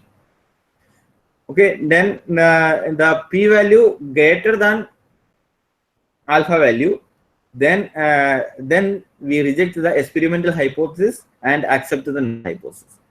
Okay, we actually the p-value we got is greater than 0.05. Then what we will say? We will accept the we will reject the experimental hypothesis and accept null hypothesis. What was the null hypothesis? There is no difference. So we will say, we can say that we are sure that the observed difference is due to chance. Okay. Here we can, the null hypothesis is there, h naught mu is equal to mu naught. This is the null hypothesis, and we can, against this analysis, we can assign different alternative hypothesis or experimental hypothesis. We can check an alternative hypothesis against this null hypothesis, mu less than or less than mu 0. That some population mean is equal to sample mean. Mu indicates that's population mean, and mu 0 indicates sample mean. Okay, in this case, what we will do? We have a population, and we have a population mean is known also. For example, we want to check the voltage of a particular inverter or something instrument. In that case, we know the universal voltage, mean voltage is 230 volt. So in that case, what we will do? The 230 volt is we know that the universal mean is average voltage is 230 volt, and we want to check the output from the inverter or UPS, whatever maybe. Though we want to compare the output, average output from that particular machine gives 230 volt or not. So in that cases, we are comparing the sample mean with the population mean. So population mean mu and mu naught is the sample mean. Okay. So first we can assign that those two are equal. Okay. So alternative hypothesis may vary. So accordingly, mu less than mu 0, mu greater than mu 0, and mu not equal to mu 0. Agar less than or greater than case, we are using single-tailed distributions. Actually, these are theoretical distributions derived on the basis of theory. So we are matching. Actually, these are pure probabilities. We are checking. We are calculating a value for theta's t values there, z test z values there, and ANOVA f values there, and f test f values there.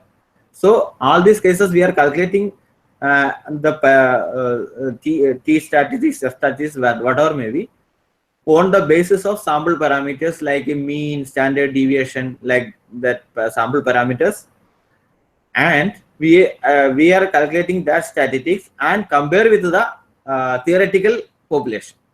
Theoretical population that already derived, and the tables are available in backside of the all statistics books. So the first two cases we are using single-tailed distributions, and the second case mu not equal to mu 0 means that case we are using two-tailed distributions.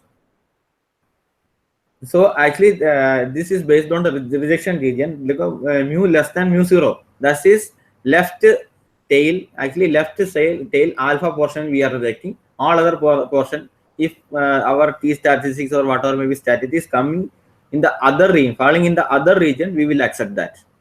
And this is coming under alpha region, we will reject that. That's the rejection region. Same thing is applicable to the three cases.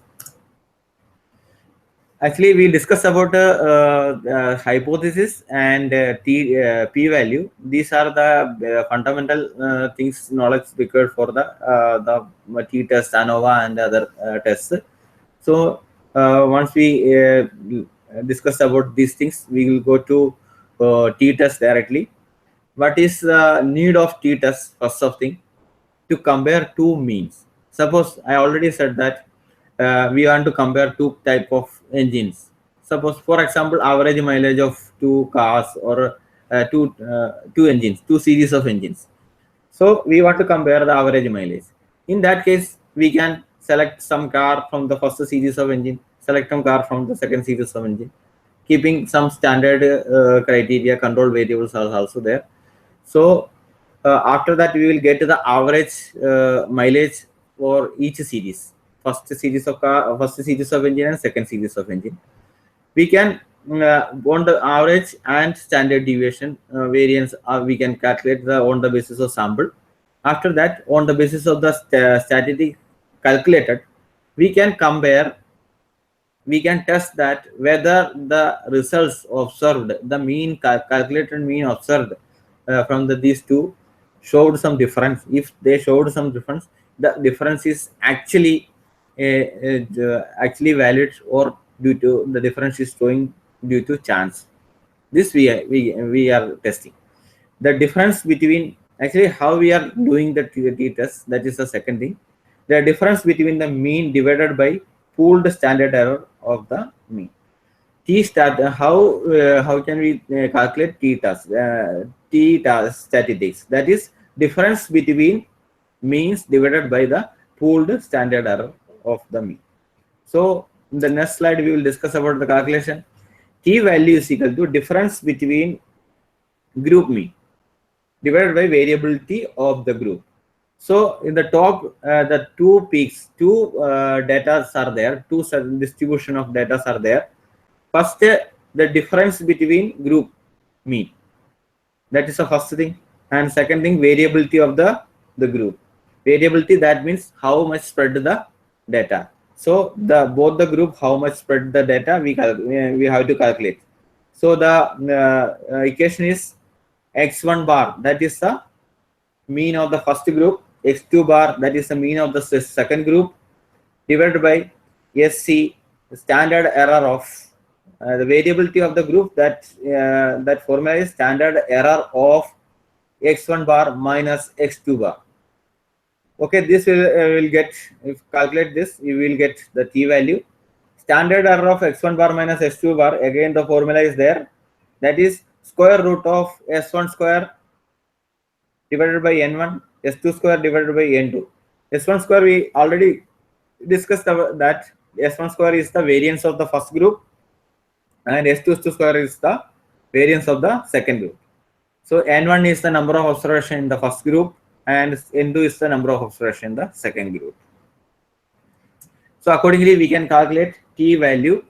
After that, we have to check the t-value from the table value, otherwise theoretical population, theoretical probability. That for that we require the degrees of freedom. Degrees of freedom is the number of unconstrained data points. That means simply saying that a number of data points in the first group, that is n1.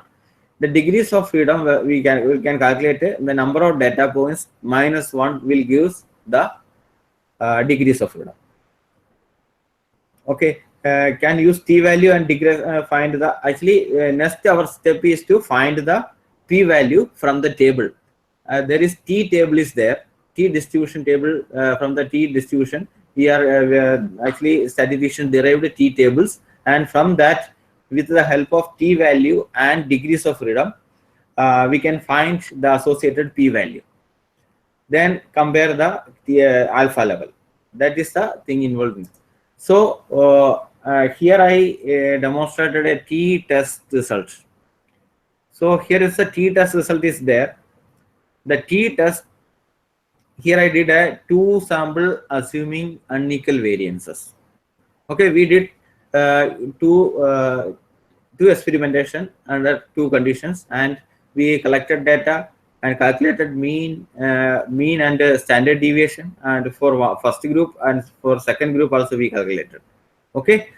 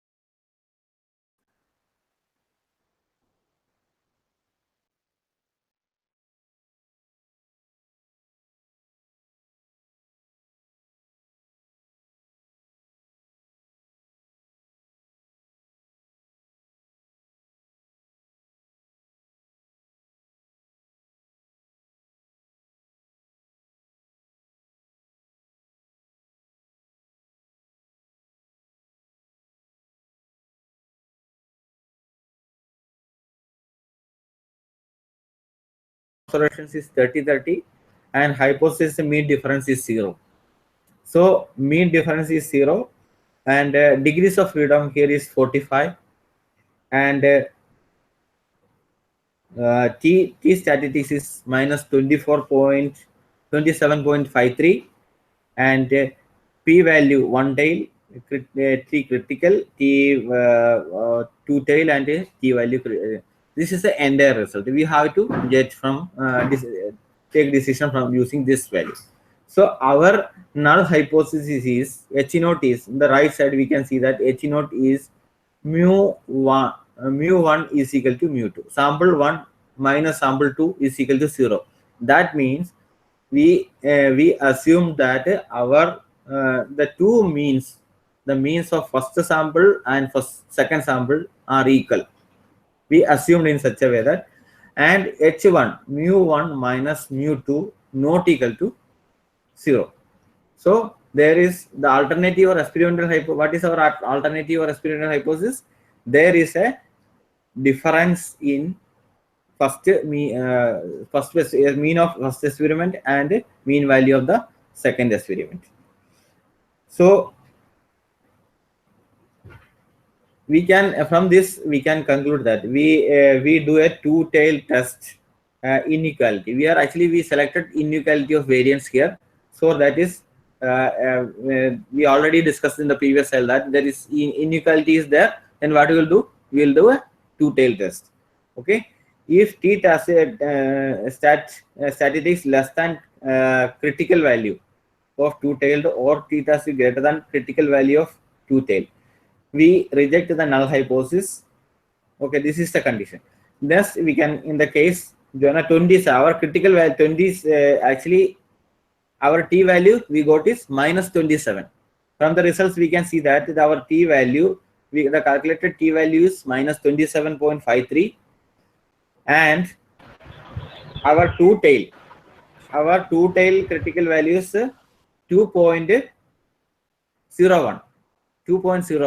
So if the calculated t critical value is minus 2.01, that means 2.0 means the range is minus 2.01 to this is a 2-tailed test. The 2-tailed test minus 0.21 and plus 2.01. So in between is our the between portion is our acceptance region. So actually, therefore, we reject the null hypothesis. So what happened? That is our t statistics minus 27.53. That is less than minus 2.01, the lower boundary of the acceptance region. That's why we can say that we reject the null hypothesis. The observed difference between sample mean. The observed difference between sample mean is 3.38 and 3.72. these are the two values we observed. E is conveying enough to say that the results between GA and PSO differ significantly.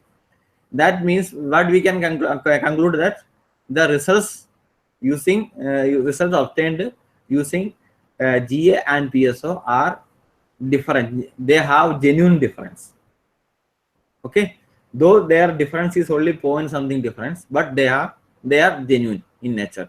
We can 95% confident certainly says that the observed difference is genuine. Okay, so we accept the alternative hypothesis in this case. If in this case we can say that our rejection region is less than minus 2.01 and greater than 2.01. So in between, suppose our t value may come in between these two, we have to accept the null hypothesis. Then we will say that there is no difference.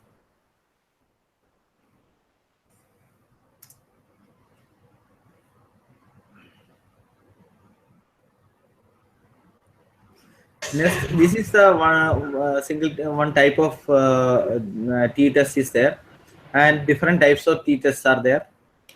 Okay, this is the types of t-tests are as given below. 2 sample t-tests and 1 sample t-tests are the main classification. Within 2 sample t-tests, related t-tests or independent t-tests is there. 2 sample related, that means same people in both conditions. So actually we can say that, for example, in a particular machine were used under 2 different conditions.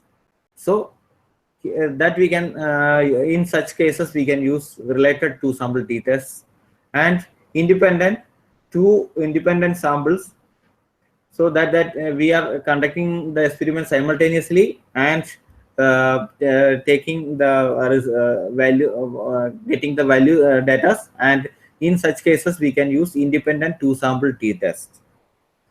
So first case, the same process is there, but in different time periods. That means same machine we are using in different conditions at different time periods. In that case, we can use related 2 sample t-tests we can use, and the same time different machines are using under different process experimental conditions. So in that cases, we can use 2 sample t-tests, independent t-tests. And one more t-test is there, that is 1 sample t-test. Compare the mean with 1 sample to a given value of population mean. So in that case, we record a global standard. So for example, I already said that in the case of electricity, 230 volt is the normal criteria. Like that, with some means, population mean is there, then we can compare that population mean with the sample mean. For that, 1 sample t-test we can use. Otherwise, we have to assume some population mean. And t-test is like that. So actually, this how to do t-test in Excel, and Excel is we can demonstrate lastly. Okay, that is better actually. In between that, you will take. Okay, next is ANOVA. ANOVA is the short form of analysis of variance. Actually, in ANOVA, actually the use of ANOVA is to check whether more than 2 groups are unique or not. This is the main thing. So, for example, a chemical engineer wants to compare the hardness of 4 blends of paints. So, a chemical engineer or a paint company, they wants to compare the hardness of 4 blends of paints. So, in that case, what we will do? We will take samples from the 4 blends of paints, and we will calculate ANOVA, analysis of variance, and that will say if the hardness, there is any difference in hardness between the 4 blends of paints. So here the null hypothesis is equal to H naught is equal to no difference between groups. That is the same null hypothesis we adopted in t-test also. Normally in all the tests we are using opposite things as null hypothesis. there is no difference between the groups.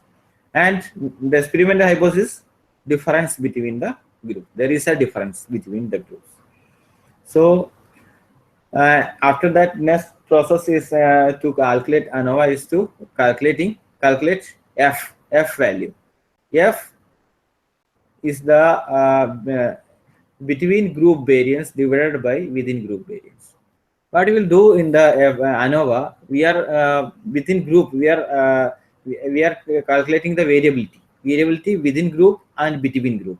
After that, we will take a rate of between group and within group, and we will get F value. For F to be significant, between groups variance should be considerably larger than the within group variance. So F to be significant, for F to be significant, the between group variances. Between group means group 1, group 2, group 3, or group 4. 4 groups are there. That variance should be considerably larger than within group, the same group, the variability within the same group. So that is a condition. What can be calculated from significant ANOVA? There is a significant difference between the group. Okay, after doing ANOVA, what we can conclude? So we can conclude that if there is any significant difference between the group, so there is 3 or 4, 2 or more groups, 3 or more groups are there. So we can say that after doing ANOVA, we can say that there is any significant difference between the group. For example, the same example of hardness of 4 blends of paint, we can gather data and do the analysis and get the results. If it's significant, we can say that yes, there is a significant difference difference in hardness between the 4 blends of paints. That we can conclude that. But it will not say that where is the actual difference. It will not say in which group the hardness is higher or lower. For that, we have to do further analysis. Otherwise, we can go for this one, t-test. Go for t-test for pairs. 4 groups are there. We have to 3 or 4 t-tests we can do, and we can analyze that.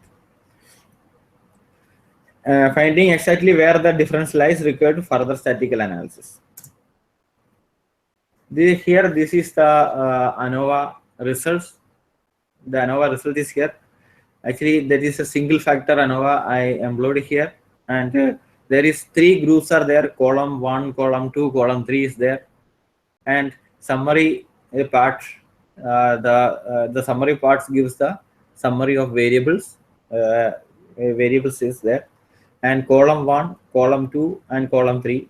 First column 1 indicates the first variable, and count of the variable is 30. 30 number of observations are there, and sum is this much 101.49, and average is 3.38, and variance is 0.0033.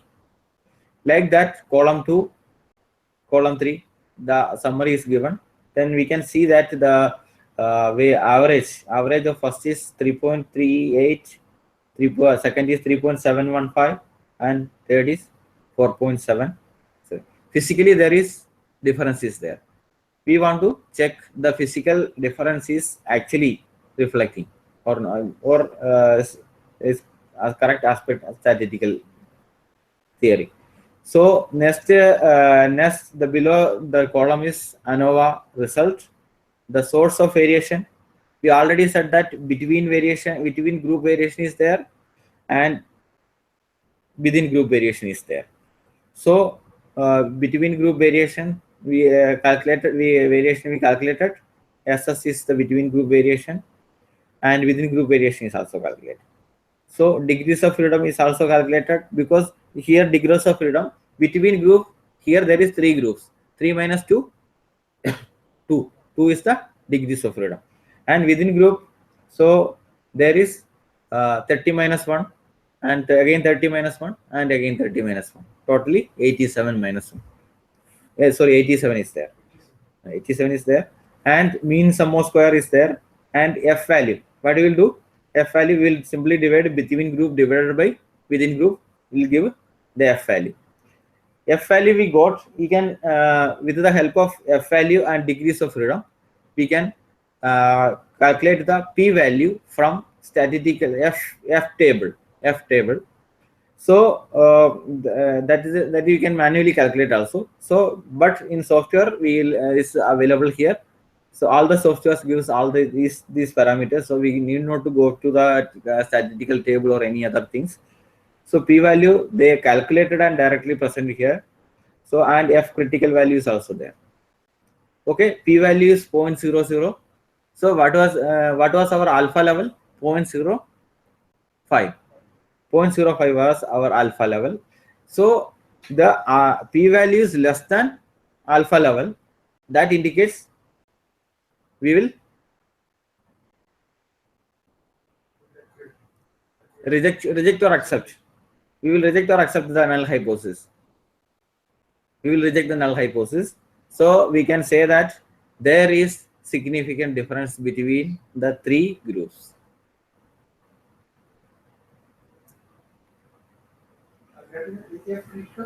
F critical value is also there. That is also for table value. We have to collect it from table, na? That purpose only. But directly we are getting P value. No need for go for that.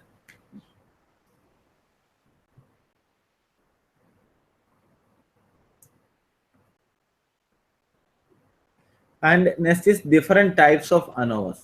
Right now we did single factor ANOVA, and same way we can do different multiple factor ANOVAs are also there. So different types of ANOVA, one way ANOVA, one factor within more than two groups. So we have more than 3 groups or 4 groups and with one factor.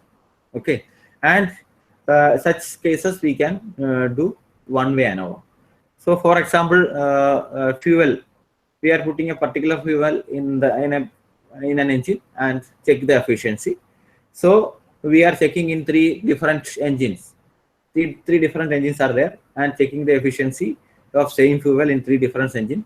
We will get data, fuel efficiency data in particular interval, and we can do ANOVA and check whether the fuel efficiency, the efficiency of particular fuel is genuinely differ or not, like that. So factorial ANOVA means we have one factor is there, our one fuel is there. We can add one more thing, one more factor we can add, and we can check whether there is any significant difference between the group and between the factor also. So that type of analysis, factorial ANOVA. And mixed design ANOVAs, that is a complicated scenario, multiple factors, multiple groups. This mixed factor ANOVA, that is the complicated procedure. So that also doing for complicated experimental situations. And next is t-test versus ANOVA. Now t-test versus ANOVA, that means t-test assess that the two groups means differ significantly. Actually, what t-test doing? T-test doing the finding the any significant difference between group 1 and group 2 only. Okay, can compare 2 samples or more samples given. But ANOVA, what ANOVA does? ANOVA can compare 2 or more groups. We can compare 3 groups, 4 groups, 5 groups, like that. But T is capability only for 2 groups only. But ANOVA can T can say that is the difference is between that 2 groups. But ANOVA only says there is a difference. It will not say that where the difference, in which difference lies between which group. Sometimes 3 groups are there. First group and second group are similar, and the third group is different. Then that condition is also, it says there is a difference, but 2 groups are similar also. In that case, we can do it with some further analysis there, or simply we can do t-test also for between 2 groups. We can analyze that. ANOVA compares more than two groups, more complicated scenario. They use variance instead of means. Actually, in t-test, we are using mean, sample mean for testing for testing, and in ANOVA we are using variance, how scattered the sample data. That criteria we are using. Actually, this is about mean and t-test and ANOVA, and now we'll going to proceed to correlation and regression. These are the actually ANOVA and t-test are normally using to test whether any difference between between two samples, or if there any significant difference between population or the sample. In such criteria situations we are using this one, t-test and ANOVA, and more tests are there, inferential tests are there, f-test or z-test is there. A lot of tests are available there. So this actually all the tests, the procedure is same. We have to calculate the test statistics. In z-test we are calculating z value, and ANOVA we are calculating f value, t statistics we are t value, like that. Each and every test there is a test statistics we have to calculate on the basis of the formula is there. We have to calculate the particular test statistics, and we have to get the probability value corresponding to that statistical table. If z-test, we have to go to normal distribution table, and t-test we have to look into the t table, and f we have to look into the f value. Like that, we have to get the p value and compare. On the basis of the p value, we can take necessary decision. Now we will go to correlation. So correlation is something different from t-test and ANOVA, because correlation, the name word itself says that there is that is for checking the relationship between two variables. So correlation is doing for strength and direction of relationship between two variables. This correlation test is used to check the strength and direction of the relationship between variables. Okay, that is correlation analysis. So for a better understanding, we will discuss about the scatter diagram. Here the below slide below, the three graphs figures are there. So there is the round dots are showing that the data points. So we can plot the data, x and y plot is there. Accordingly, we can plot that. The plotted data is there. So the red line is the red line shows the linear relationship between x and y variable. So the first figure, we can see that there is a positive correlation. What is positive correlation? Positive correlation, that indicates if x value increases, y also increases. So for example, in social science, there is an example is there. For income increases, expenditure also will increase. That is the thing. So fuel efficiency and that engine performance, that is also positively correlated. So like that, negatively correlated. One variable increases, the other decreases. So that is called negative correlation. And third one is no correlation.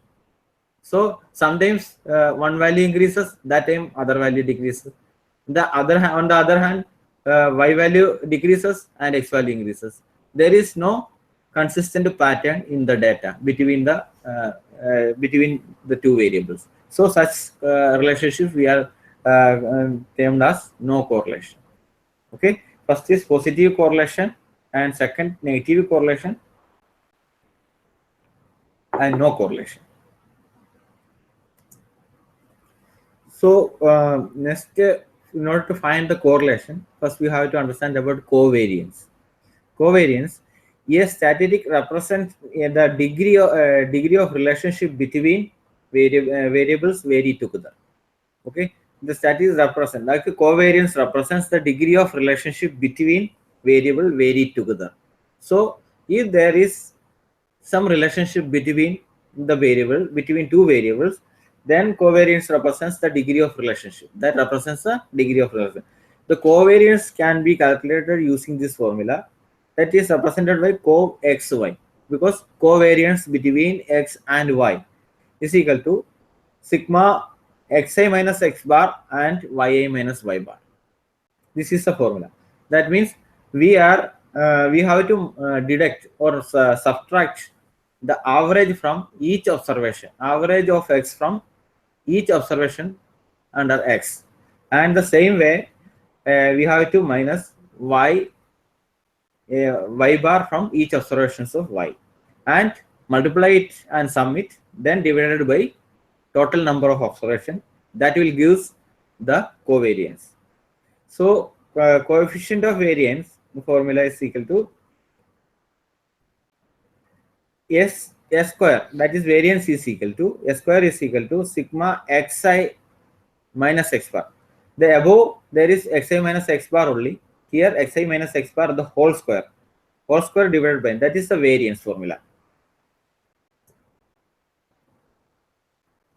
So here we calculated using covariance. First we have to calculate covariance of x and y, and variance of x and variance of y separately. Then we with the help of these three items we can calculate correlation between x and y. So what covariance, what will it gives? So the representing the relationship between degree of relationship between the two groups, two variables. So then now we will go to correlation. Correlation, commonly used correlation by the statistics is Pearson's correlation coefficient. That is notation is R. The equation is equal to R of xy. R of xy means correlation coefficient of x and y is equal to cov xy. Cov xy already defined in the previous slide, divided by variance of x and variance standard deviation of x and standard deviation of y. So these things already we discussed in the previous slide, and that will give the correlation, Pearson correlation coefficient of coefficient between variable x and y. So actually the R of xy, after calculating the correlation, we will get the value between -1 and +1. Okay, the value between -1 and +1. -1 indicates that maximum negative correlation. That indicates that one variable increases, the other variable decreases. That is the thing, that -1 correlation increases, shows that maximum negative correlation, and +1 automatically maximum positive correlation. 0 means no correlation. Here this scenario we can see that. Here this is +1. First one is correlation is +1. +1, not surely +1, above 0 and between 0 and +1. Okay. The second case between 0 and -1, and in the third case that is 0. 0 or somewhat near 0.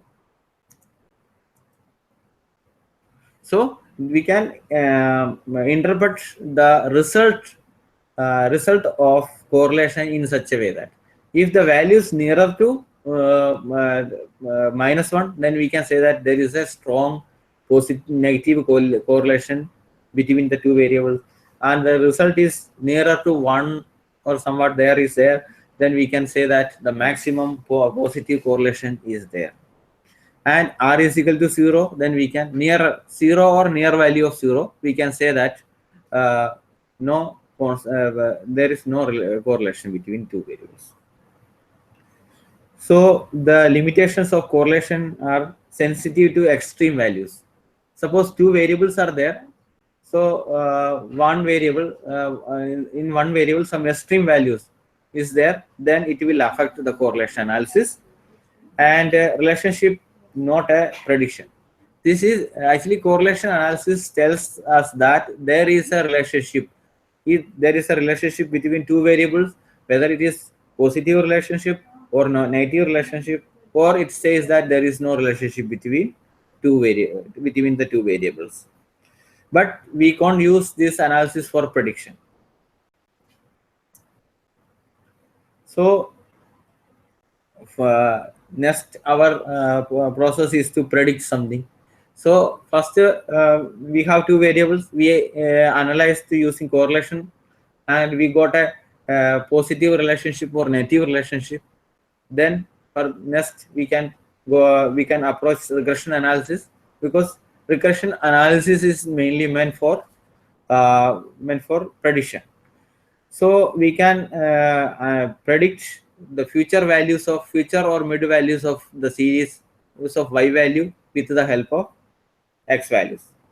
Regression, the prediction of one variable from the knowledge of one or more other variables. That is the regression analysis, because we have two variables or two or more variables.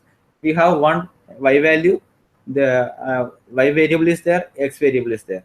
So if they have some correlation between these two variables, that is positive or negative, whatever may be, some correlation should be there.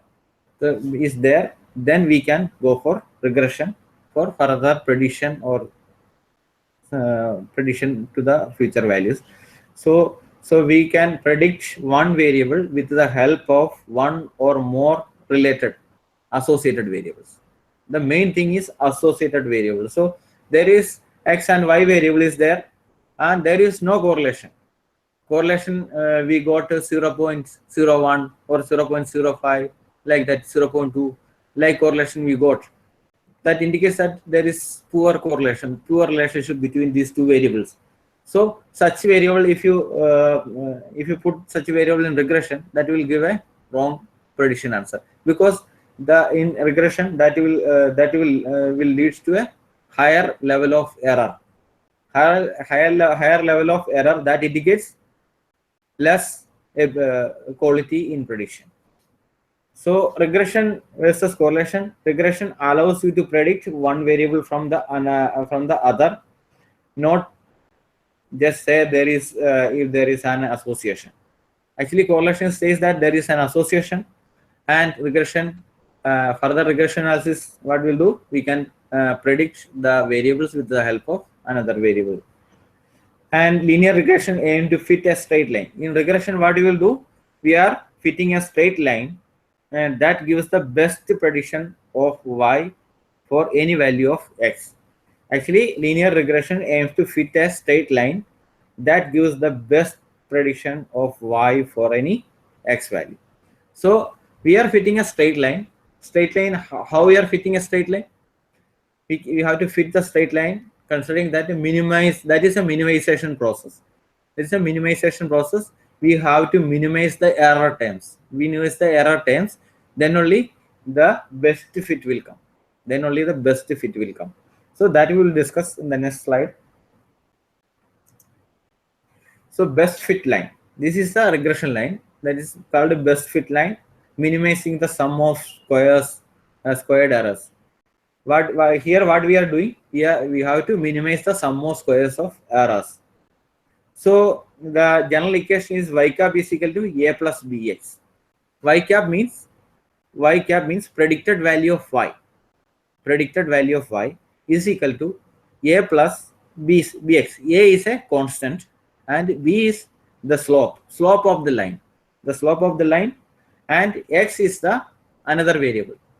X and y are two variables. That is correlated variable, two correlated variable. Here we are fitting y cap is equal to a plus bx. Y is the predicted value of y. Y cap is the predicted value of y, and b is the slope of the regression line. And the slope of the regression line, a is the intercept. Okay, a is the intercept. You can say that constant also. So intercept, that means the y axis where it intercept, that's still. Okay, and x is the another variable, related variables. So here in this graph, we can say that the line, red line is equal to y cap is equal to bx plus a, otherwise a plus bx, both are same. So here the green dots are actual points, observed points. We have x value and y value. On the basis of that, we plotted the green values, green dots. Okay. On the basis of that green values, considering our green values, we fitted a line by minimizing the sum of squares, squared errors. The red line we fitted. So here we can see that this green line is here. Here this green line is green dot is here. Corresponding to this green dot, there is a brown dot on the line. The brown dot on the line indicates that the green instead of the green dot, we predicted that green dot on the line is a brown dot. Okay, so brown dot, the distance between the green dot and the brown dot on the line is the residual or error. We can say that is the prediction error. So we have to minimize the sum of squares of this error. Then only we will get a best fit. So residual error, the difference between obtained and predicted value. Okay, our actual value and predicted value, the difference between actual value and predicted value is the residual error. That means mathematically we can say that y minus y cap. So the green line is y and the brown line, brown dot on the brown dot on the line is y cap. Okay, so we this is the error. So we have to minimize the error. The best fit line values of A and B is the one that minimizes the sum of squared error. Okay, actually the mathematically we can say that sigma y minus y cap the whole square, we have to minimize that. If we minimize that, the line will be best fit. How actually we are nowadays a computer, a lot of softwares are available. Any kind of data if you put inside the computer, that will give an output. Some cases, string cases, that will give an error. If it is fed in that, is this kind of activity is not allowed. Otherwise, that will give an error. In the case statistics, in the case of statistics, we have to be careful that what data we are inserting and what we are expecting from the computer. So if two variable, we are inserting two variable and instructing the computer to do the regression analysis, that will do and give it. So we have to ensure that first to do the correlation and check if there is any relationship between x and y variable. If there is any relationship, then only we will go for regression analysis. After doing regression analysis, here is also some statistics. We can check whether the fitted model is good enough to explain. So we can calculate the regression line for any data, but how well does it fit the data? The total variance is there. We have total variance is equal to predicted variance plus error variance. That means the total variance is there. The total variance is the sum of predicted variance and the error variance. So mathematically we can say that variance of y is equal to variance of y cap plus variance of error. Also it can be shown that r square is the proportion of the variance in y, that is explained by our regression model. Actually r square is equal to the predicted variance divided by the total variance, that is r square. Instead of insert r square sy into the above formula, we will get the error variance. Error variance is equal to the total variance into 1 minus r square. from this we can see that the greater the correlation, the smaller the error variance. So we have to ensure that the variable used in regression analysis should have good correlation.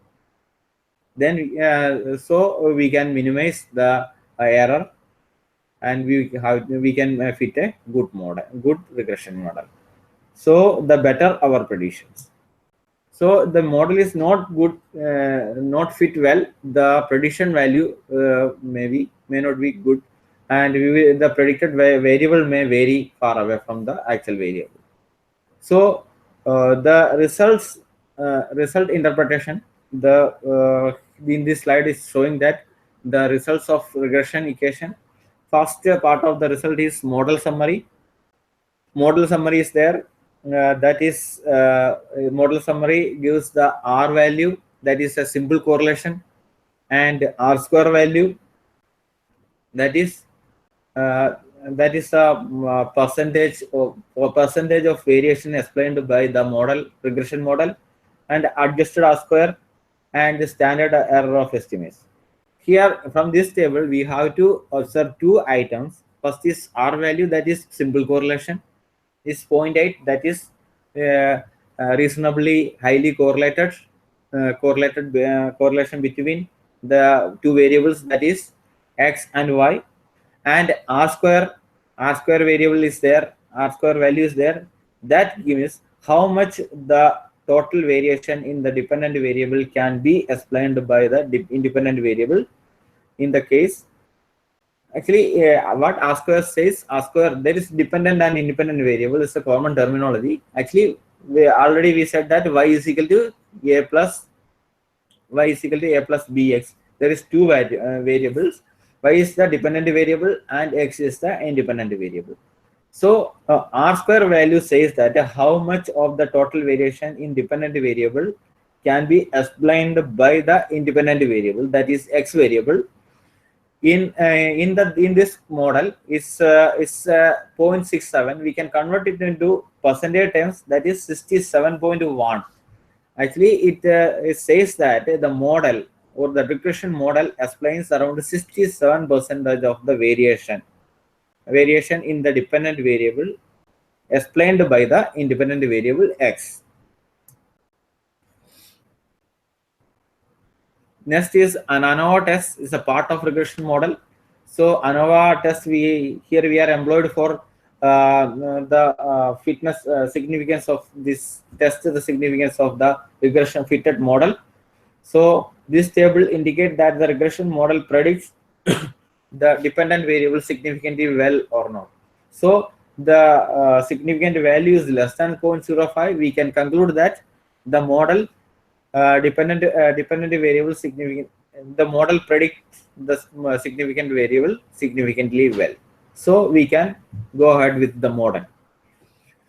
First of all, we have to check the percentage of variation explained using R square value. Second, we have to check the ANOVA results, significance of ANOVA. If it is less than 0.05, we can go ahead with that. And last result, part of the list of results is coefficients. The model coefficient is there, and under the model constant is there. Then the x value is there. Actually, that is a variable there. Minimum main memory in kilobyte. Actually, this example we will do in Excel also. So minimum main memory in the kilobyte. Actually, this is a computer. The analysis for a computer hardware. So we will discuss this in the practical session of using Excel. So here we can say that coefficient. Under the coefficient, there is two categories there: unstandardized coefficients and coefficient and standardized coefficient. Okay, we are right now we are using the unstandardized coefficients only. That is beta below beta constant is 5.579. That is, in our equation we can see that y is equal to a plus bx. That a is we can say that a is 5.579, and bx, in the bs component, b is equal to 0.033. that is, and the slope of the regression line, this thing. And last column, we have to check the last column, t value and its significance. Actually, t value, what here t value checks the slope reflected by reflected in the beta coefficient is actually slope or not. So here the against the variable the minimum main memory in kilobytes, the significance level is 0.000, that is less than 0.005. So we can go ahead with this variable. So there is that indicates there is a slope in the really a slope in the slope shown by the estimated by in the model is really there. So this is the regression analysis, and this is a bivariate regression analysis. We can do multiple regression analysis also. Actually, in multiple regression analysis, the entire process is same, but in the bivariate there was two variables, one dependent variable and one independent variable. But in multivariate multiple regression analysis, there is more than one independent variables. One dependent variable is there, y is there. Why we are predicting y with the help of more than one dependent variable, independent variable, that is x1, x2, x3 are the independent variable. So accordingly we will get a slope of x1, slope of x2, slope of xn, like that. So b1 is the slope of x1, b2 is the slope of x2, like that. Bn is the slope of xn. So the parameters reflects the independent contribution of each independent variable x to the value of the dependent variable y. That is the amount of variance in y that is accounted for by each x variable. All the other x variables have been accounted for. So actually, what multiple regression says that if one variable, actually x1, for example, x1 increases by 1%, that will reflect y1 by b1 times. That is the thing, keeping all other independent variable constants. So we can insert the suitable values of x1, s2, s3 or xn. We can predict the value of y, corresponding value of y. These are all about t-test, ANOVA, correlation and regression analysis. So now we will do the analysis with the help of Excel. So that will helpful.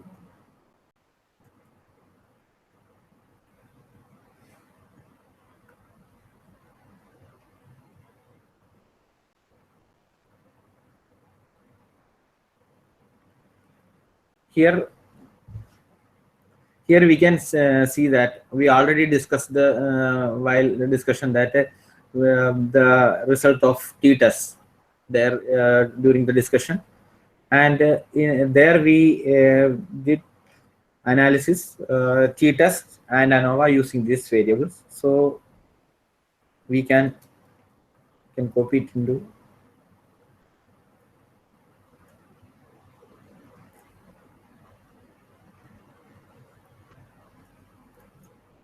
So one experiment completed using 3 algorithms, that is GA, genetic algorithm, PSO, and Newton-Raphson.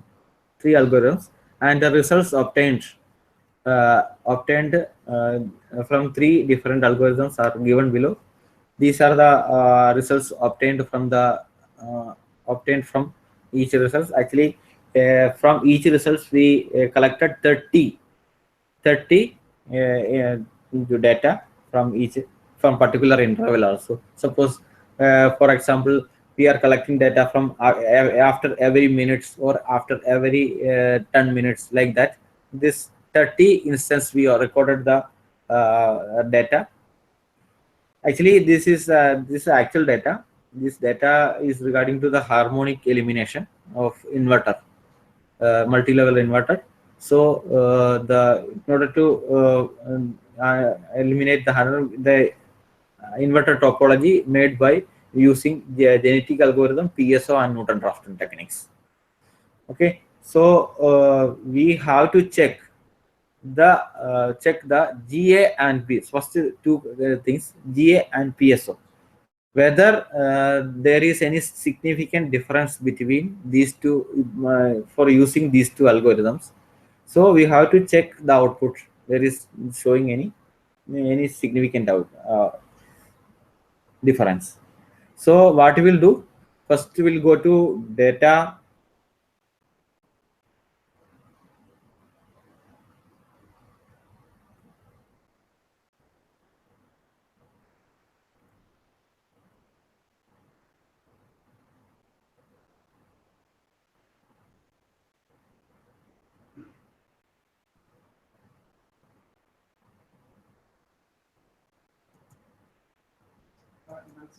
Mhm.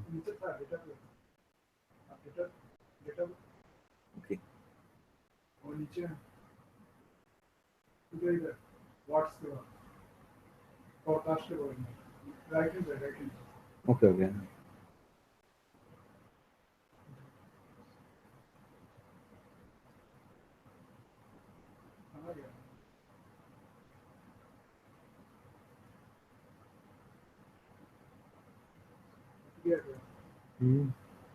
I will check audit.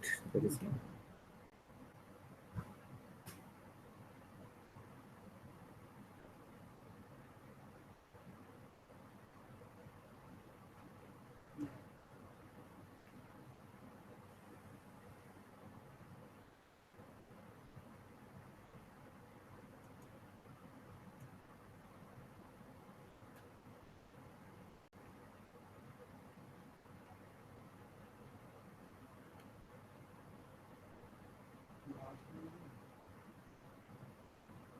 Solver भी डाल दो solver भी डाल के देखिए तो उसके नीचे आएगा एटम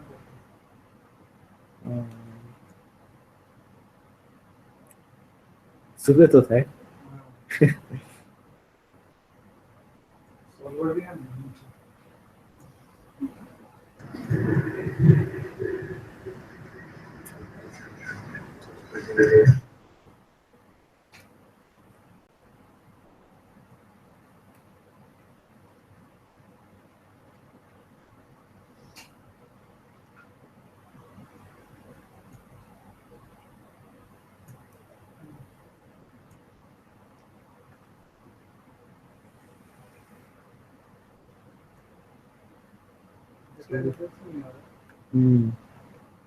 ऊपर हटा कर फिर रिमूव करके फिर वापस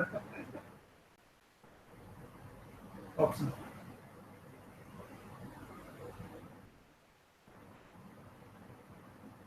हाँ वो वाला हाँ ये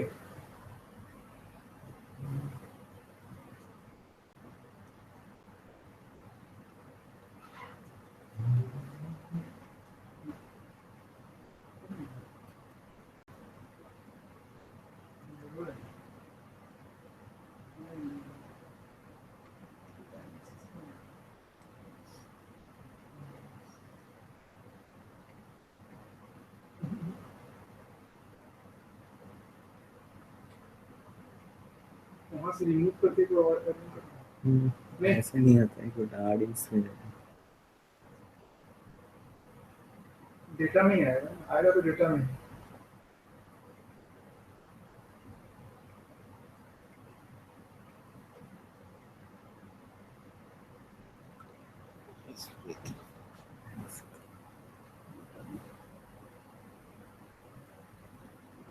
सॉल्वर के नीचे ही वही तो देख रहा हूँ उधर ही आना चाहिए आता है वहीं पर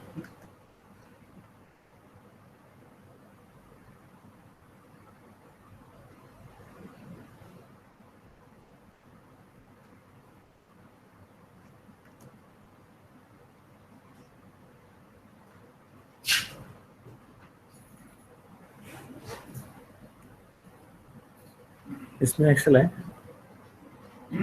एक्सेल है इसमें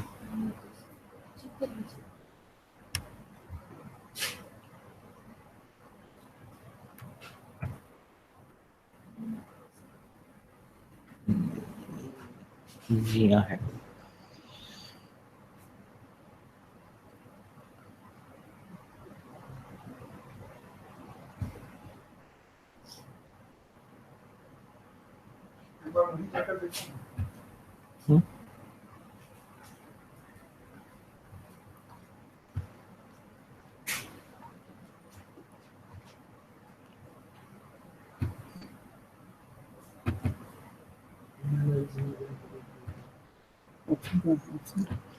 ऑप्शन नहीं है सर इसमें नहीं है, हैं?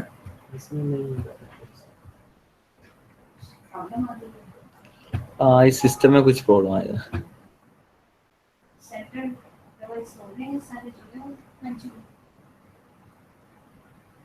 हाँ, ओके कर दीजिए इसको। तो इसको हटाते हैं, ठीक नहीं, है? वो नहीं आएगा। एक बार हटा कर और वापस कीजिए, ठीक है? अब वापस अब वापस रन कर।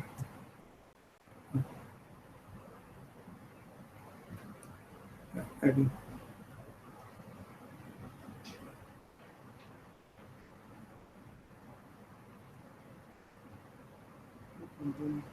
नहीं बनेगा। हाँ,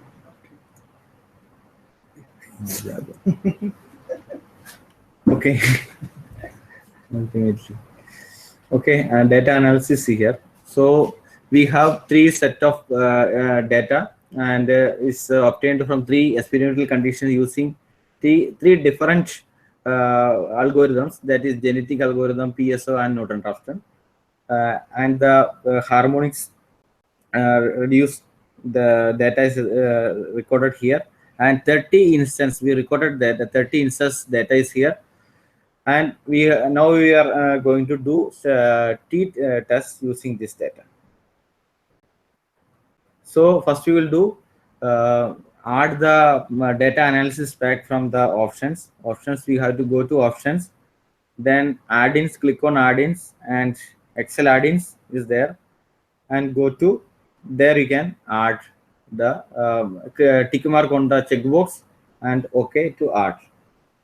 So after that, the data analysis tool pack will come here, and click on the tool pack, and here we can see the data analysis things.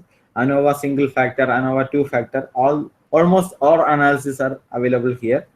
So from here we can select two sample with the assume equal variance. So we will select that and click OK. So select first variable, select shift and select it. Then select second variable.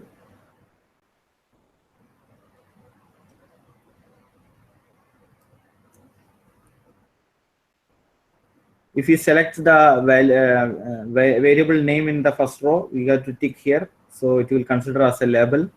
And hypothesis mean, we are checking that there is no difference between mean. That is a null hypothesis. So alpha level is 0.05. That is standard thing. No need to change that. So we have to define the output range here. Click here and define the output range. You can keep this here also. Select the output range. We can take the output in the different sheet also. That for this option you can use different workbook also for this different option. Okay, click OK. Then we will get this results, t-test results. This we already discussed while during the discussion. So this is some scientific notations also there, so we can convert it into number. So number value it will give like this. So the mean of the observations under GA algorithm is 0.38, and PSO is 3.72.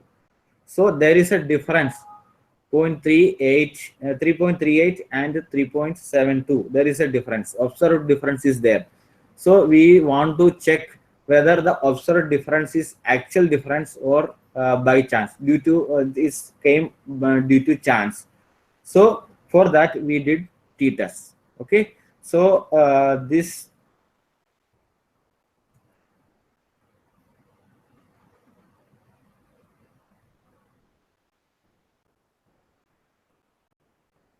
will go to the slide.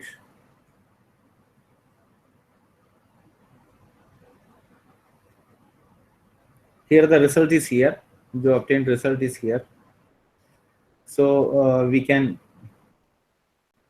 see that the 0.38 is the average of mean of the first GA algorithm based results, and 3.72 is the PSO algorithm based results. Okay, our H0 hypothesis is mu1 minus mu2. Mu1 means GA mean under GA, and mu2 is equal to mean under PSO, that is 3.38 and 3.72. That's the difference is 0. That means that that we assume that mu1 is equal to mu2, and the alternative hypothesis mu1 not equal to mu2. So not equal to here, the not equal to we are testing not equal to mu1, mu2 not equal to mu2. That case we are using two-tailed test. So in our test, Excel provides all the results at a time. So one tail test is also tail value is also there, and two tail values there. According to our alternative hypothesis, we have to decide which tail value we want to use. So this is a greater than or less than test, we can use one tail value, and it's a not equal to test, we can use two tail test. So here our t statistic is minus 27.53, and our two-tailed critical value is 2.01. That means our acceptance region is between minus 2.01 to plus 2.01. So our statistics came as minus 27.53. That is below the critical region, that is coming under the rejection region. Therefore, we reject the null hypothesis. Null hypothesis, what is null hypothesis? There is no difference. Reject the null hypothesis, and we can say that the alternate, we will accept the alternative hypothesis by saying that 3.38 and 3.72, the observed difference is not due to by chance. There is actual differences there. So in such a way, we can test the experiments using t-test. So next we can, here three variables are there. We just used the two variables for t-test, and now we are doing ANOVA. For ANOVA, we will use the three variables. Again, we will go to that analysis tool pack and go for single factor ANOVA. So single factor we can use because we are measuring only one factor in three conditions. Okay, then click OK. Input range, we can define that.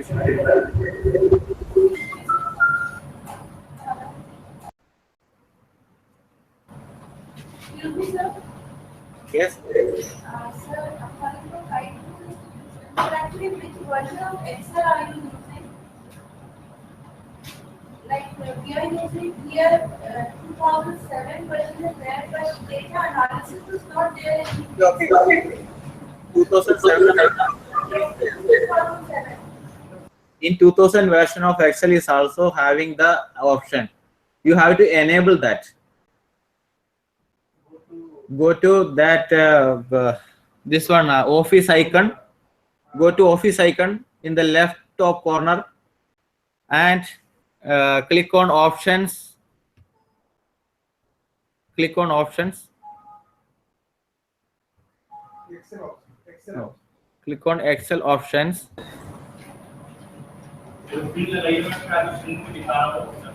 Click on Excel options and go to add in. Excel option. Excel options. So actually here it is. So please Excel option, where it is Excel option? Excel option, within that left side add-ins are there. Add-ins are there. Click on add-in.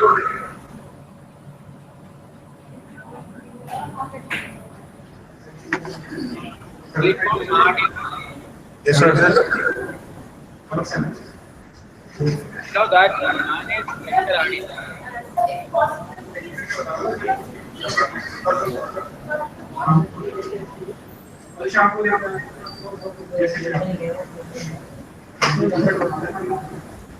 Go to Excel add-in, manage Excel add-in, and press the button go. Then the small window will open. There you can select analysis toolpack. Analysis toolpack. Tick the checkbox and click OK. Then it will the analysis toolpack will be enabled and the menu it will appear below data menu. Okay.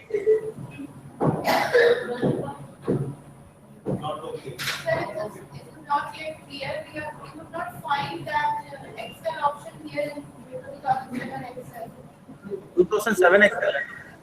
Yes, it is 2007. 2007. Press the office icon left top corner. Top left corner, which icon is there? It is written Office icon. Office icon is there. office icon. Yes, the office. Okay. Office icon. There last. Yes, sir. Excel option is just to be done. Click on Excel option.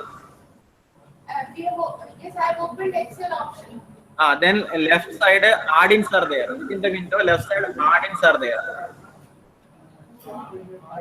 Add-in. Okay, Add-in. Then come to the bottom of the window. Manage Excel add-in. manage Excel add-in. Yes. Press go button. Okay, sir. Done. Then Press go button.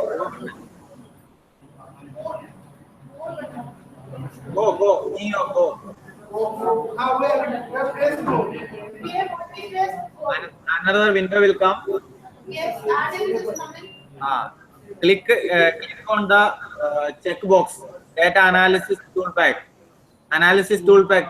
Tick mark. Yes, sir. Done. Tick it and OK. Only the first one is to be clicked. Analysis toolpack. You can tick all. Also, there is no problem. At present, you can tick first one and press OK.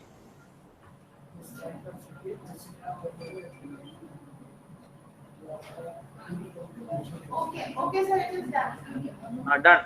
Then under data menu, under data menu tab, last data analysis will be there. Okay, sir. Put it. Thank you. Okay, let's continue. So now we will do the ANOVA analysis using Excel. So we will click on data analysis and single factor ANOVA. Within this, you have to highlight single factor ANOVA. Then press OK. Then you have to insert the data in here. Click here and select the entire data, 3 columns, and select the entire data. Then tick the label box, label in the first row because label is there, and alpha is 0.05, that is common, so no need to change that. And tick the output range. Here we can give the output. So we can give the output range here, and you can actually one more thing is there, group by column. So our variables are in columns. So radio button is on by column only. Press OK. This will give us the ANOVA single factor ANOVA results. So here GA is there, PSO is there, and NR is. 3 algorithms are there. Total counts are there. 30 observations we collected from the collected while doing the experiment, and Sum is there, average is there, and variance is there. Okay, these are descriptive statistics. So the average we can see that 3.38, 3.71, and 4.77. So ultimately, what we are checking, if there is any significant difference between the three algorithms, the results from the three algorithms. So the next below that ANOVA result is there. Above that the summary statistics was there. So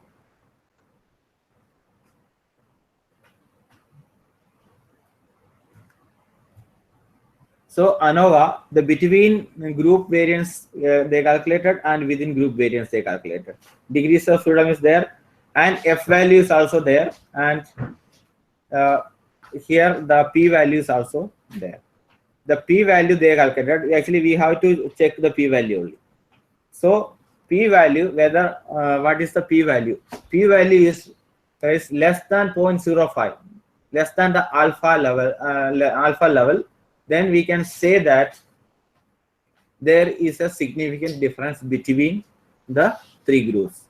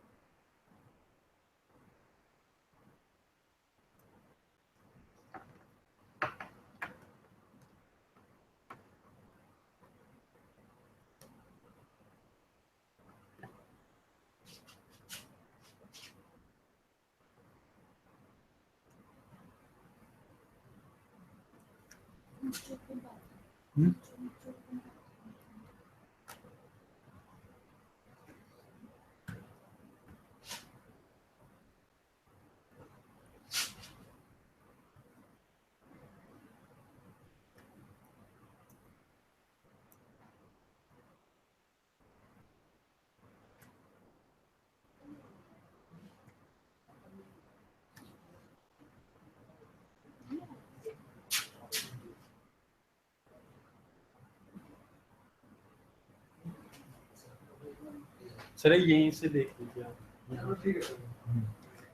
Okay, that we can conclude that there is a significant difference between the three groups. So now we'll do the next item.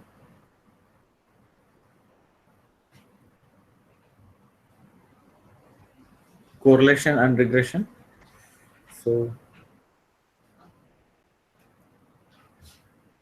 here the data is related to computer CPU performance. Data is there, and we have to do correlation and regression using this data. First, the data is there. Here the data is there. Vendor name, model name, and this one machine cycle time in nanoseconds. Next is minimum main memory in kilobytes, maximum main memory in kilobytes, and cache memory in kilobytes, and minimum channel in units in units, and minimum channel in units, maximum channel in units, and published relative performance in relative performance, and estimated relative performance from the original article. Okay, we are first we will do correlation, then after checking the results of correlation we will go for a regression. So actually these two variables are name of the vendor and the model name. We not need to do the correlation also. So first we will do the correlation. Go to data analysis. Correlation is there. Okay, we will select the variables.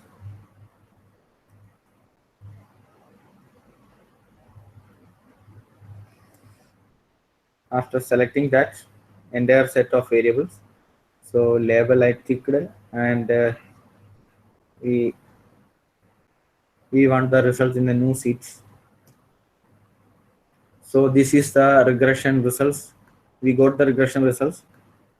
So we can see that.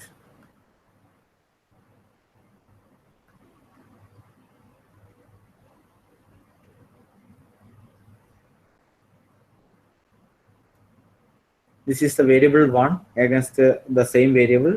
The correlation between the same variable is 1 always. So this is the second variable versus first variable. This is third variable versus first variable. This is called a correlation matrix. So one row we can see that what is the correlation between the between variables. So this is the eighth variable and first variable, that is minus 0.28. That is a negative correlation. That's not a good correlation. If the correlation is ranging from -1 to +1, but the plus 0.5 to -0.5 we normally consider as a weak correlation. So such cases we don't. It's recommended to not go for regression analysis, because that will create a higher degree of error, and the reliability of the prediction will be low. So the good correlated variables, we have to select that. So here we can say that this variable is PRP and ERP. PRP and ERP have good correlation, that is 0.966. So first we can use these two variables, PRP and ERP. We will do regression analysis and see. So accordingly, we can see the correlation of other variables also. This also good correlation, that is MMAX, maximum main memory in kilobytes, and this variable is ERP. Okay, so we will do regression analysis first. So go to data and data analysis stack.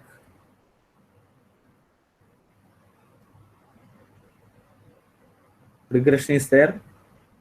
Click on regression. Then it will ask two variables.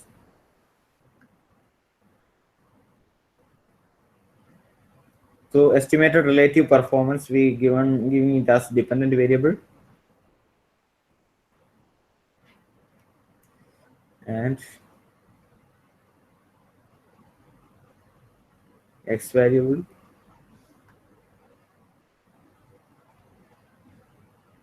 This one.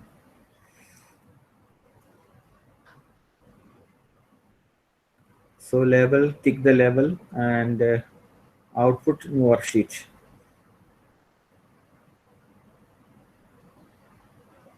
Here more options is also there. If you want to generate the residual, you can tick here. Residual plot, you can tick here. Normal probability plot, but we require the exact summary, the conclusion only. So we'll click OK. That will give. This is the regression analysis result. So first it gives multiple regression, multiple R square, adjusted R square, standard error, observer. How much observations are there? Is around 209 observations are there.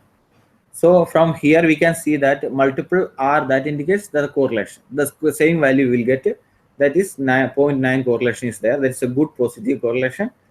And R square indicates the how much variability explained by the independent variable on the dependent variable. That is 0.812. We can convert it into percentage. That means 80. The model is explaining around 81% of the variation. So that's a good model. So it's explaining around 80%. Only 20% is remaining. And now we have to go to ANOVA analysis. ANOVA, we have to check the significance level. If it is less than 0.05, we can go ahead with this model. Is 0.00, this is less than 0.05. So the model is also fitted well. Now here the coefficients, the intercept, the coefficient is there, and the dependent variable slope of the dependent line is there. So we can use this and these two variables.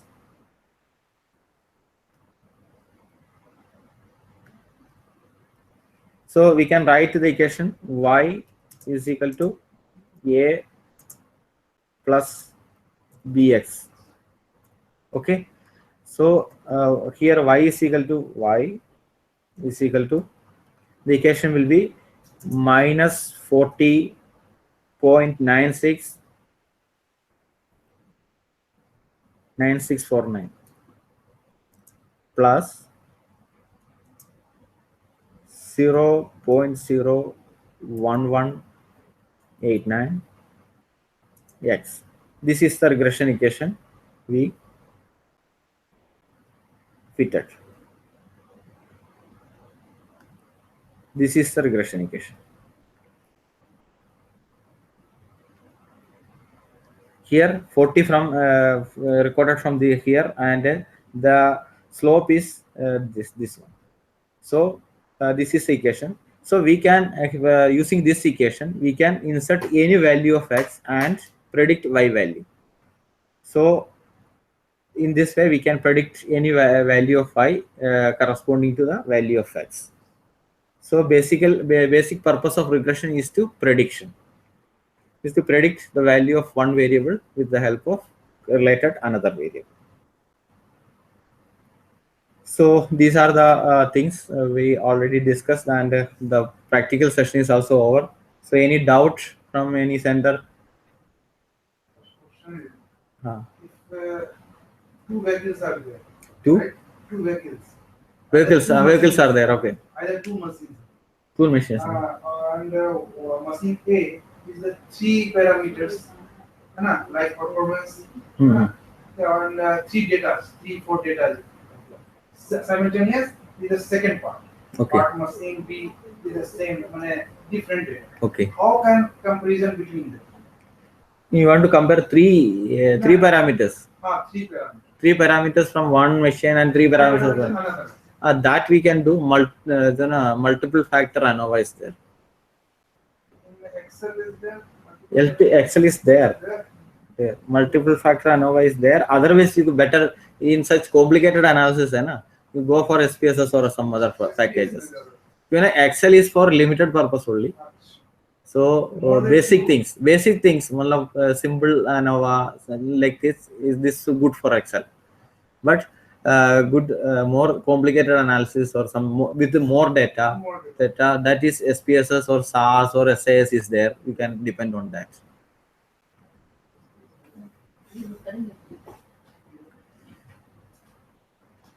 Any questions?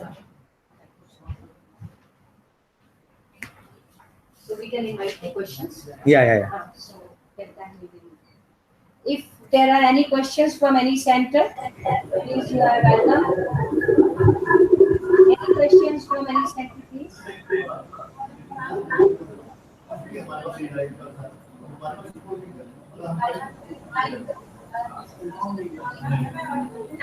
let me out in. You are not audible. Am I audible now?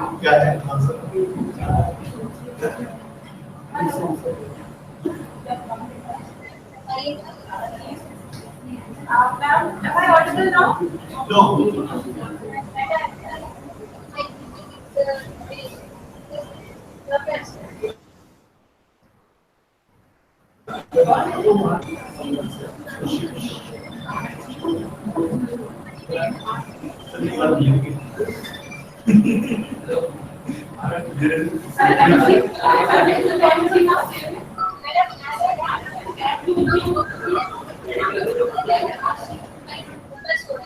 पीछे वाले सबको मना कर दो बोलना, फिर आपका आवाज सुनाई देगी हमें.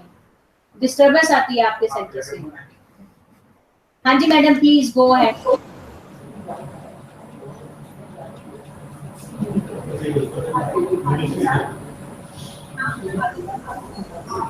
I just want to know that sir has discussed about the P value. So actually, whenever we teach the students about these tests, simply the methodology which we use is the hypothesis is like a 5-step procedure, and in the last step, after the calculations, the value which is coming out, the calculated value and the tabular value is compared. When the tabulated value is more than the calculated value, we generally accept the hypothesis. But when we, what is the significance of that P? What is this P value? How this P is calculated? Because this P is not calculated value. So what is this P value? Okay. Actually, Yes, he is coming to the answer. Yes. hello. Actually, you are in textbooks that is given there. Calculator. We are calculating a test statistics, and with the help of we are getting from table some values are there, and we are comparing that calculated value less than table value. Then we will accept or reject something there. But in software, they are actually the table value they are calculated, and they are calculating, and after that they are giving it as a probability, or in terms of percentage they are giving directly. So no need to go for table value. That is the thing. Actually we are manually calculating. You have to go to the table and take the probability, the table value, and convert compare with the calculated value. Here no need for that, because is already computer is doing all the process for you and ultimately giving a result. Simply look into the p value. If it is for less than 0.05, you can accept reject the null hypothesis. That is. So basically it is opposite to what exactly is being, done, because P value is rejecting the hypothesis if the value which is coming out is less. But in general practice, when we are doing it manually, we accept that hypothesis. When the calculated value is less than the tabular value, we accept it. But in this practice, it is opposite. Like P value is, if the P value is coming out to be less than the tabular value, we are rejecting the hypothesis. Is it like that?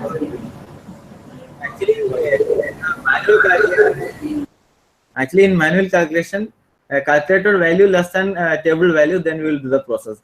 But after that, what computer is doing, computer is comparing these two values, these calculated value and table value, and converting it into a probability, and saying that if the value is less than alpha level, that is 0.05, then we can reject the null hypothesis. That is less than 0.5. That means that that coming under rejection region. Then that's why we are saying that from computer output we have to simply look the p value. If it is less than 0.05, we can simply reject the null hypothesis and accept the alternative hypothesis. Okay, sir. Thank you. Thanks a lot for the reply. Yes, any question from any other center?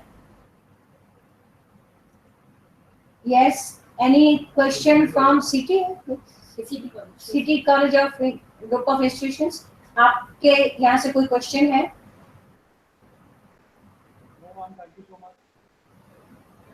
No question. Okay, any question from any other center? RTU. Kota.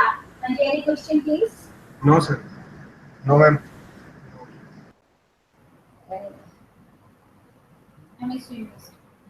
MS university Baroda. हाँ जी, कोई question है आपके यहाँ से? Hello. हाँ जी madam. हाँ. Sir, how do we calculate alpha value? Alpha value is it's a fixed value, that is 0.05. In all cases. In all cases? Huh? In all cases? Actually, we are deciding the result on the basis of 95% confidence interval.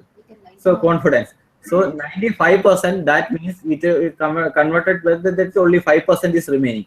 That is, that 5% we are converting it as 0.05. 5% divided by 100, that is 0.05. Actually, we can go for 99 also, but commonly accepted, that is 95%. Below, above that, we will not accept. Okay, thank you, sir. Any other question, please? Okay, if there is no question, we wind up the discussion here, and this we will be continuing statistical analysis in the next week also using SPSS. On 10th May in the afternoon session from 2 to 4, we have invited another expert from Punjab University. He will discuss about the SPSS software also and give demo for that also. We are highly grateful to Dr. Yajin for being with us and sparing his time, and he has beautifully explained descriptive as well as various inferential statistical techniques, and also demonstrated those things using Excel also. Say if you don't have a SPSS with you, which is very costly software, and if your institution doesn't have that, some of the calculations he has very beautifully explained with the example. You can use just Excel, and I would say when there is a limited type of research, not too many of the variables are there, then of course you can use Excel for reaching at the results. So thank you, sir, for explaining the things so beautifully. Thank you all. Thank you. So we will be meeting tomorrow at 9:30 a.m. for next session on these sampling techniques. Thank you, everybody.